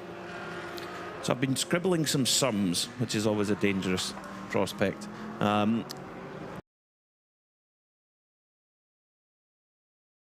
Who appear to be in the real mix for this win. Patrick Niederhauser has trimmed the gap down to 40 seconds. So just while we've been studying the Red Ant Mercedes, he's trimmed 10 seconds out of that gap to Bob Yuan for Origin Motorsport. 3.4 seconds just on the last lap alone. However, because the Origin Motorsport car is an AM class car, it has some balance of performance allowances within the pit stop to try and create something basically to equalize the competition, whereas the Absolute Racing car is a pro class car. Now, done the sums, effectively Origin, they will fill up at 40.5 litres per minute with a capacity of 95 litres. That means they will take 2 minutes 20 seconds to go from absolutely bare empty, which of course they won't be, there'll still be a little bit left in the tank, but for the sake of argument, imagine that. Then Absolute, because they're a pro cars car, they can only fill at 31.5 litres per minute, which is quite a difference. 20% difference. 90 litres they've got in their capacity, so they even have slightly less that they can put in the tank in the first place, which probably indicates why they're maybe going a lap or two less on a stint. What that means, if they were filling up from absolutely empty, they'd be 2 minutes 50. So there's after all that, there is, from like for like, there is a 30-second longer empty tank to full tank time in the favour, of course, of that Origin car. So Patrick Niederhauser may need to be finding several seconds a lap to actually run down that disadvantage. Well, it's a fantastic explanation, P. Mac, and it goes to prove it's not just race engineers who need to keep studying maths through their school careers. Anybody who wants to stumble into a commentary box needs to know it as well, but it adds really to the mix. Right, fresh tyres through to the end of the race, obviously for, well, some crews may not have any left or choose not to have any more, but certainly for some others, they've decided that there's still something worth fighting for, but the Red Camel team getting ready with a fresh set of Michelin slicks for theirs. I wish someone had come up to me at school when I was reading Autosport magazine in my folder and just tapped on my shoulder saying, "Do you like motorsport?" Yeah, great. Well, maybe pay attention in maths class. Yeah. Because on physics. Yes, similar story, same magazine for me. Driver change going on with the LM Corsa Ferrari, with the tricolore up the whole middle of the car. That car was brought in by Shigekazu Wakisaka. Driving change getting on. Of course, he's got an RI helmet as well, red RI helmet. I mean, are you Japanese unless you have an RI helmet? Let's get an update from Ben Constanduros down in the pit lane. So we just waved goodbye to Mulner Motorsport, who had a very sticky front right wheel. We've seen it a few times with these 992s where it just seems to go on forever trying to get the nut off. And it did look like it wasn't going to happen, but eventually it came free. We've seen it before on the 909 that now arrives at my feet with no front splitter again. Ivo Breuker's bringing the car in. It'll be Rick who will take it to the flag with a brand new set of Michelin tyres once more. I was wondering whether they were going to do brakes because they have the splitter and some brand new brake pads waiting on the car just in case. Preparation, very, very important, but they've chosen not to. They don't need to. And just a little problem on the left rear. All good now, so just a slight delay, but not too much of a problem. And Rick takes it down to refueling. And that will be their last stop, a little bit earlier than we will see from the GT3 cars, but they should make it to the flag. So that was that Rick Breukers who jumped in rather than Ivo Breukers, or not? Because it was brought in by Ivo Breukers. Yeah, it was brought in by Ivo. It was standing by the car. And, yeah, that's definitely Rick in the car now. Yeah, ready for taking it to the flag. Hour and 20 minutes to go. That shouldn't be any problem at all on fuel, actually. In fact, that's perfectly timed. They can go full push to the end from there. Speaking of, Bob Yohan has to come in that he needs to trip the entry to pit lane in the next 8 minutes. If he doesn't, they'll get a big penalty for that, for breaking the maximum stint time. So Bob Yohan in that Origin Porsche, number 87, the white and pink car, will have to pit within the next 8 minutes, which would then mean him coming back into the race around an hour, certainly less than an hour and 10 minutes to go, which is full push to the end. Yeah, absolutely. I just start to nervously flick a little bit more to the penalty screen as anybody, because of course you have an accumulation of track limit excess, but actually the last penalties were just over an hour ago, and they weren't for track limits excess. Those were two cars, which was the 445, the Cherney Motorsport BMW in the GT4 class, and 909, which is the Red Camel Jordan's car. 2 second time penalty that was for minimum sector time during code 60, so maybe what we call code 61 or something in terms of speed. But in terms of, you do just have to increasingly towards the end of the race see if the accumulation of track limits excess will lead to a warning, and then even worse than warning could be a penalty, and it could swing things either way. But at the moment, actually, the gap's large enough between the majority of the runners for that not to really count. But in fact, we're now starting to get a couple of cars much closer to each other. Just looking at Taner Satyanthirakul, who's only 10 seconds on the nose ahead of Andy Dung. But they're at different points in their sequence, because Andy's car, the number 26 Be Quick Absolute Porsche, is getting towards the end of its stint. It's got 11 laps more on the boards than Taner Satyanthirakul car. But how do you split the final 90 minutes? Well, that's what the best battle, luckily for us, is the lead battle. It's down to 33 seconds, the gap now between Niederhauser and Bob Yohan. So Niederhauser is doing everything he can in that number 10 Absolute Porsche to run this gap down. And our Origin, Origin into the pits with an hour and 19 minutes left on the clock. This is earlier than I thought, I have to say. After 31 laps, into the pits they come underneath our feet here on the pit straight at Sepang International Circuit. Is this enough to get to the end without fuel? They may well have to fuel save from here. Into the pits they come, driver change. Don't forget, you talked through the advantage they have being a lineup that gets a bit more juice a bit more quickly.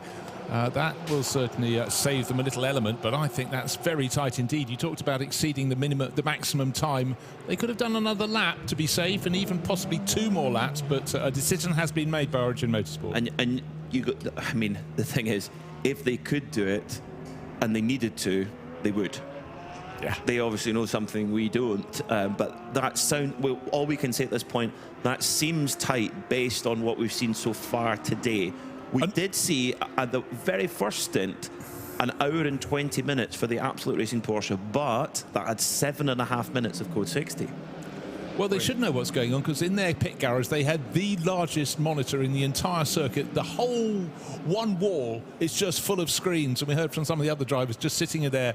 Leo Ye, he's actually moving away for a second, but you know, they've got no excuse for not looking at the numbers. However, we have to keep splitting them, keep working out how things are changing. But right here, right now, discussion at the back of Origin Motorsport, but I think they're just simply listening to what Bob Wan has to say, because he had a really testing stint there. Bear in mind, for a large number of laps, he was being pushed incredibly hard by a car that was several laps down, the Be Quick Race, Absolute Racing Porsche with Andy Dung. So he'll have a few stories to tell, come what may. I bet he does, yeah. And of course, isn't this brilliant that we come to Asia as part of the Michelin 24-hour series? We've been all over the world. We've been into America, of course, we go to the Middle East regularly, but coming here to Asia, and we've got two of the local teams who are going up against some, Herberth are pretty much the best you can offer for Michelin 24-hour series. They've won so many races over the years. We talked about it all day, but Origin and Absolute, two local teams, two proper powerhouses of Asian motorsport going for the win with the same equipment. They will have received the car identically from Porsche Motorsport and Weissach. It's then up to them and their drivers to get the best out of it. Super impressive. You thought it was too much for Patrick Niederhauser, but he is pressing on.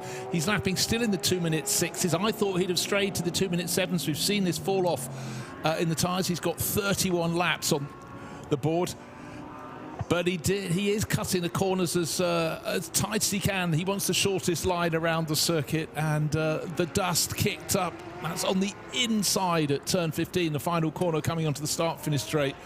But again, just keeping going. That lap would have been maybe slightly compromised, but not at all. 2 minutes 6.6, actually marginally faster than the lap before. So this is a masterclass, not just setting the fastest lap early in your stint, but keeping them coming as you're going towards 30 laps on those tyres. So he's working those super hard. Yeah, 206.6 with 30 lap old tyres is unprecedented today. Maybe that's now the cool of the night, making a difference, able to make that tyre just last it a little bit longer. I wonder if Patrick Niederhauser, like his teammate Luke Hartog, is a fan of the Richard Burns Rally Simulator, because that was in the pace notes, that would have been hairpin left cut, because there was two wheels on the grass kicking the dirt up. That's rally style there from Patrick Niederhauser. Out of the pits come Origin, out of fueling, hour and 15 pretty much on the dot to go. Are they bang on? Do you know, it could depend when the last lap flag comes out. It could depend if we end up going a lap longer or not. It could be that tight. Now, who is taking it out? It's Liu Yehong Lee, who is... he's very quick. Yes. Oh, this is wonderful. This is why we invest in a whole 12-hour endurance race, is just to enjoy watching it unfold, each chapter going by, adding a new twist to the story. And this has been building since that first Code 60. It's a slow burn, you could say. They could say it's a bit like a chess match. No, it's not at all. It's far more exciting than that. But, right, for a lot of these drivers, I'll tell you what, I wondered if we could hear from Bob Wan. We certainly can. He's with Ben. Yeah, absolutely. We couldn't go to the end of this race without talking to Bob Wan, who, in that last stint, Bob, with Deng Yi right up your tail, tapping you a few times, but you kept him honest and you drove away at the end. But to be honest, I don't want to fight with him, because he's a good friend. So, but during the race, still racing. So we're fighting like 4-5 laps, then I let him go. Yeah, because I think I need to do my thing and keep my pace special is my double stint. So, to be honest, I lost concentrate during the second stint. Yeah. So you really struggled with that second stint. I saw you look quite tired when you got out of the car. Exactly, because today I did a 4th stint, so it's too much for me. Yeah, I'm a bronze driver. Then I did first stint, second stint, then double stint. It's too much. I mean, it really looked like Origin today. They put a lot of faith in your pace, and you really delivered, because you're on the hunt for the win.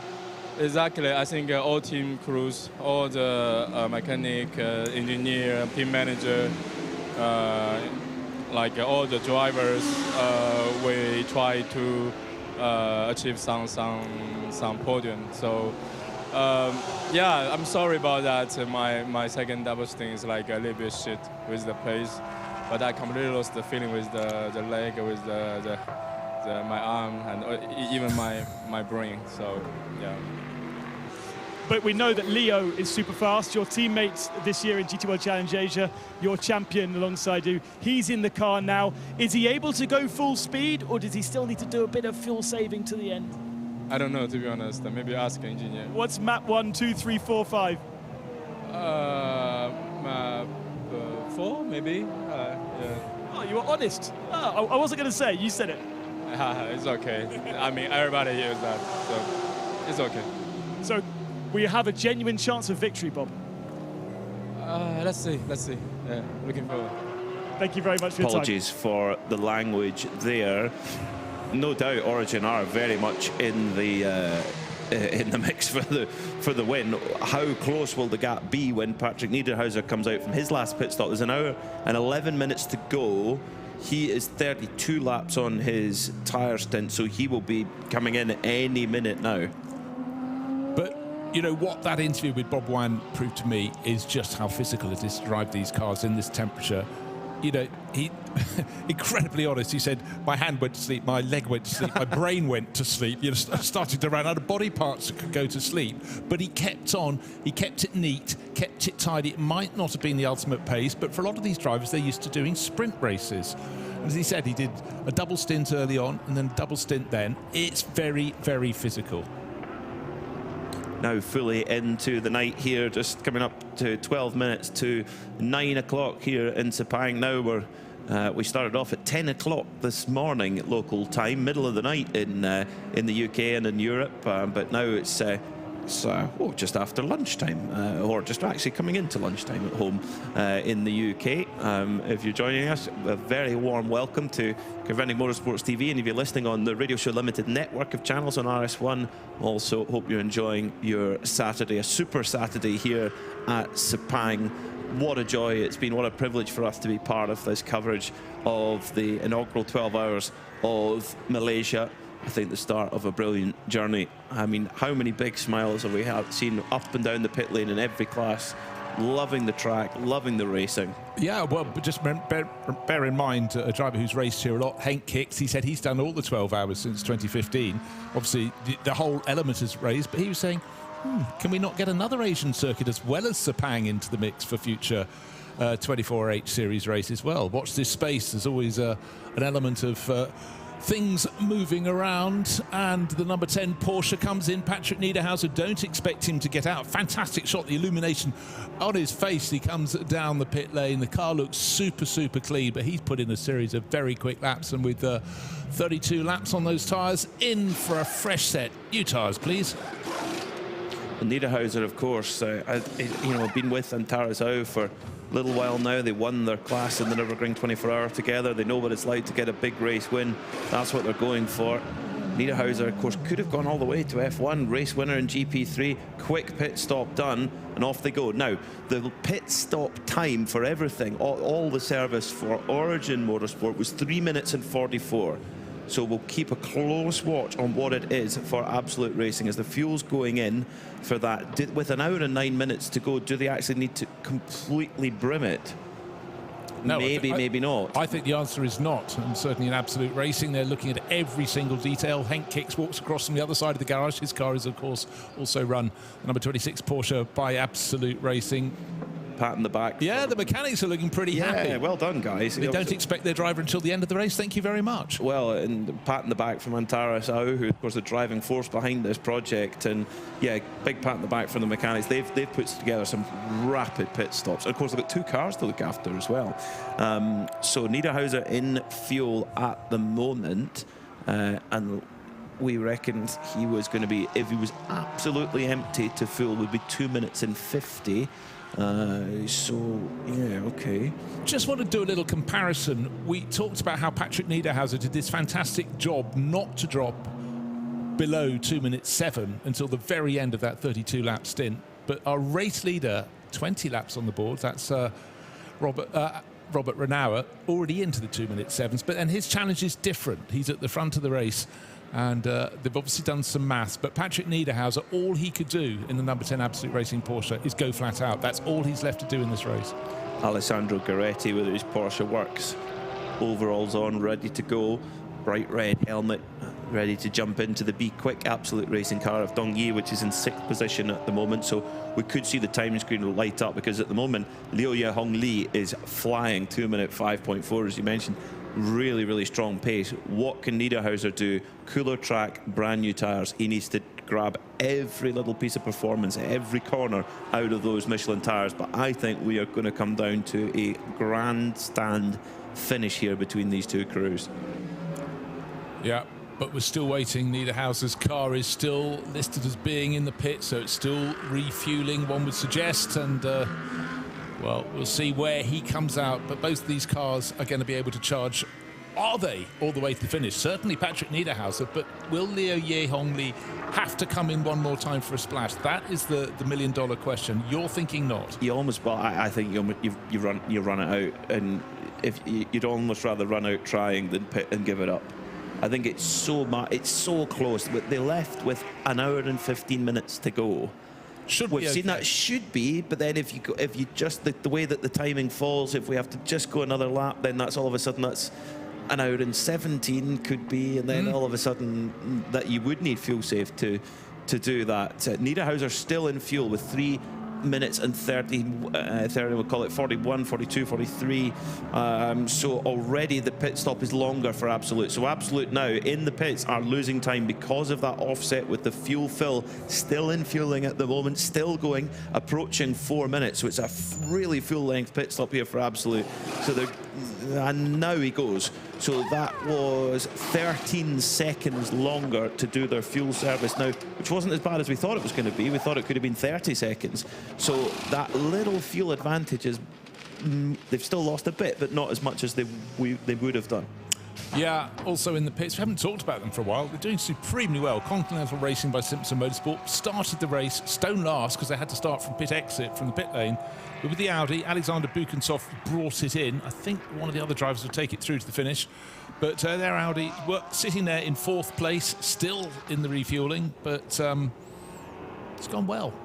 Rose from 17th, got up to 4th. Now look how close it is as they go down to fueling. The Be Quick Porsche almost pushing the Audi down to refueling, but the Audi now out onto the circuit. Sorry, Patrick Niederhauser now out onto the circuit. The Audi is still waiting as the fuel goes in. And likewise, the number 26 Be Quick Racing Porsche listed 6th on our time charts. Well, it's not going to increase its position because, or advance, because it's still being fueled. Now we have to imagine pretty hard, because I've certainly not got his level of talent, but imagine right now you're Alessandro Guaretti in that Be Quick Porsche. The win is probably not going to happen, 6th place, but you're in your 2nd ever GT3 race. You've got a lot of it coming up after winning all these Carrera Cups. You've got your new contract for Porsche, and you're looking at saying, what do you think he's looking at right now? I think he's looking at the fastest lap of the race. 100%. I think he's saying, that guy Hartog, okay, 2:04.8, okay, noted. I think right now he's cracking the knuckles going, let's see. I think no doubt we're going to see some sectors lighting up on the timing screen right now. Not no doubt. I think we could. Well, let's just magnify that as well. Don't let me down, Alessandro. Who does Luke Hartog race for? Porsche. Who does Guaretti race for? Porsche. Who do you always want to be? Your closest teammate. Let's just move away from that, down to Ben. Well, no, I'm not going to move away from it, because I had the privilege of hanging out with the Absolute team on one of my breaks, and he is such a character in his very early days of endurance racing, learning the attitude you need for endurance racing, but at the same time saying, but I'm a sprint racing driver, and, you know, the mention of putting air conditioning on to make yourself go faster. Everyone's saying no. People like Niederhauser saying no, but he's saying, but I want to get the fastest lap of the race, and I need to do this, and I need to do that. You can save the tyres, and they'll go an hour and a half if you don't push too hard at the start. Yeah, that's great, but I want to get the fastest lap. So, Peter, you know him very well. He's exactly the same attitude as you I imagine. commentated on him in his Carrera Cup Asia season, and yeah, it's, you know, when you'll have seen this way more than I have, Bruce, in your career. You just see a driver and you commentate on them for the first time, and you think, yeah, they're pretty handy. I think they're going places.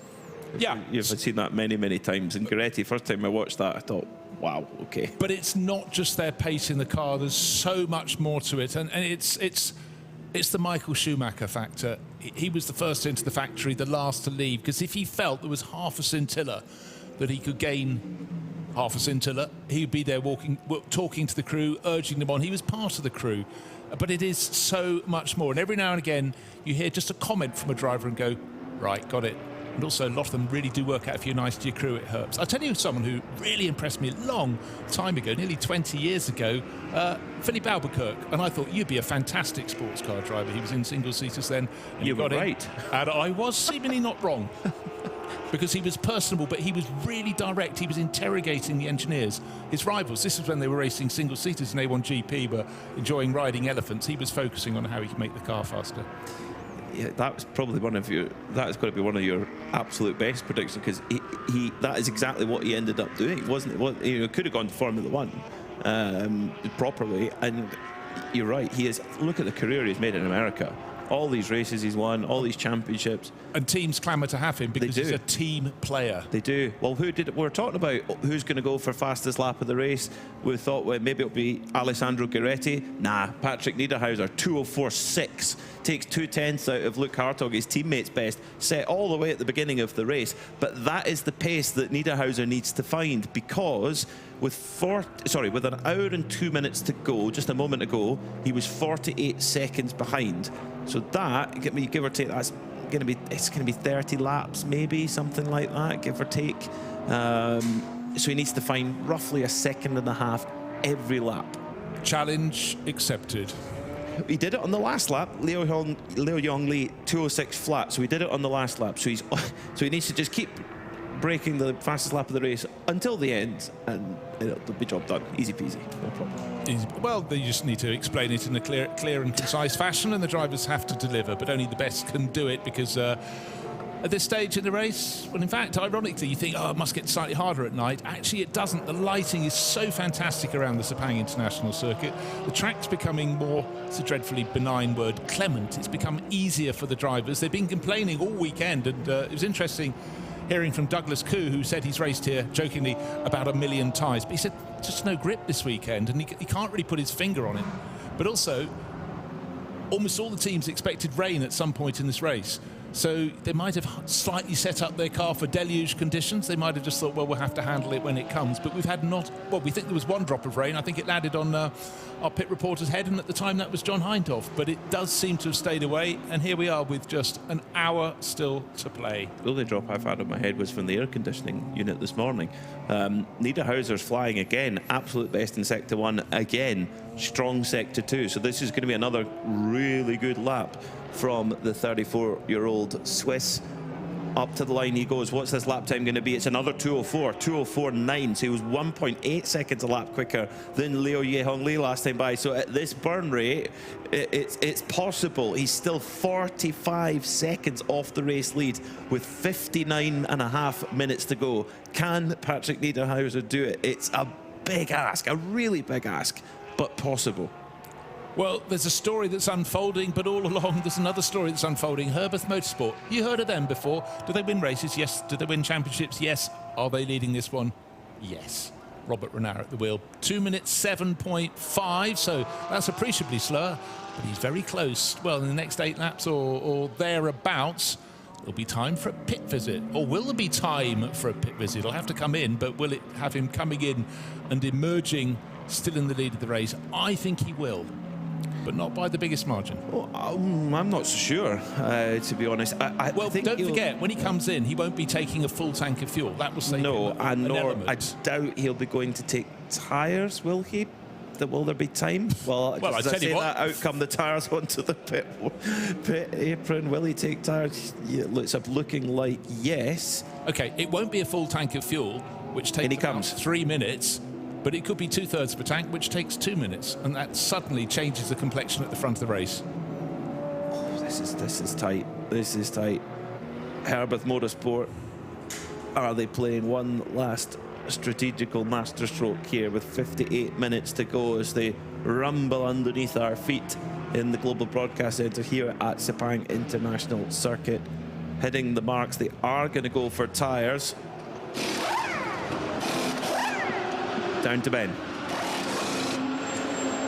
Yeah, tyres that have barely been used because they didn't do qualifying, but they have been on the car and just roughly scrubbed. That is a wonderful pit stop. It was all pressure on the mechanics to go as fast as possible with absolutely nothing else needed to be done apart from the fuel at the end of pit lane, and they've done, as usual, a wonderful job. Now it's down to flat-out driving until the end of this race. He's right there, giving everyone the high fives, pats on the back, big smile. I don't think I've ever seen Ralph smile as wide as that. He knows the boys have done a fantastic job there. Big high fives all around. But he basically stays in the garage or just immediately behind all race. He doesn't, and any driver in the team comes in, Ralph's there to get the debrief, which is what you need to do. And as night falls, we're getting some fantastic shots now. Sparks coming out of the right rear corner, but it's only from under the car. It's a splitter, of course. This is the, sorry, I just gauged which car. I thought it was the Climax car for a moment, but it wasn't. It's the Ajith Red Ant Racing car that had some very crude tape work to repair the front splitter. And that splitter is clearly rubbing. It's great. It's great for the cameras. It's brilliant for the footage because it looks very dramatic under cover of Nightfall. But there's a lot of sparking from under the 93 Mercedes.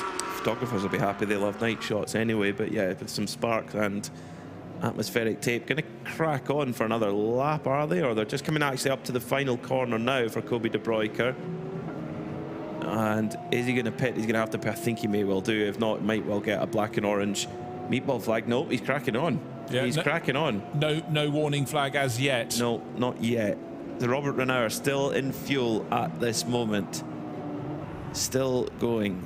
We saw fueling take a good couple of minutes. So then he has taken tyres, so they've made that investment in that time. They've calculated that there's enough laps left to make the benefit with the new tyre to do that. Okay, let's play this little game. Herbert in the pits. Niederhauser's car, the Absolute Racing number 10 Porsche, we know can get to the end of the race. Origin Motorsport, with their Porsche, can they get? Now, remember Bob Yuan said that they're on map 4 in terms of fueling. Ben has sent us a little message saying Herbert are on map 2. They can hit it that much harder. But the big question is, where will the Herbert Motorsport Porsche be? Will it come out of the pits after fueling still in the lead of the race? It's going to be tightening up. It's tightening up with every few seconds, but I still think it might squeak out in front, but we'll find out very soon indeed. Very exciting. Johnny Palmer rejoins us. Yeah, Johnny. I'm just trying to work out where Leo Ye is on the lap, because this is his 293rd lap, or for car 87 it is, and that will then equal the amount of distance that Robert Renauer has done. And therefore, once the next two sectors are completed, Robert Renauer is on the move already. Yeah, so he's going into Sector 1 and has retained the race lead for Herbert Motorsport in comparison to Leo Ye Hong Li, who is doing the chasing in the Origin Motorsport Porsche. So that all seems to have gone very nicely to plan for Herbert Motorsport. I'm almost surprised that we thought it would pan out in any different kind of way, in truth. Yeah, as Robert Renauer goes through turn 3, Leo Ye is only just approaching turn 15, the final corner of the lap. So that is a comfortable cushion, but there remains the question, does the Origin Motorsport Porsche, is it going to need a splash and dash? If it does, that brings certainly Absolute Racing's Patrick Niederhauser into the equation, but at the moment it's about 41 seconds between second and third, between the 87 Porsche and the number 10 Porsche. We pondered right towards the beginning of the race, around the hour mark, there was a code 60, and the opportunity presented itself to Herbert, and you know, in the past where you could fill up 50% under code 60, they did it. Then it was reduced to 25%, they did it.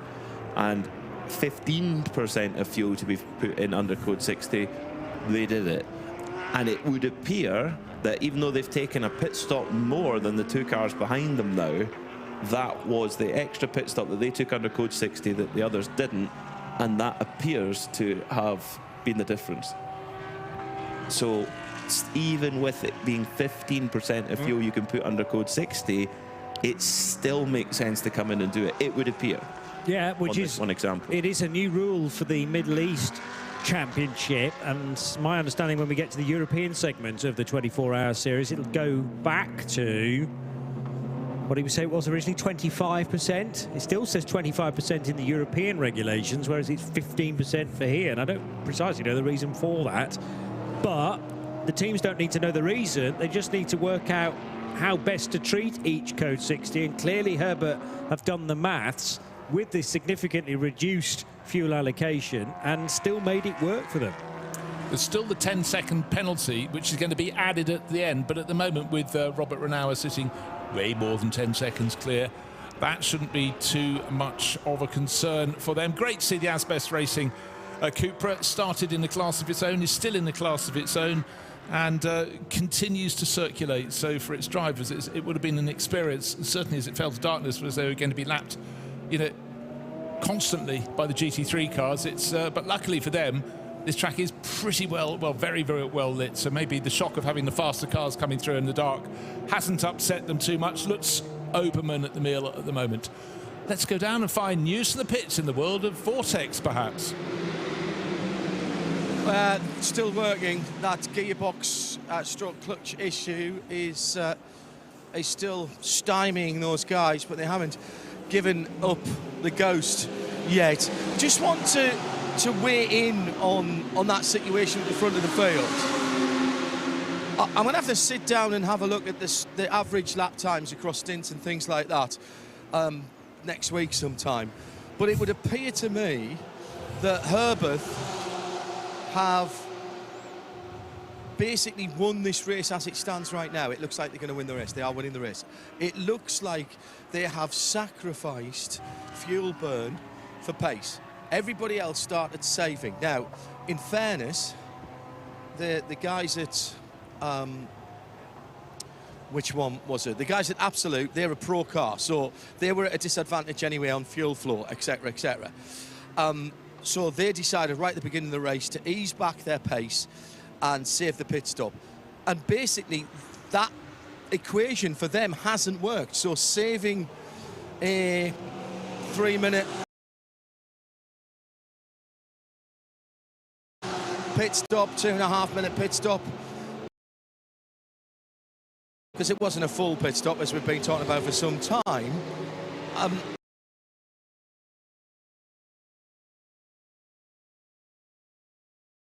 They have been able to run on a richer map in the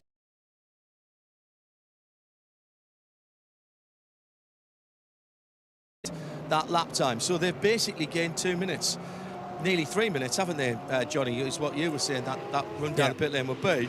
But on the rest of the field, they've also been clever in that they split their last 2 stints into 2 one-hour stints, rather than going all the way on a tank of fuel and then stopping. So that they've become the masters of their own destiny, and they didn't give up that track position. We talked about that earlier on. Them taking the fuel under the Code 60, the very first Code 60, with an hour, and that was really the only Code 60 you could do that in the entire race. I think that's been the difference as well. That's given them a little edge. As they've been off strategy to Absolute all day long, and I think that's something you have to consider as well as the average lap time. Yeah, it's true. It's true. The Ajith Renauer, AMG is just pulling in for its last stop of the race with just under 40 minutes to go. He's the last pit stop by Climax as well. Basically, what you're talking about there, Peter, is probably no more than 15, 18 litres of fuel, and that's what's made the difference. Looks that way. Looks that way. So 2 Mercedes AMGs in, but the Red Ant racing car, they may well be in there a little bit longer, because that repair on the splitter may well not have held. More tape coming out. A lot more. Just thinking back, okay, so the number 10 Absolute Racing Porsche did not take the opportunity in that first Code 60 to come in. That was a Code 60 that lasted for 7.5 minutes. So having not decided to come in on the first lap, they still had time next time around to come in. They decided not. They must have thought there must have been a code 60 that was going to be longer later in the race, but we've had only 2 more code 60s, 2 minutes each, and those aren't long enough unless you're incredibly well placed to come in. You need probably the minimum of 5 or 6 minute code 60 to really be able to grab it with both hands, come in, get that splash of fuel and go out again. They would have got one chance to do it because it was a lap under code 60 is pretty much bob on 5 minutes. So they would have, they had their chance effectively. It's not like they were really awkwardly held in, or they maybe felt it was going to go green and it didn't work out. I mean, we're talking very fine margins, over 12 hours of racing. But yes, did they have a chance to come in? No, had they just they gone had chance. past? Yeah, because as Bruce said, 7.5 minutes, and a lap under code 60 takes 5. So they definitely did have a chance, whatever happened. Right, here's the Ajith Kumar and Red Ant racing car. The tape's going back on again on the left front. We saw this disturbed splitter earlier on. Far be it from me to second guess here. It may have cost them less time and less messing about if they'd changed that nose cone. The other thing they could have done is made a bracket, because it's only the leading edge. Ben described and showed perfectly earlier on how that splitter is put together, and it's made of 2 pieces of carbon fibre. It's the forward-facing piece, the chin, if you will. I just wonder if a metal strip or something like that, either underneath or on top, and a couple of pop rivets. Colin White would have had that sorted with 2 pop rivets, whilst he still had a bacon sandwich in his hand, wouldn't he? If he'd Just been here. noticing, John, they've also covered the headlight entirely. Last time, at least, it had only probably 20% of the headlight covered. Now it's about 90% of the front left headlight, but maybe the drivers memorised the way the circuit goes. Yeah, but that, from a scrutineering perspective, could be an issue. Some championships are fine with just one headlight working. We had the message on the starting gantry at 3 minutes past 7 tonight to say headlights on.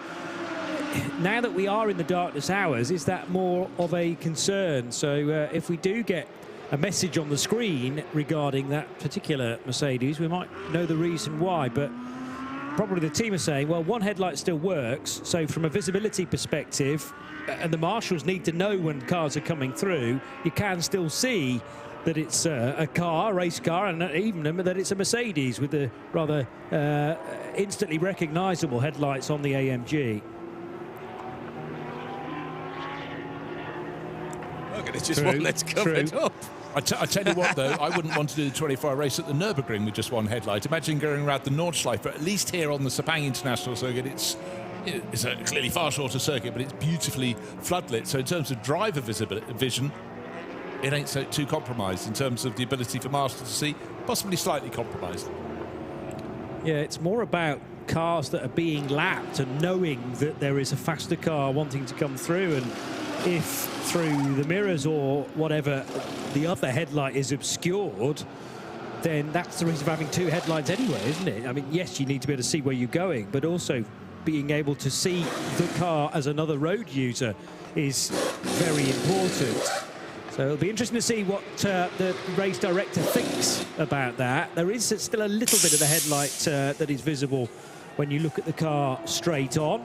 Meanwhile, Dominic Ang has brought the 65 Viper Racing Mercedes into pit lane, and he's got out. Dominic Schwager in the Ferrari and a Corsa car is also in for a final pit stop in the race. Yeah, Schwager's taking that car back out. There's something that is dragging on the left front, the right front of that, something sparking on the right front, and he's pulled that car up short of the pumps. I just saw some sparks behind the right front Michelin tyre, and there's a couple of mechanics have gone steaming off to the fuel pump area. This is a car that qualified really well, and in fact at the end of the first part of qualifying was provisionally pole position. Now I can't go any further past the cones here, because that zone is the fueling zone. In fact, one of their mechanics has run down there, and I don't think he's got his fireproofs on either, but they've stopped short. That car, I think, is being refueled. So there was something dragging behind the front wheel and sparking on the ground quite significantly, and it's caught the attention of not just me, but the team and the officials here. So keep a wary eye on that. What do we think it is? Look like some fire under the exhaust, I think. We're not sure what is it, but it's fire under the exhaust. I thought it was something scraping the ground, but you think it might be something that's caught alight? I think maybe rubber the tire. Yeah. Okay, yeah.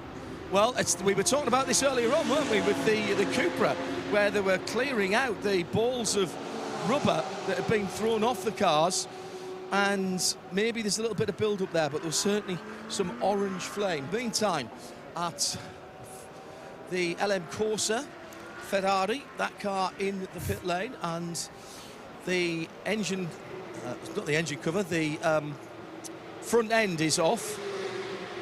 Where you put your luggage cover, there we are. And two men are looking down into it. Let me see what they're playing with in there. Let's make sure there's no fuel involved. First of all, no. And, oh dear, whatever it is, it's a long way down. I think there's a steering rack. I think this is a steering rack issue. They've got a connector down there that they're not happy about. Now they've clicked it back in. Is that steering rack? Maybe. They're having a really good look in there to see what it is, and they were looking at some fluid as well. Actually, it might have been brake or steering fluid on that. No, actually, this surely must have an electronic rack. It's stationary at the moment, and that's bad news for these guys. They're losing time. Meantime, that Viper needs the car has left, so keep an eye on the right front, just behind the Michelin tyre on that wheel. It might be that the speed that it's going now has put out any residual flame, if indeed it was alight in the short journey from the garage to the fueling area. The thing I've noticed about all of these AMGs is that they run very close to the ground, and therefore when it's going through turn 5, for instance, the high-speed left-hander, the segment immediately behind the wheel arch, which has some sort of titanium square pad on it, I think, or whatever it's made of, some metalwork, and that hitting the ground generates a lot of sparks. It's made worse when the 93 car, of course, has got the loose splitter, so that's far more dramatic.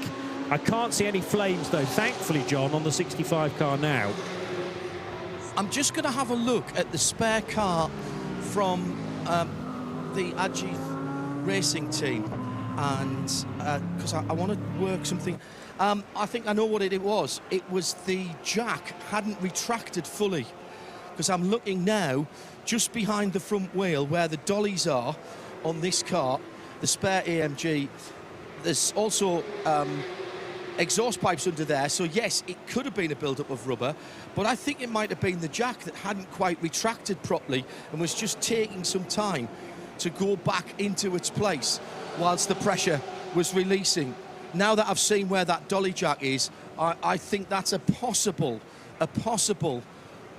suspect for that situation, because it was very bright yellow and almost looked like it was sparking rather than a proper flame that we've seen in the past from the build-up of tyre rubber that comes in behind the front wheel and right behind the grille that's there and the carbon that's there is one bank of the exhausts down the side of the car and the exit of the exhaust under the wheel. We've seen that happen on the SLS and on this car, slightly redesigned on this car with more carbon fibre behind the wheel and more place for the bits and pieces of rubber to get flung out. So my money is on the jack. Okay, well, a chance for us to describe precisely which bit of the car was glowing red hot as it left the scene, and it almost looks like exhaust type flame leaking out of the exhaust well ahead of where it should be. I'm not sure it's necessarily tyre pickup that has briefly caught fire, but it seemed to spark almost as if the car, before the car left the scene, it was moving, but not at any great speed, Bruce. I'd love to see a replay of where the car was when it was parked at refueling, because I noticed when I saw it the first time, the only time so far, there was a long, thin black line just behind the middle of the right rear wheel. So there could have been some fluid coming out as it went down there. So I think this is far from a known, as we'd call it. But I tell you one thing that is intriguing me is the gap between Patrick Niederhauser and Leo Yates is not coming down anymore. It got to about 38 seconds and it stayed there. Leo in the car that's in second place overall, matching and occasionally just chipping away and stretching the advantage again. But there is still, PMAC, a question mark whether the Origin Motorsport Porsche car number 87 needs to come in for a splash before the end of the race. We think it's going to be incredibly close. You've given them advice saying just go for it, don't bother coming in, but will that be right? Well, now it's a different scenario now because Herbert have just played the blinder, haven't they? They're in a way better position than we thought they were. And yeah, they've played poker and they've played the best hand. They've got it done. Yeah, but really the battle is who's going to be second. Exactly, and because of that, Niederhauser's pace now, yes, he's quicker every single lap, but not anywhere near to the level he was at the beginning of the stint. So there's 38 seconds that Leo Yong-Lee has in hand. So you could then, if you are close, go on a big fuel save, and you've got time to give away. So you could then definitely make, add a lap or two, and that would make the difference of making it home or not. And a second place finish, and of course in the AM category, they could probably have a bit of a splash and dash and they'd be okay to be ahead of the Continental Racing by Simpson Audi. But yeah, second overall. Wow, what a story that would be. Yeah, but the passing of time, it can accelerate in the final hour. It seems a long one if you're nursing a car to the finish, and obviously we've just seen the LM Corsa Ferrari reporting to the pit garage and not coming out. We've only got, 36 minutes remaining in this race. It's really flown the last 2 hours since darkness fell just after 7 o'clock. It's about 7:20. It was fully dark, and here we are at 2 hours later, 9:20. So what do we reckon, guys? About 15 laps then, if you talk about, how much time can you give away in that battle for second? Yep. Around about 15 laps. So you're talking about being able to give away 2 seconds a lap if you need to, and still have an 8-second gap when you get to the line. So they're under pressure. It's got to be managed because we know how hard they've been fuel saving, and Ben was telling us all the different maps that people were on, and they're on a much less aggressive fuel map than those around them. So Niederhauser can push. The car ahead is saving. I still think they've got enough in hand if it's managed properly. And of course, as Paul Truswell, if he was here, we know he's on holiday in Vietnam at the moment.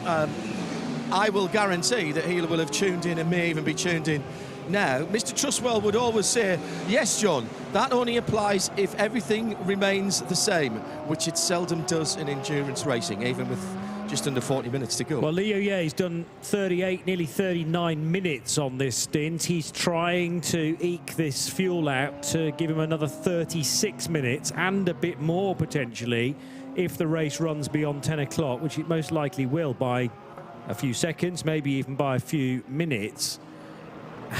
And the question is, how much of a risk do Origin want to take, where Absolute Racing should be fine to the finish? But we're talking about 18 seconds that separate Leo from Patrick Niederhauser, chasing in the number 10 car. So yes, so you can afford to lose a handful of seconds per lap, actually, 1 or 2 seconds per lap, and still be in a comfortable position. And there is precedent for the number 87 Porsche to do a stint length of about an hour and 20. And when you add 40 minutes to about another 40 minutes, that's okay.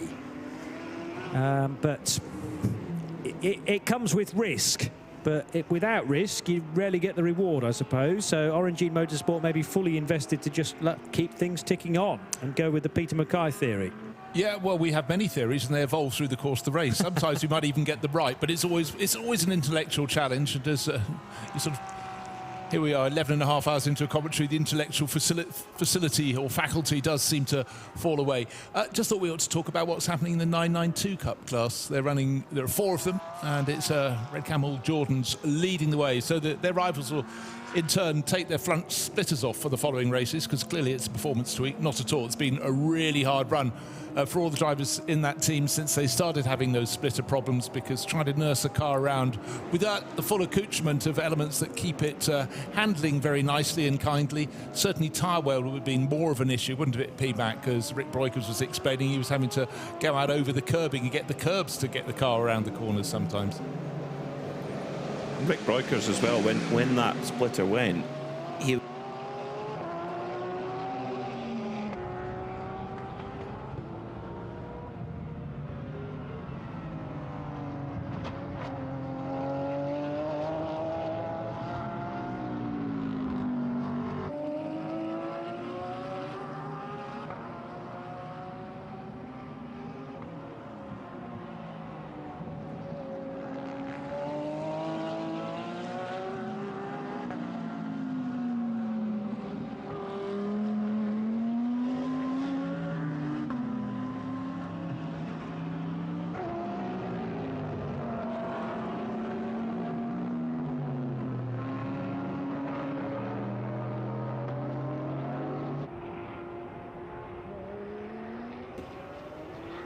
twin exhausts, one either side in the rear valance.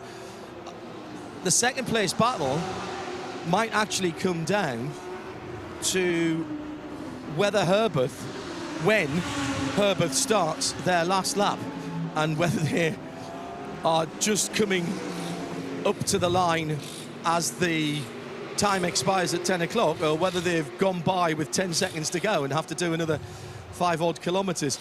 Cheney Motorsport in, been a tough day for them, only car in the GT4 category, but fair play to them. They have raced as if they had 20 cars breathing down their neck. They had the front left bearing failure that cost them a bit of time, but they did that at racing pace.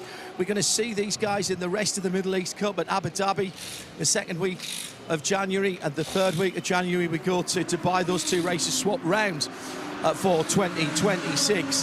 Huge entry to Dubai and Abu Dhabi. Abu Dhabi's over 50 cars, I was hearing from Creventic earlier on, and probably over 60 cars for the Dubai Michelin 24 hours. So 2 races at the early part of next year, which will decide the trophy, the Middle East trophy. And then we get a little bit of a break from Creventic racing until we're back racing in Europe in April. Of course, here on the Radio Show Limited network of audio and video channels, we've got the Daytona 24 hours and Bathurst 12 hours to come in January and early February. So plenty to keep you interested for endurance fans. This is our final event of the 2025 year, and as we keep seeing, it's effectively the start of the 2026 season as far as Creventic is concerned. This is a bit of a worry because the Cupra is getting some work on the front end. Looks like they're slackening off the calipers, I think. Looks like they're going to need a brake change right at the end. Yep, that's exactly what it is. Can you believe it? All that hard work, and we get inside pretty much the last half an hour and they're having to do a brake change. But you know what? I love this car. I love these teams that come out and say, we might not be the fastest thing out there, but we will, by hook or by crook, we're going to get this car to the end of the race. And some remedial work then going on at the front end.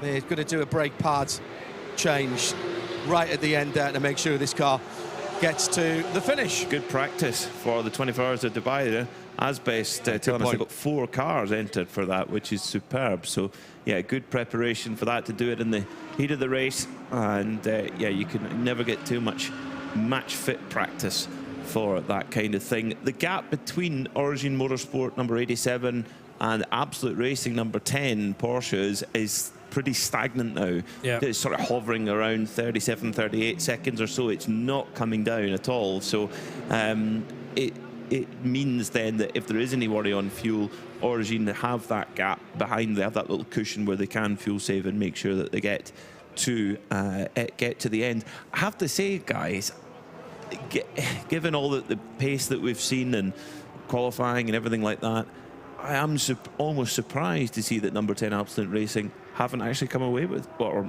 likely not to come away with the win, because all the ingredients have been there. Luke Hartog, great stint. Patrick Niederhauser, likewise. And Tarazao, I mean, as good as any other AM driver in the field. I mean, he was just so consistent and did no more than the 2 hours required.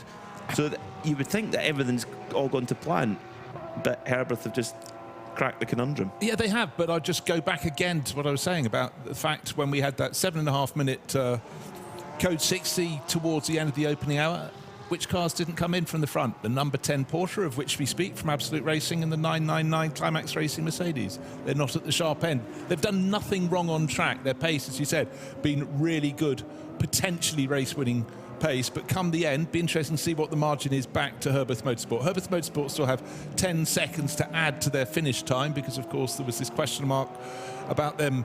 Well, they got a time penalty of 10 seconds, but the ruling this year said you don't have to serve it if it's 10 seconds or below, a smaller penalty.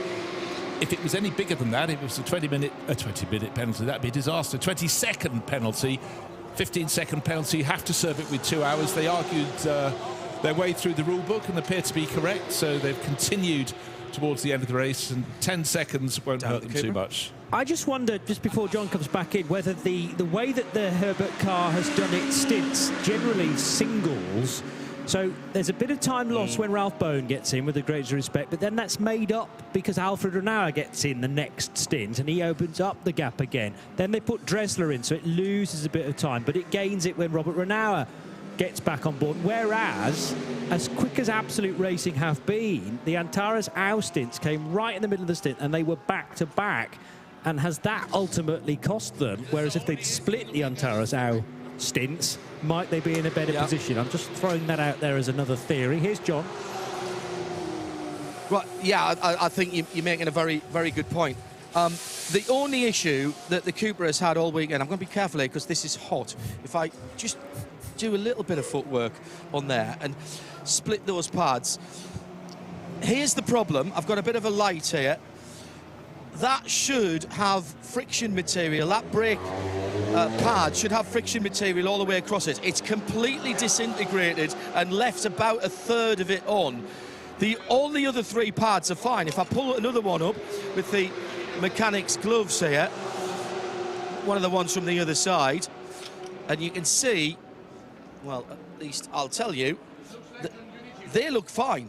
They've got plenty of meat left on them. It's getting down, but that would have got them to the end of the race. The problem was the one that we looked at first, where 2/3 of the friction material has completely broken off. That was the right front caliper that was the problem. And my goodness me, they've dodged a bullet there, because that could have been a brake failure and a very badly damaged car. And as I've just been taught the team, better to be safe than sorry. They do not need a rebuild of this car before Abu Dhabi, where they will have 4 cars in the TCX class. Yeah, so all of a sudden a huge amount more work, but there is a team that is fully capable of that. It feels like they've encountered a whole load of different issues on this car. It's still going, though, and this will educate them moving forward into the real meat, then, of the Middle East Championship season, with back-to-back rounds to look forward to in the new year. The 2nd and 3rd weekends of January, with a 6 hours and then a 24-hour race. Talking about the way the stints went through, we didn't actually mention in the Herbert Motorsport crew the form and pace of Konstantin Dressler. He really impressed me. I mean, Ralph Boner's raced with the Renauer twins for years. Konstantin Dressler, sort of new to the party, if you will. He was a driver who's had a 2-part racing career, had a gap of, I don't know, a mere 13 years or so after 2008. But he's come in, got on, and I was looking at his lap pace, really consistent as well, which is absolutely the key. So I think they've found a very, very good addition to their team there for the longer races. They definitely have. And Proton Huber Competition, who had, of course, had a great year in the European Michelin 24-hour series, they're probably thinking, wait a minute, he was our guy. You've mentioned him. Are we going to get him back? Yeah, well, as we were discussing earlier on, he actually showed up in 2 different cars, and very different cars, i.e. a Porsche and a Ferrari at the 12 Hours of Spa last April. Then came back for the following round at Misano. just referring to the calendar dates for 2025 for the European season, we don't even have to wait until April. It's actually what will that be, third weekend of March for the opener, which will be a split race across 2 days, the 12 hours of Mugello, but there's a weekend earlier than I'm used to. So the 20th, 21st and 22nd of March to kickstart a 5-race season, 4 of which are 12-hour races, and then the 24-hour race at the end of the season, the now traditional Barcelona 24 hours. 23 minutes to go. Renaud ticks off another lap. He's comfortably ahead then of this fighting pair of Origin Motorsport and Absolute Racing. 36.8 seconds now, so it's come down a little bit. The key thing about that gap is, yes, you can fuel save, but what you can't do is come in to take fuel and keep that position. So that's the one thing that they're desperately trying to avoid, is a very late splash and dash, because no matter how quick you are on pit road, you wouldn't be able to turn it round and stay ahead of that 36 seconds. It's probably going to take you 45 as a minimum, particularly with the pit lane entry road as well being fast on its approach, but nevertheless it departs from turn 15 and takes a little while to straighten up. So it's a long process, and therefore the fuel saving mechanism that we're discussing for Leo Ye seems the more likely scenario. Certainly does. You were talking just a moment ago, Johnny, about the opening round of the European 24H series in Mugello. It's a 12-hour race like this race, but it's not like this race because it is in 2 parts. Yeah. So if you're new to the 24H series, looking at this one, do they all go the whole way through in one run? No, they don't, and it's another mix, because certainly if you were trying to run in March, it would only just be getting light pretty much in that part of Italy and that part of Europe, and you'd spend quite a while in darkness. But here we are, the clock continues to tick. We're counting our way down towards the end of the race. 21, nearly 22 minutes in this race, figure coming down. All eyes at what's going to happen with Patrick Niederhauser trying to catch up with Leo Ye Hong Lee. Therefore, Absolute Racing Porsche chasing down the Chinese entry of Origin Motorsport, but we don't think he's able to do quite enough. Still pressing on, but the clock that falls in number is the overall time left in the race, and I don't think it's going to be the friend of Absolute Racing. It looks like we're going to have a third of the GT3 field finish on the lead lap, which I wonder when the last time that happened. You know, normally in a 12-hour endurance race, it fans out, and you might have, you know, 2 cars on the lead lap, but to have a third of the field, albeit it's a compact field, sure, but the top 3 all looking like they're going to finish on the lead lap at the moment.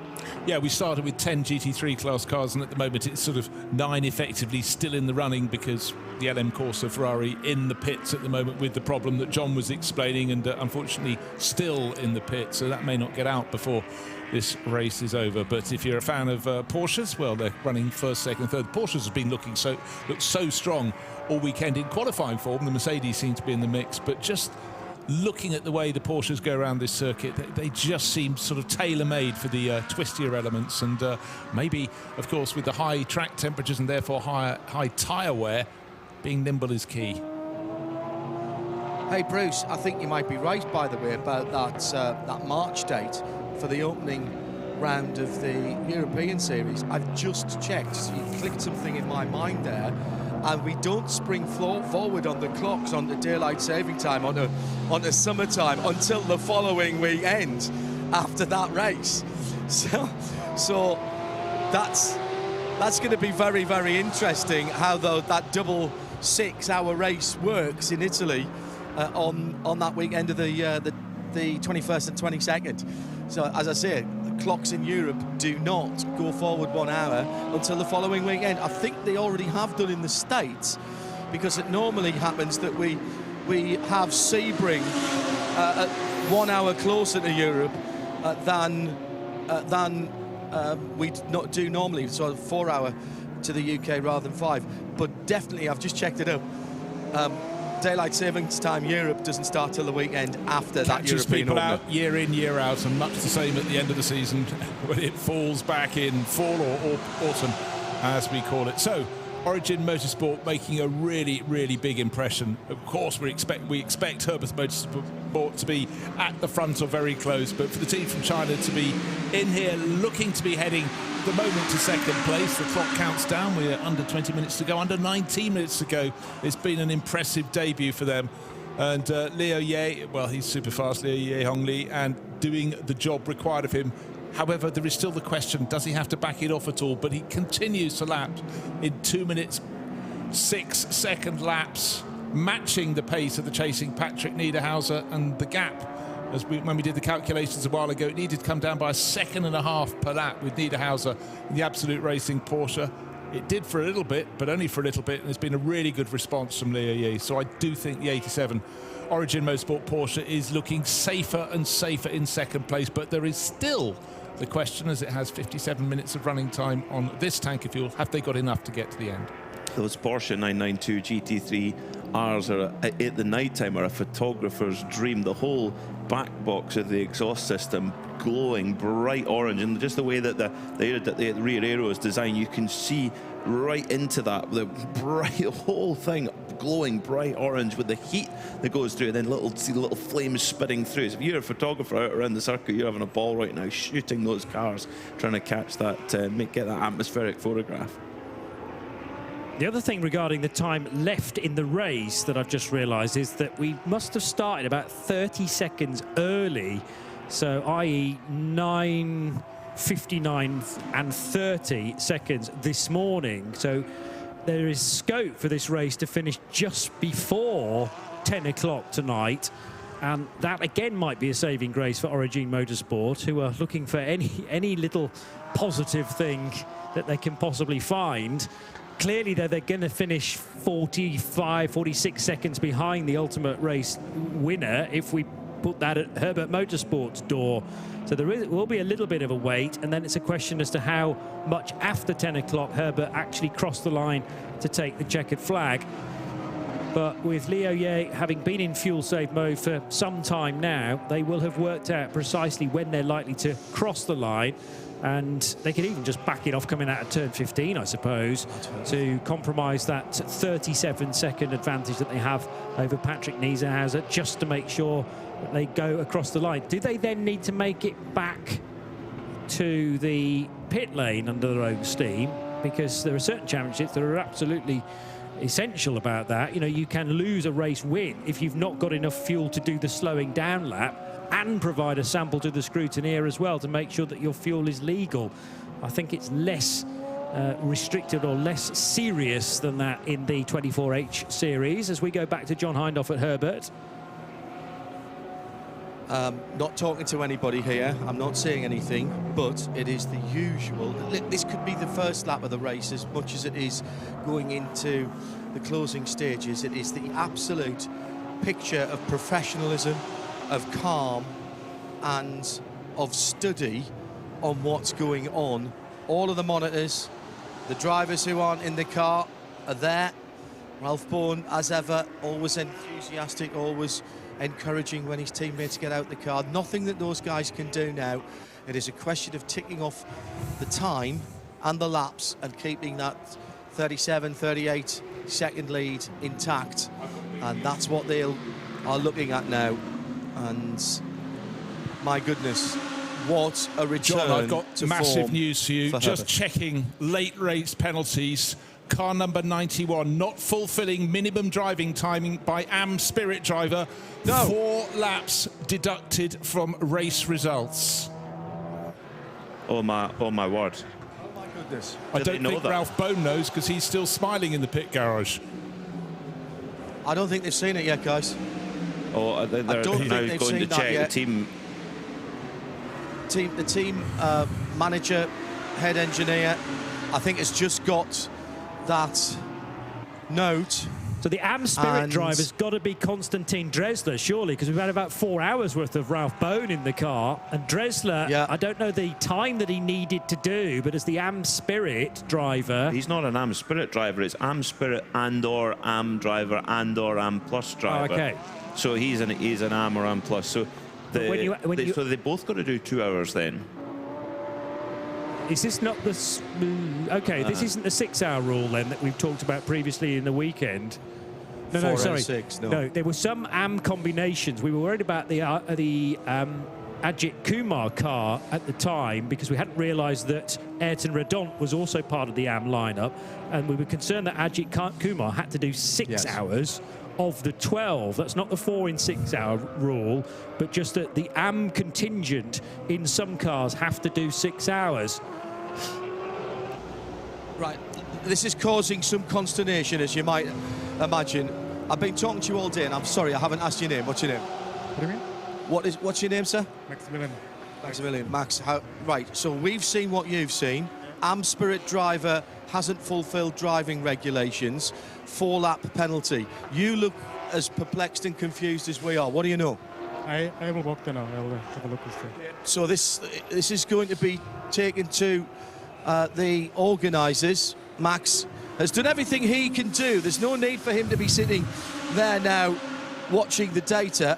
His job now is to go and find out what this is. Ralph Bourne seems completely unconcerned about it and is still smiling and laughing, but this is a huge story of drama in the last 15 minutes of the race. Said driving time requirements, sum totals per driver category. Now, I would read that to say all of the drivers in that category. Now, it could be, now, is Konstantin Dressler a AM or an AM plus? He's not an AM Spirit, that's for sure, I know that. I think he's AM. Yeah, so they're both the same then. So then you could say is that the sum total of their AM drivers need to do 1/6 of the race duration, which is 2 hours. That's what I had in my notes, 2 hours between them, which of course they've done absolutely no problem. But is it that the interpretation is that they've got to do 2 hours each? At which point, again, Ralph Bourne has done that, but Konstantin Dressler didn't. He was only in the car once. So, gosh, it's one way of race testing a regulation, isn't it? Yeah. I wouldn't want to be the one to try and decipher that one, but that's how it reads. But the thing is, you could get someone to look at that and say, the sum total, is that all the AM drivers that have to do 2 hours between them? Sum total, that's what I would say, and that's clearly what Herbert think as well. Well, you'd wonder that, but if they have 4 laps applied to them at the end of this race, that will drop them down possibly to 5th place. Elias Seppelman's been doing a fantastic job for Climax Racing in gaining ground. Back down to John, sorry. Right, I've just spoken to Konstantin Dressler. He's done just over an hour, and Ralph Bourne's just certainly done 3 hours. So they've done 4. The old regulations, as you say, would have made it slightly different. It would have been 6 hours, but that has been changed. So we think it's down to 2 hours. That's what they've been working on. But even if it's 2 hours, they've done more than that. They think they've done 4 hours of those drivers in that category. They believe that they're both in the same category. As you saw, Maximilian has left his place on the stand. He's gone to the stewards, to race direction, to try and sort this out. Everything's always provisional, guys, but if we just have a look at what's going on here, this is not annoyance. It's maybe confusion. Certainly consternation a little bit, but they don't look too worried right now. They think by the letter of the law they've got 10 seconds to get added on. They are putting on their race suits for a presentation right now. So that's how it stands, guys. As you were mentioning, but the thing is, the rule is it's 1/6 of the race duration. So in a 12-hour race, 2 hours. In a 24-hour race, 4 hours. So the argument is all down to the fact, is it that the sum total means your AM drivers need to do amongst them? You a clue as to what the organisers think they are short. Hold on, John, I'm going through other screens. I'm going to have to flip back for you. Bear with me. Another 5 seconds and I'll be there. Let's see, it was only a handful of minutes ago, and that was at 21:39. Right. So leaving only 21 minutes of the race. So that would indicate then that, so Konstantin, that would be the gap between Konstantin Dressler getting from his stint time to 2 hours. So there you go. So that's what they're working on. They're saying each. They're counting it as each. And Maximilian and the rest of Herbert, they're saying, look, no, It's sum it says total. sum. It's not even just the word sum, it's the word total. Sum total of all of your AM drivers. I mean, that is... that's a tricky... Can I just ask one question, Peter? Because obviously I can't see the regs. It isn't that each class of driver has to do a sixth if they are not interestingly. So this is the thing. So for a GT3 Pro-Am car, which Herbert is, with a pro driver, which they have, the AM Spirit and AM drivers must do a minimum 1/6 of the race duration. And it says driving time requirements, sum totals per driver category. So they're both in the same category, so you would say that they then need to do... But hold on. The AM Plus drivers, which Konstantin Dressler isn't, according to the entry list, they can do as minimum or maximum. They can do whatever you want. So it is down there. It all comes down to, does sum total mean 2 hours per driver, or does it mean 2 hours between the two of them? And we're sure that those two drivers are counted the same as AMs. They don't have an AM Spirit who would have to do... No, it wouldn't matter. No, AM Spirit would be the same. Yes, but it would be AM Plus that would be the anomaly. Right, okay. Right, I see. Yeah, understood. Understood. This may... well, look, what do we know about Herbert? The driving times in the tables below are sum totals for all drivers of the same driver category in the same team. I think that's pretty crystal clear to be... I hate to go against race control, but if I was a team manager, I'd be arguing that. But that suggests to me, then, that somewhere they feel that Konstantin isn't in the same class. The entry list says they're both AMs, so yeah. Yeah, that's the thing that needs checking. I'm just double checking the rules as well. If he's AM Spirit, then that has to do 1/3 of race distance. No. On this bar chart. No, but they've got a pro driver. They don't. It's definitely not AM Spirit because that's below AM. It is. You're right, John. It's an odd one, yeah, gentlemen. It is. But I think the key thing there is that the time that it was issued, as Bruce gave us that time, that was the difference between Konstantin Dressler getting to his 2 hours. So at some point somewhere, an algorithm or whatever it is set up with the timing has said, red light, alert, alert, alert, this driver can't do his full 2 hours because we are now within the time where he can't do it. As soon as that minute ticks over, then he can't do that time. And so that's clicked off the alert. I'm just double-checking the final revised entry list, and it says Ralph Bone, AM, Konstantin Dressler, AM. So by the letter of the rules, they need to do 2 hours between them. Yeah. So as you can't, for me, I couldn't read the rules any different. Meanwhile, to distract us slightly while we let that one play out, with 4 minutes and 53 seconds to the checkered flag. Goodness me, the splitter is trying to work its way loose from all that. Yeah, all of that gaffer tape on the Ajith Red and Mercedes AMG. More and more sparks flying, getting worse actually, I would say. It's looking particularly messy. And I tell you what, he may well just be able to hang on to position because Melvin Moe is catching him by 5 seconds a lap. The gap between them only 12 minutes, but I think it's effectively 7th place for now, maybe falling to 8th, but he's just got one task to do. Will that gaffer tape hold?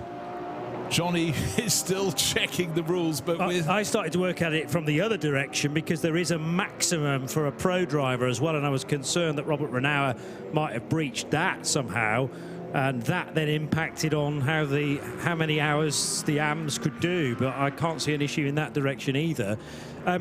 If they do get a penalty, which does seem a bit unfair, all of a sudden we've got a 30-second gap between the first and second place cars, and that's come down to 34 seconds now. Patrick Niederhauser given even more of a shot in the arm to go, up the pace, pressurise Leo Ye into a mistake, or just to use a bit more fuel than the Origin Motorsport crew are willing to do. Yeah, as long as they've got enough juice. Leo Ye's done a fantastic job because every time a 1/10 of a second is taken from him, he gains half of it back the next lap around. So he has been very staunch. Origin Motorsport should be super proud of what they've done. Running in second place, they may be gifted victory. We can't second guess, but all I can say, I'm going to go back to the penalty screen just to check nothing's been rescinded. and it hasn't as yet. It's only been issued. Ralph Bone, well, he's dressed in full race suit, Constantine dress, looking very smart, but still explanations going on. In fact, they're from our own man, John Hindhoff, in there trying to explain, or trying to get them to explain to him how the thing is falling. But Ralph Bone, smiling all races, now finally looking a little bit reserved. Nothing he can do, though. The worst thing they could possibly do is tell Robert Renner right now. Yeah. I'm sure he could handle it, of course. He's a total pro. But I think actually there's nothing he can do about it either way. He just drive it to the end. And if it's 4 laps, it doesn't really matter. So he's just got to get it to the end. John, what else do you have? I'm not going to put a microphone underneath their noses at the moment. It's not fair, right? Maxi's just come back and he's imparting the news. And we've just looked at the regulations that you were quoting, and what Constantine was asking me was what we had been able to find out, and I couldn't give him anything except at what time the penalty came out. That would have been a complete computer program from timing, and so it was the difference between him and his 2 hours. That's what we've worked out. But that is effectively a computer alarm that's come up when he could complete that time. But they are looking at the same grid that you have quoted, and they have come to the same conclusion, Peter, of you. Even if he's an AM Spirit, it says the sum total. Yeah, exactly. Of those drivers. If he was an AM Plus, it wouldn't even be a discussion at all, which of course Constantine is much more of the. So we should explain. An AM Spirit, AM, an AM Plus, as I've read them out. So AM Spirit would be the lower grade, AM being the middle, and AM Plus being just slightly above AM, if that makes sense. It's designed because there are many different grades of AM driver. So that is, for example, your Drysaw, who was the car owner at Proton Hoover competition, he is an AM Spirit driver due to his experience level and level of life experience, whereas AM Plus could be a bit younger as well, but not a full professional. Hopefully that makes sense. So we're on to the last lap of the race, Bruce, all of a sudden, just like that. That the penalty has been applied already, I think, because the cars that have been asked to the pit lane, no, sorry, forget that, they put them in number order. Don't forget that. I've put 2 and 2 together and got 5. What I'm going to do, guys, is unusually, I am not going to say anything to these guys until we have something. We might not get the winners' interviews here. So 25 seconds till we click over the time. We're on to the last lap. The checkered flag waves. Then Aerobirth Motorsport take the checkered flag. Will they stand on the top step of the podium? That is the question. So Robert Renauer takes the flag, the first car, but round the corner then will come the number 87 Origin Motorsport Porsche crew. Have they pinched it at the last moment with a controversial penalty for Aerobirth Motorsport? We wait to hear from that, but Ye Holong Lee has done a superb job in that final stint under a lot of pressure coming through turn 15 now. Yeah, so as things stand with 4 laps to be added to the 91 crew, you could say that this crew, the Origin Motorsport Chinese entry for Porsche, take the win. And there is a big question mark at the moment as this result remains very provisional, but some reaction down from Origin Motorsport in their garage as well. They look as perplexed as we are, frankly, with Patrick Niederhauser about to cross the line in either second or third position, depending on which way the decision goes for the 91 crew. But we're going to have to wait another, 35 seconds or so before we complete our provisional podium, with their Patrick Niederhauser crossing the line to make it a Porsche potentially 1-2-3, but if not, that'll actually sneak the Audi onto the podium as well, because 4 laps added to the Porsche will put it behind the Continental Racing by Simpson Motorsport Audi, which is still yet to take the flag, but Vasily Vladikin in the 69 car is about to do that shortly as well. So, have Aerobirth Motorsport, have they won this race? They took the checkered flag first. As John said, that penalty had been applied, but it can be cancelled. We've seen penalties be rescinded in this very race, so there is a precedent for a penalty to be brought back. On our timing screen right now, it is still showing number 91, Herbert Porsche, as your race winner.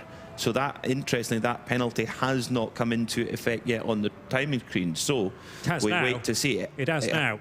It has now, just as I say that. And they haven't yet incorporated the 10 seconds, or they may have done now that that was all shuffled around. But the provisional result, therefore, puts the 91 Porsche of Robert Renauer et al. Down into 5th position and shakes up the podium, putting Origin Motorsport as the winners, as we were suggesting, with Liu Ye bringing the car home, along with Liu Hung Chung and Bob Yuan and Lu Wei as the 4th Chinese driver in that outfit, promoting Absolute Racing's Porsche to 2nd position, with Patrick Niederhauser at the wheel in the closing stages, sharing that with Loic Hartog and Antares Au.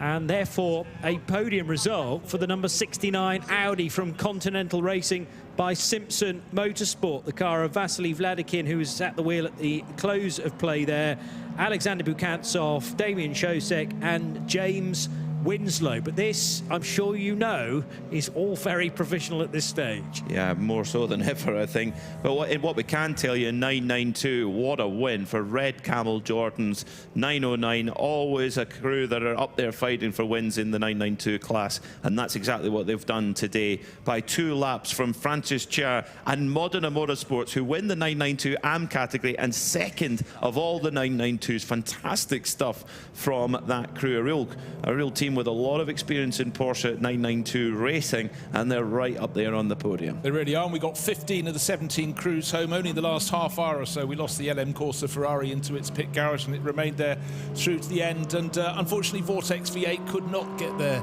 bolide back out onto the circuit with gearbox problems amongst others during the course of the race. But for everyone else, mechanical reliability very good indeed. However, the rule book, has it won or has it not won? We'll find out, but certainly it was a Porsche 123. It's become a Porsche 12 with the Origin Motorsport car being promoted to the top position. But for now, Herbert Motorsport, Robert Renauer took the checkered flag, but then that 4-lap penalty was applied. That's dropped him to 5th place. But I do say hats off to Continental Racing by Simpson Motorsport. Started the race from pit lane, and they've ended up heading to the podium there with their Audi. So really, really good job for the crew there. Consistent charge. Alexander Bukantsov, James Winslow certainly making that car go very, very nicely indeed. Well, Robert Renauer very calmly but firmly trotting towards the Herbert pits as everyone else heads towards the podium area. Robert Renauer heading back to the garage, greeted by his twin brother Alfred, and going to debrief on that one. Yeah, it's a pity. That is really a pity. We'll wait to see what happens. But for Origin, I mean, whatever happens, what a day it's been for them. And it looked like as we approached midpoint of the race, they're maybe a little bit out of the conversation. They were right in there for class win, of course, but weren't maybe in that absolute front running. And then through the mid part of the race, they really strengthened their position. They front loaded their AM driver time, and that really seemed to work well. Yeah, and I mean, okay, penalties aside, but a really good run from Origin, because in your first performance, first outing in 24H Series race, it's easier to fall foul of the rules. They haven't, but the car that was first to finish has. I'm just looking at another line within the chart that we've been referring to on many occasions. This is a GT3 Pro-Am car, yes. That's correct, we agree on that, right? With a pro driver, as we've said. Yes. And then there are then two segments next to with pro driver. The first of which says minimum of half race duration, and the next bit says minimum of 1/6 if you've got an AM Plus driver, but they don't have an AM Plus driver in there. So is it that they had to have done half the race, i.e. 6 hours, rather than 1/6 and But they 2 don't hours? have an AM Plus to use. But there is no AM Plus in the combination, therefore you refer to the exactly. line above. Yes. Mm-hmm. Here's Ben Constanduras, anyway, with reaction to this changed result, Ben. Yeah, absolutely. We're going to dive in with our winners of the first 12 hours of Malaysia. And Bob keeps walking away from me. Congratulations, Bob. I hope you've managed to breathe in and absorb what has just happened. A victory here in Malaysia once again. Yeah, it's very lucky, to be honest, but we finished second, but some issue, yeah, but still happy for the team. They put a lot of effort for this race, and we trying hard. All the staff, as I mentioned before, is really working hard. So thanks quite a lot to these guys. Yeah. These two normally fight each other in SRO sprint races. Together, they're teammates. Weilu's so much work to do to learn the Michelin tyre and to learn the championship for this 12-hour race. Well, my teammates they did a really good job, I have to say. Bob drove 4 stints. I drove only 2. So big thanks to Bob. He beats me in the GTWC World Challenge. So I guess that's a payback. He got to drive more. And we didn't tell Leo that we won the race today. So he didn't know until he hit the finish line. I'm trying to get Leo's attention because he's just behind us. Come in, Leo, because you had to do the hard work at the end. The pit stop, you had to do a bit of fuel saving to get to the end of the race, I think, or you were just flat out the whole way? I'm trying as hard as I can. Really? Okay. Yeah. Because, I mean, there was a deficit to make up if you wanted to win it on the road, and then that penalty came in, and here it is. I thought we were P2. So I didn't save the fuel, but I turned on the aircon. So, and in the end, I was surprised. I mean, when I crossed the line, I saw P1. Yeah, so explain that aircon thing. You turn the aircon off, you get more power, you turn it on, you cool down. How much on and how much off on the last stint? Well, I don't think, maybe it's not that much different. Just give me some heat, just to motivate myself. Very good, congratulations. The 4th member of the team was Han Chen Louis. Where is he? Han Chen, come in. I want to say congratulations because a new group of teammates and a victory. Thank you. 没事啊，用中文说就行。要说什么？ How was the atmosphere? Fun? I can translate for him. Go on then. Yeah, he's just really happy. Like he's a new member of the team, and he bought this car a few months ago, and this is the second endurance race we have. They have won in this car. Second win, 2 first place in this car. And this car only been to 2 endurance races so far, and it won them all. So I think he's happy. Well done, sir. Congratulations, all 4 of you. Enjoy the podium. Yeah, surprise, but we're now starting to piece this together. It starts to make sense in our minds. So unfortunately, despite the Renault twin brothers protests, and they were having a discussion more or less at our feet, actually, at ground level, as Robert Renault was getting out. But their 5th place position, I'm not sure that's going to get changed. Certainly not before the podium. But here is Ben with Absolute Racing, who finished 2nd. Absolutely. Here are the 3 gentlemen that you can see who did the finishing stints. Patrick, a double to finish. A big push. Ultimately, Leo had great pace ahead of you, but it was a really great effort from the whole team. Yeah, it was a good effort from all of us. I think we were all a bit disappointed to not catch the win. Obviously, that's what we came for. But yeah, Origin and the guys made an amazing job, so this deserved winner, of course. I had a bit of a gap at the end. I tried to push maximum. I could close it at the beginning a little bit, but then, yeah, Leo stabilized, and from that moment it was quite hard to catch him. Let's have a quick word with Antares, because when you came in after your last stint, Antares, you were frustrated, but I thought you did a great job out there. I think the team did a great job. My co-drivers did a great job. And being the bronze in the lineup, you're naturally the slowest. And the only good thing I can do is to not lose them as much time. You've had an amazing year. You've done all these endurance races. You've still got more to come next week as well. And to get another podium must feel great. No, with Creventic, with the first Malaysia 12 hours, I think it really means something. I think I was the first one to be on the podium for Abu Dhabi 6. Okay. And now I'm part of the podium for Malaysia 12. I think it's a privilege. We love having you here. Thank you very much for joining us. Here's Loic. One last quick word from our second position driver, who, again, so much work in the early stages and in the middle of the race. It's been an amazing event, and it's always Porsche at the front. Yeah, it's been a long time since I've felt this tired. I really gave it all this race. Was pretty tough, but I mean, we all nursed it very well, and yeah, to finish second with an all-effort race was just the maximum we could do. Absolutely, congratulations and enjoy. Hopefully the champagne's cold, because it would be nice to have a bath. And so 2 Chinese teams and one of our Creventic European teams in 3rd position. I don't know if we've got time, but I'm going to have a quick wander over and talk to the 3rd position team.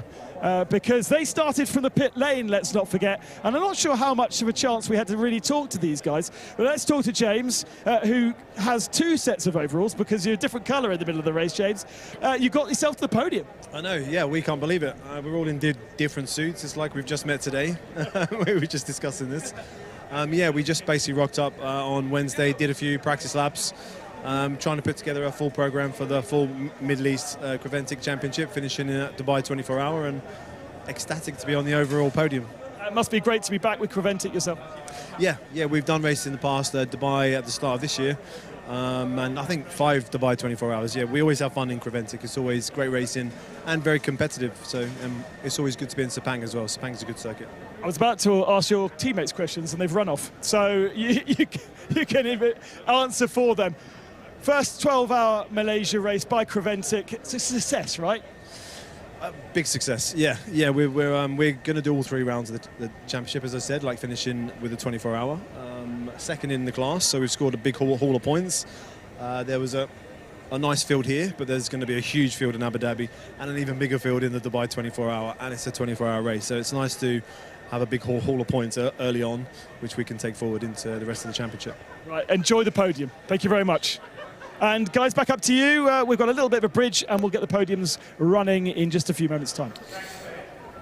Thanks, Ben. Yeah, well, podium's just a moment away as well, but I know we're trying to cover as many of the category victories as possible. The priority is definitely from the driving perspective to get to the podium as quickly as possible. And as you were doing such a good job in making sure we got to the top 3 positions in the overall, the 992 drivers have scooted off to the podium and to the champagne. So a chance to have a look at still some results that remain provisional, but that is really always the case until everything has been checked by race control and the stewards to give us a final classification, but the order somewhat shuffled late in the piece. And I noticed now that the 91 car is 4th rather than 5th, so that's already been double checked. However, the 87 Origin Motorsport Porsche take the race win with Leo Hang Chang, Lu Wei, Bob Yuan and Leo Ye, who drove brilliantly well in the closing stages in car number 87. From the number 10 crew of Antares Au, who we've just heard from, Loic Hartog likewise, and Patrick Niederhauser in the number 10 Absolute Racing Porsche. And completing the podium, the Continental Racing by Simpson Motorsport Audi for Vasily Vladikin, Alexander Bukantsov, Damien Shosek and James Winslow, who Ben has just had a quick word with. Then the demoted Herbert Motorsport Porsche, after those 4 extra laps were taken from the winner on the road, the Herbert Motorsport crew, number 91 for Ralph Bone, Konstantin Dresler and Alfred and Robert Renauer, finishing ahead of the Climax Racing Mercedes number 999. Then the 26 Porsche of Win Here, Be Quick Absolute Racing, Ajit Red Ant Racing's Mercedes finishing in 7th place ahead of Viper Nizza Racing's Mercedes for the Malaysian team. In 9th place, the sole Lamborghini Huracan in the entry for Leipert Motorsport. And then we're into the class winners, because in 10th place overall, the 992 victors, Red Camel Jordans.nl, who do it again. And just like with Herbert's great success, although it looks like not today, Red Camel Jordans.nl have won quite a lot of the 992 competitions over the last few years. And it looks like they've done it again, finishing ahead of the 2 AM cars in 992. Modena Motorsport making the overall 992 podium, therefore, for car 216. And the 610 Racing, although the treble 6 entry, another Porsche and another 992 AM car. Wedged in the middle is the Ferrari LM Corsa entry, number 60. winning GT4, Cherney Motorsport with the 445 BMW. The win in TCE/TCX goes to Asbest Racing with the Cupra, and the GTX runner tried so hard to get to the finish, but finishing up in pit lane, the 701 Vortex V8 with Victor Martinho last to drive that, but it ended up being in the pits for a good 3 hours. They were hoping to make the checkered flag. So it's been quite a day here at the Petronas Sepang International Circuit. A first ever Michelin 12 Hours of Malaysia began a little over 12 hours ago in daylight, of course, 10 o'clock this morning. And a huge grid of cars, particularly in the GT3 field, getting going for the inaugural event, which has generated huge interest for a potential running of this event in 12 months' time as well. Porsches very often side by side in the early stages. The weird failure on the back of the 63 Liebherr Lamborghini, which saw the rear wing held up by only one of its struts, and that took a bit of time to repair. The 992 categories provided a lot of entertainment with wayward cars, including heading through turn 14, although one of the GT3 cars having an early spin as well. And then lots of the GT3s got away from the more traditional strategy quite early on, so we had cars well out of sync, and that rather did test the old grey cells in the commentary box to work out who was in the best position at any point. Great dicing with Robert Renauer and the number 10 Absolute Racing cars, who were foes throughout, but Origin Motorsport, you had to keep a watchful eye on the 87 car indeed as well. And there are gravel tracks around this place, but it was mainly the turf and the dirt just beyond the curb that was kicked up many an occasion. I know Loic Hartog was often an interloper in that respect, but he seemed to find the quick lap times. Really good battle between two Chinese drivers as we hit the hours of darkness, almost taking chunks out of one another. That was splendid to watch, considering the two cars were way apart in terms of laps completed at that point. And also the sparks in the pit lane coming from the Viper Nizza racing car, and many front brakes, because this plays heavy on tyres and heavy on braking ability for tired race cars. We went on to the last lap with the 91 Porsche leading on the road, but that was a few moments after we got the information that they would be compromised by 4 laps because of not putting the AM drivers in for long enough, and therefore Origin Motorsport were there to capitalise on that error, that honest error perhaps from Herbert Motorsport, and take the win in the first ever Michelin 12 Hours of Malaysia. So congratulations to the Chinese team. It's effectively a Chinese 1-2, although Absolute Racing are Hong Kong flagged because of Antares O being in the driving lineup. And the Continental Racing crew, well, they said they felt they were on course for a very good result. They make the podium representing the United Arab Emirates with their 69 Audi. And we're moments away then from the podium ceremony itself, Bruce Jones. Yeah, and that penalty, the 4-lap penalty for the Herbert Motorsport car, dropped it down to 5th place. We saw in the results that's become 4th place, and that is because the Climax Racing Mercedes car 999 was one of 4 cars that didn't fulfill the requirement to drive on all 3 sets of tyres that were used in qualifying. They got a 40-second penalty. So did the number 60 LM Corsa Ferrari that actually ended up in the pit garage. 20-second penalty, therefore presumably they used 2 of their 3 sets of tyres. Penalties for car 65 and 102, which is Viper Nizza Racing and the Asbest Racing Cupra. So the podium ceremony almost upon us, but penalties, you do have to keep an eye on the penalty board, but you really have to field for Herbert Motorsport. They thought they'd ticked all the boxes. Well, I'm sure we'll discuss that later on, but clearly a misunderstanding somewhere along the line about minimum driving time for the AM drivers in their lineup. A huge chart of the various combinations of driver lineups, and incredibly important, therefore, to be reading along the right line. It must have taken us a good half an hour to get to the bottom of precisely what the stewards had spotted. So the crowd is gathering down beneath the podium, and still a strong contingent of the Ajith Kumar fan club is on site. That car eventually finishing in 7th position, so won't feature in this particular ceremony. It's a Pro-Am car, so therefore just falls off the podium within that subcategory as well. The win still going to Herbert Motorsport and the crew that thought they'd won the race overall. They still get the Pro-Am victory, in the end put behind 2 Am cars and the GT3, the basic GT3 lineup, which is, in any other words, Pro, but it's a GT3 Am combination that have done enough to win the race overall. So, much anticipation ahead of this podium, and we can hand to John Hindhoff, our Master of Ceremonies, to talk you through it. Thank you. Thank you. Jonathan Palmer, JP, and Peter Mackay, and also Brace Jones. Ben Constantiouris, I feel, for a podium ceremony, should be involved here somewhere with his family DNA. Ladies and gentlemen, thank you for being with us and enjoying our first ever Michelin 12 Hours of Malaysia here at the Petronas Sepang International Circuit. Please stay and honour our winners in classes for their hard work, dedication and competitive spirit. We'll start with the overall winners, and indeed the top 3.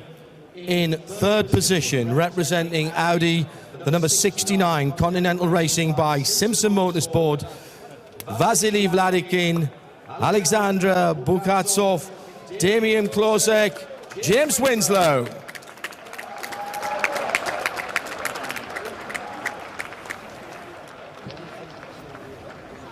In 2nd place for Porsche, for Absolute Racing, please welcome to the podium Patrick Niederhauser, Luc Hartog and Antarezau.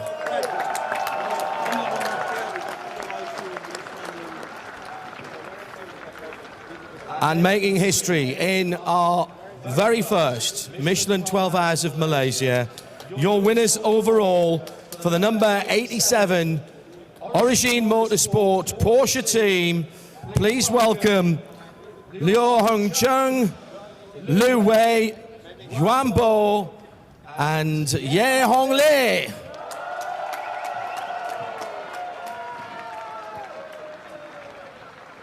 Our podiums this evening, thank you very much. Hello. Let's get the podium, let's get the trophies out, please, in just a moment's time. Just one moment's time. Ladies and gentlemen, would you please remove any head coverings, and if you aren't already, please be upstanding for the national anthem of the winning team.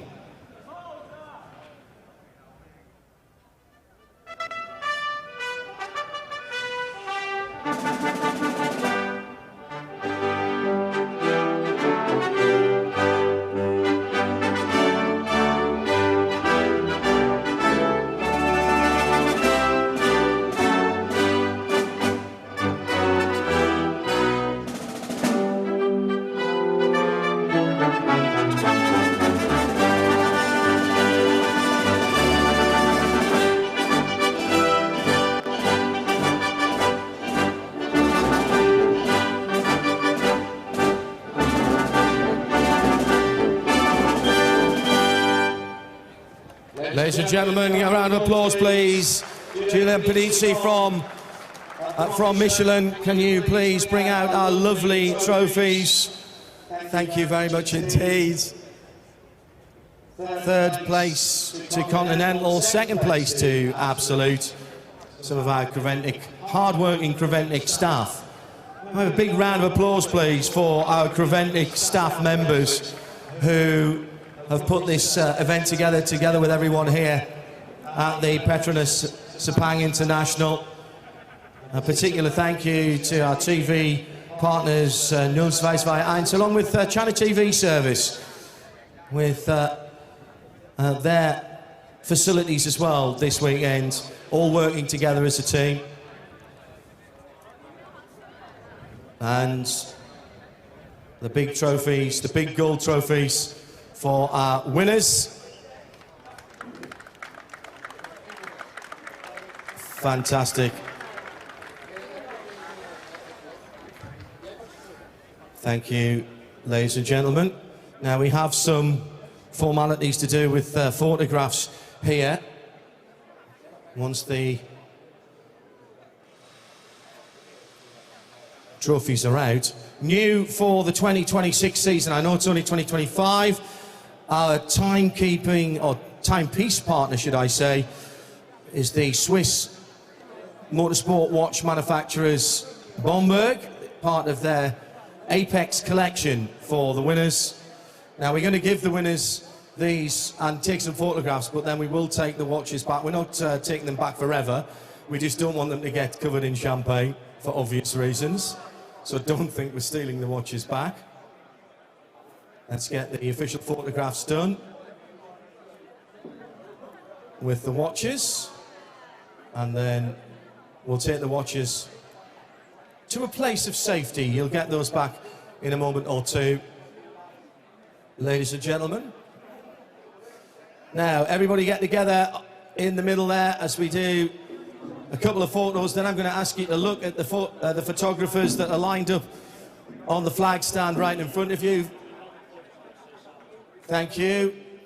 And now to the photographers on the stand. Get those trophies up, please, ladies and gentlemen. Your top 3 in the GT overall category. And now, celebrate with the champagne.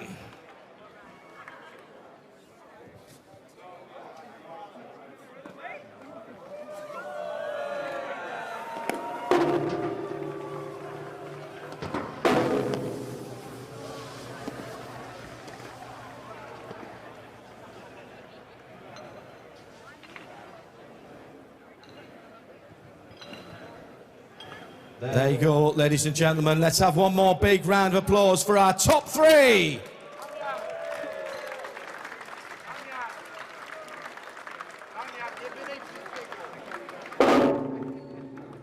Congratulations to all for a hard-fought race. Porsche, and Audi. Origin winning it from Absolute in Continental Racing by Simpson Motorsport. Well done.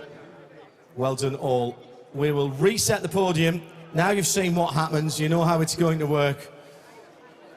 Coming up next will be the Pro-Am category for GT cars. And in 3rd position,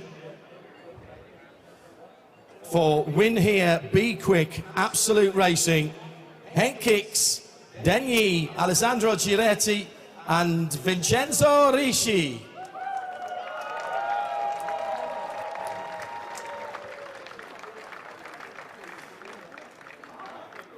In 2nd place, Climax Racing for Mercedes, the 999 team. Tanat Sathin, the Kuterel, Li Chao, Elias Seppanen, and Jobiwan.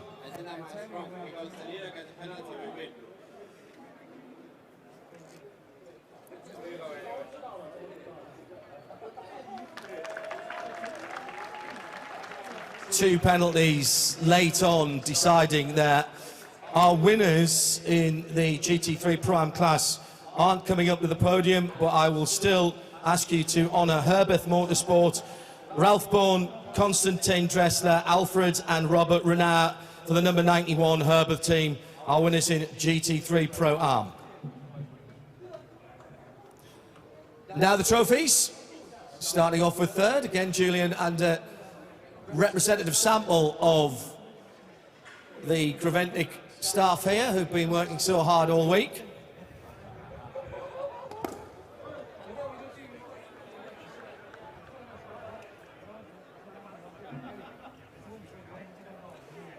So this is the Pro-Am category, of course. 2 Porsche and a Mercedes.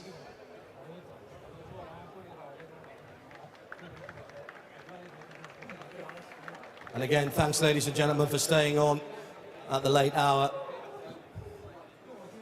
Rest assured, we will get the watches and the trophies to Herbeth.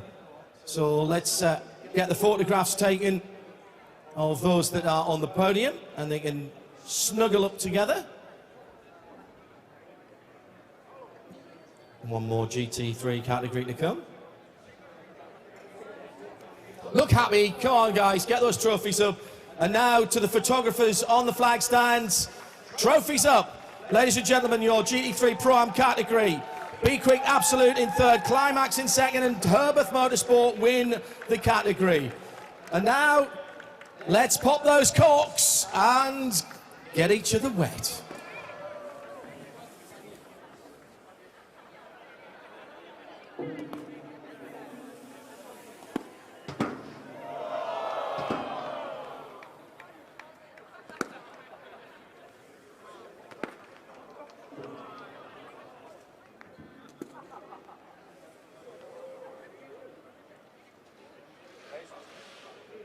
And ladies and gentlemen, your Pro-Am GT3 category. Thank you. And once again, we'll reset for the final of our GT3 category podiums. This for the full GT3 AM category. Well done, gents. Thank you. And in GT3 AM, in third position, representing Mercedes AMG, and the number 65, Viper Nizza Racing, Douglas Koo, Melvin Moore, and Dominic Yang.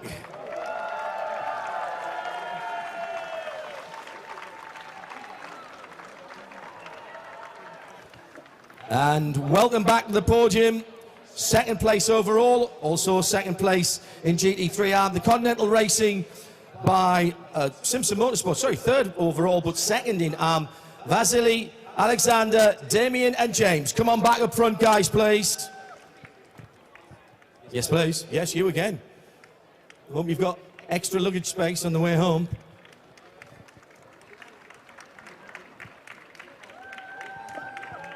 Overall winners and winners in the AM category, a fantastic run for Origin Motorsport. Welcome back. Liao Hong Cheng, Lu Wei, Yuan Bo, and Ye Hong Lee.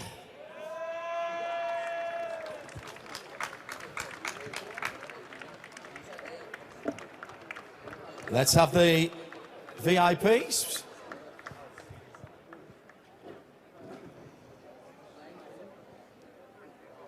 Third with the bronze trophies, the silvers go to seconds.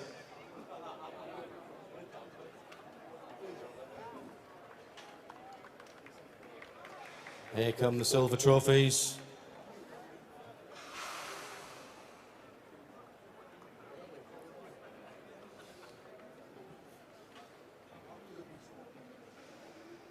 And finally, for our winners, double winners overall and in GT3 AM, Origin Motorsport for Porsche, number 87, the gold trophies.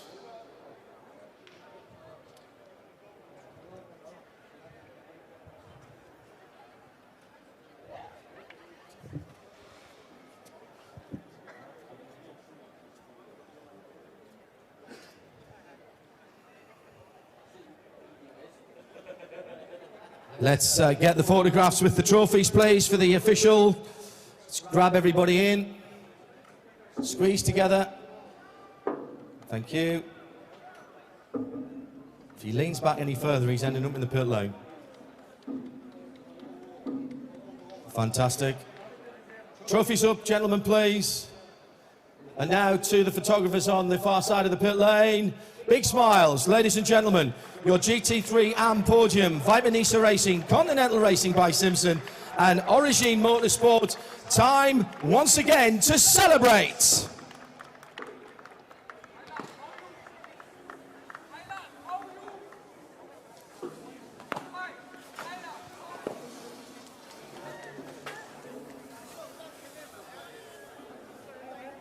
Not looking where you're spraying it is cheating. You've got to keep your eyes open, I reckon, if you're going to spray it. Thank you, gentlemen. We now move to the 992 Porsche 911 GT3 Cup class. There's a lot of very damp drivers coming past me and not from their driving. Always a popular category here in Creventic Racing. So first we'll start with the overall for 992 GT3 Cup. New GT3 car, new Cup car coming next year. And we'll continue with the current version for a little while. In third position, representing 610 Racing, please welcome Sao Chi Kwan.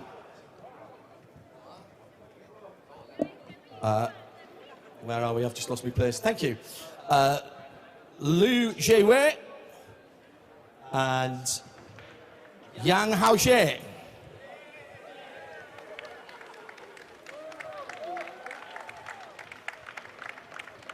In second place, the number 216 Porsche 911 GT3 Cup car for Modena Motorsport, Francis Chia, John Shen, Christian Chia and Benny Simonson.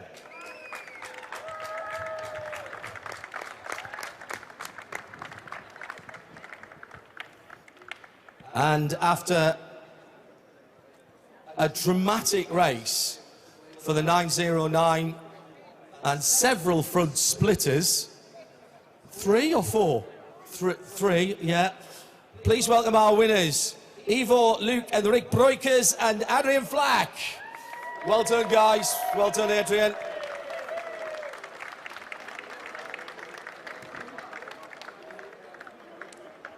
Straight out with the trophies there.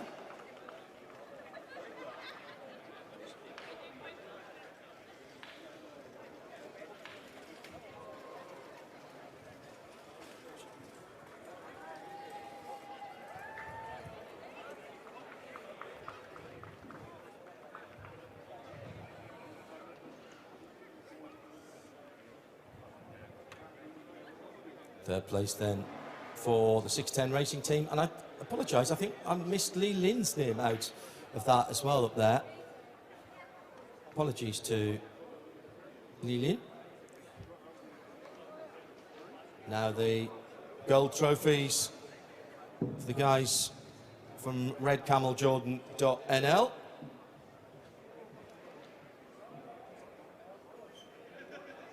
இயற்கையான dates பாதாம் பிஸ்தா cashew and honey கொண்டு தயாரிக்கப்பட்ட lion date nut bites. Slate today, slate tomorrow. Next phase. Next is now. No compromise. Unga side liya, enga side liya. GT Holidays, South India's #1 travel brand.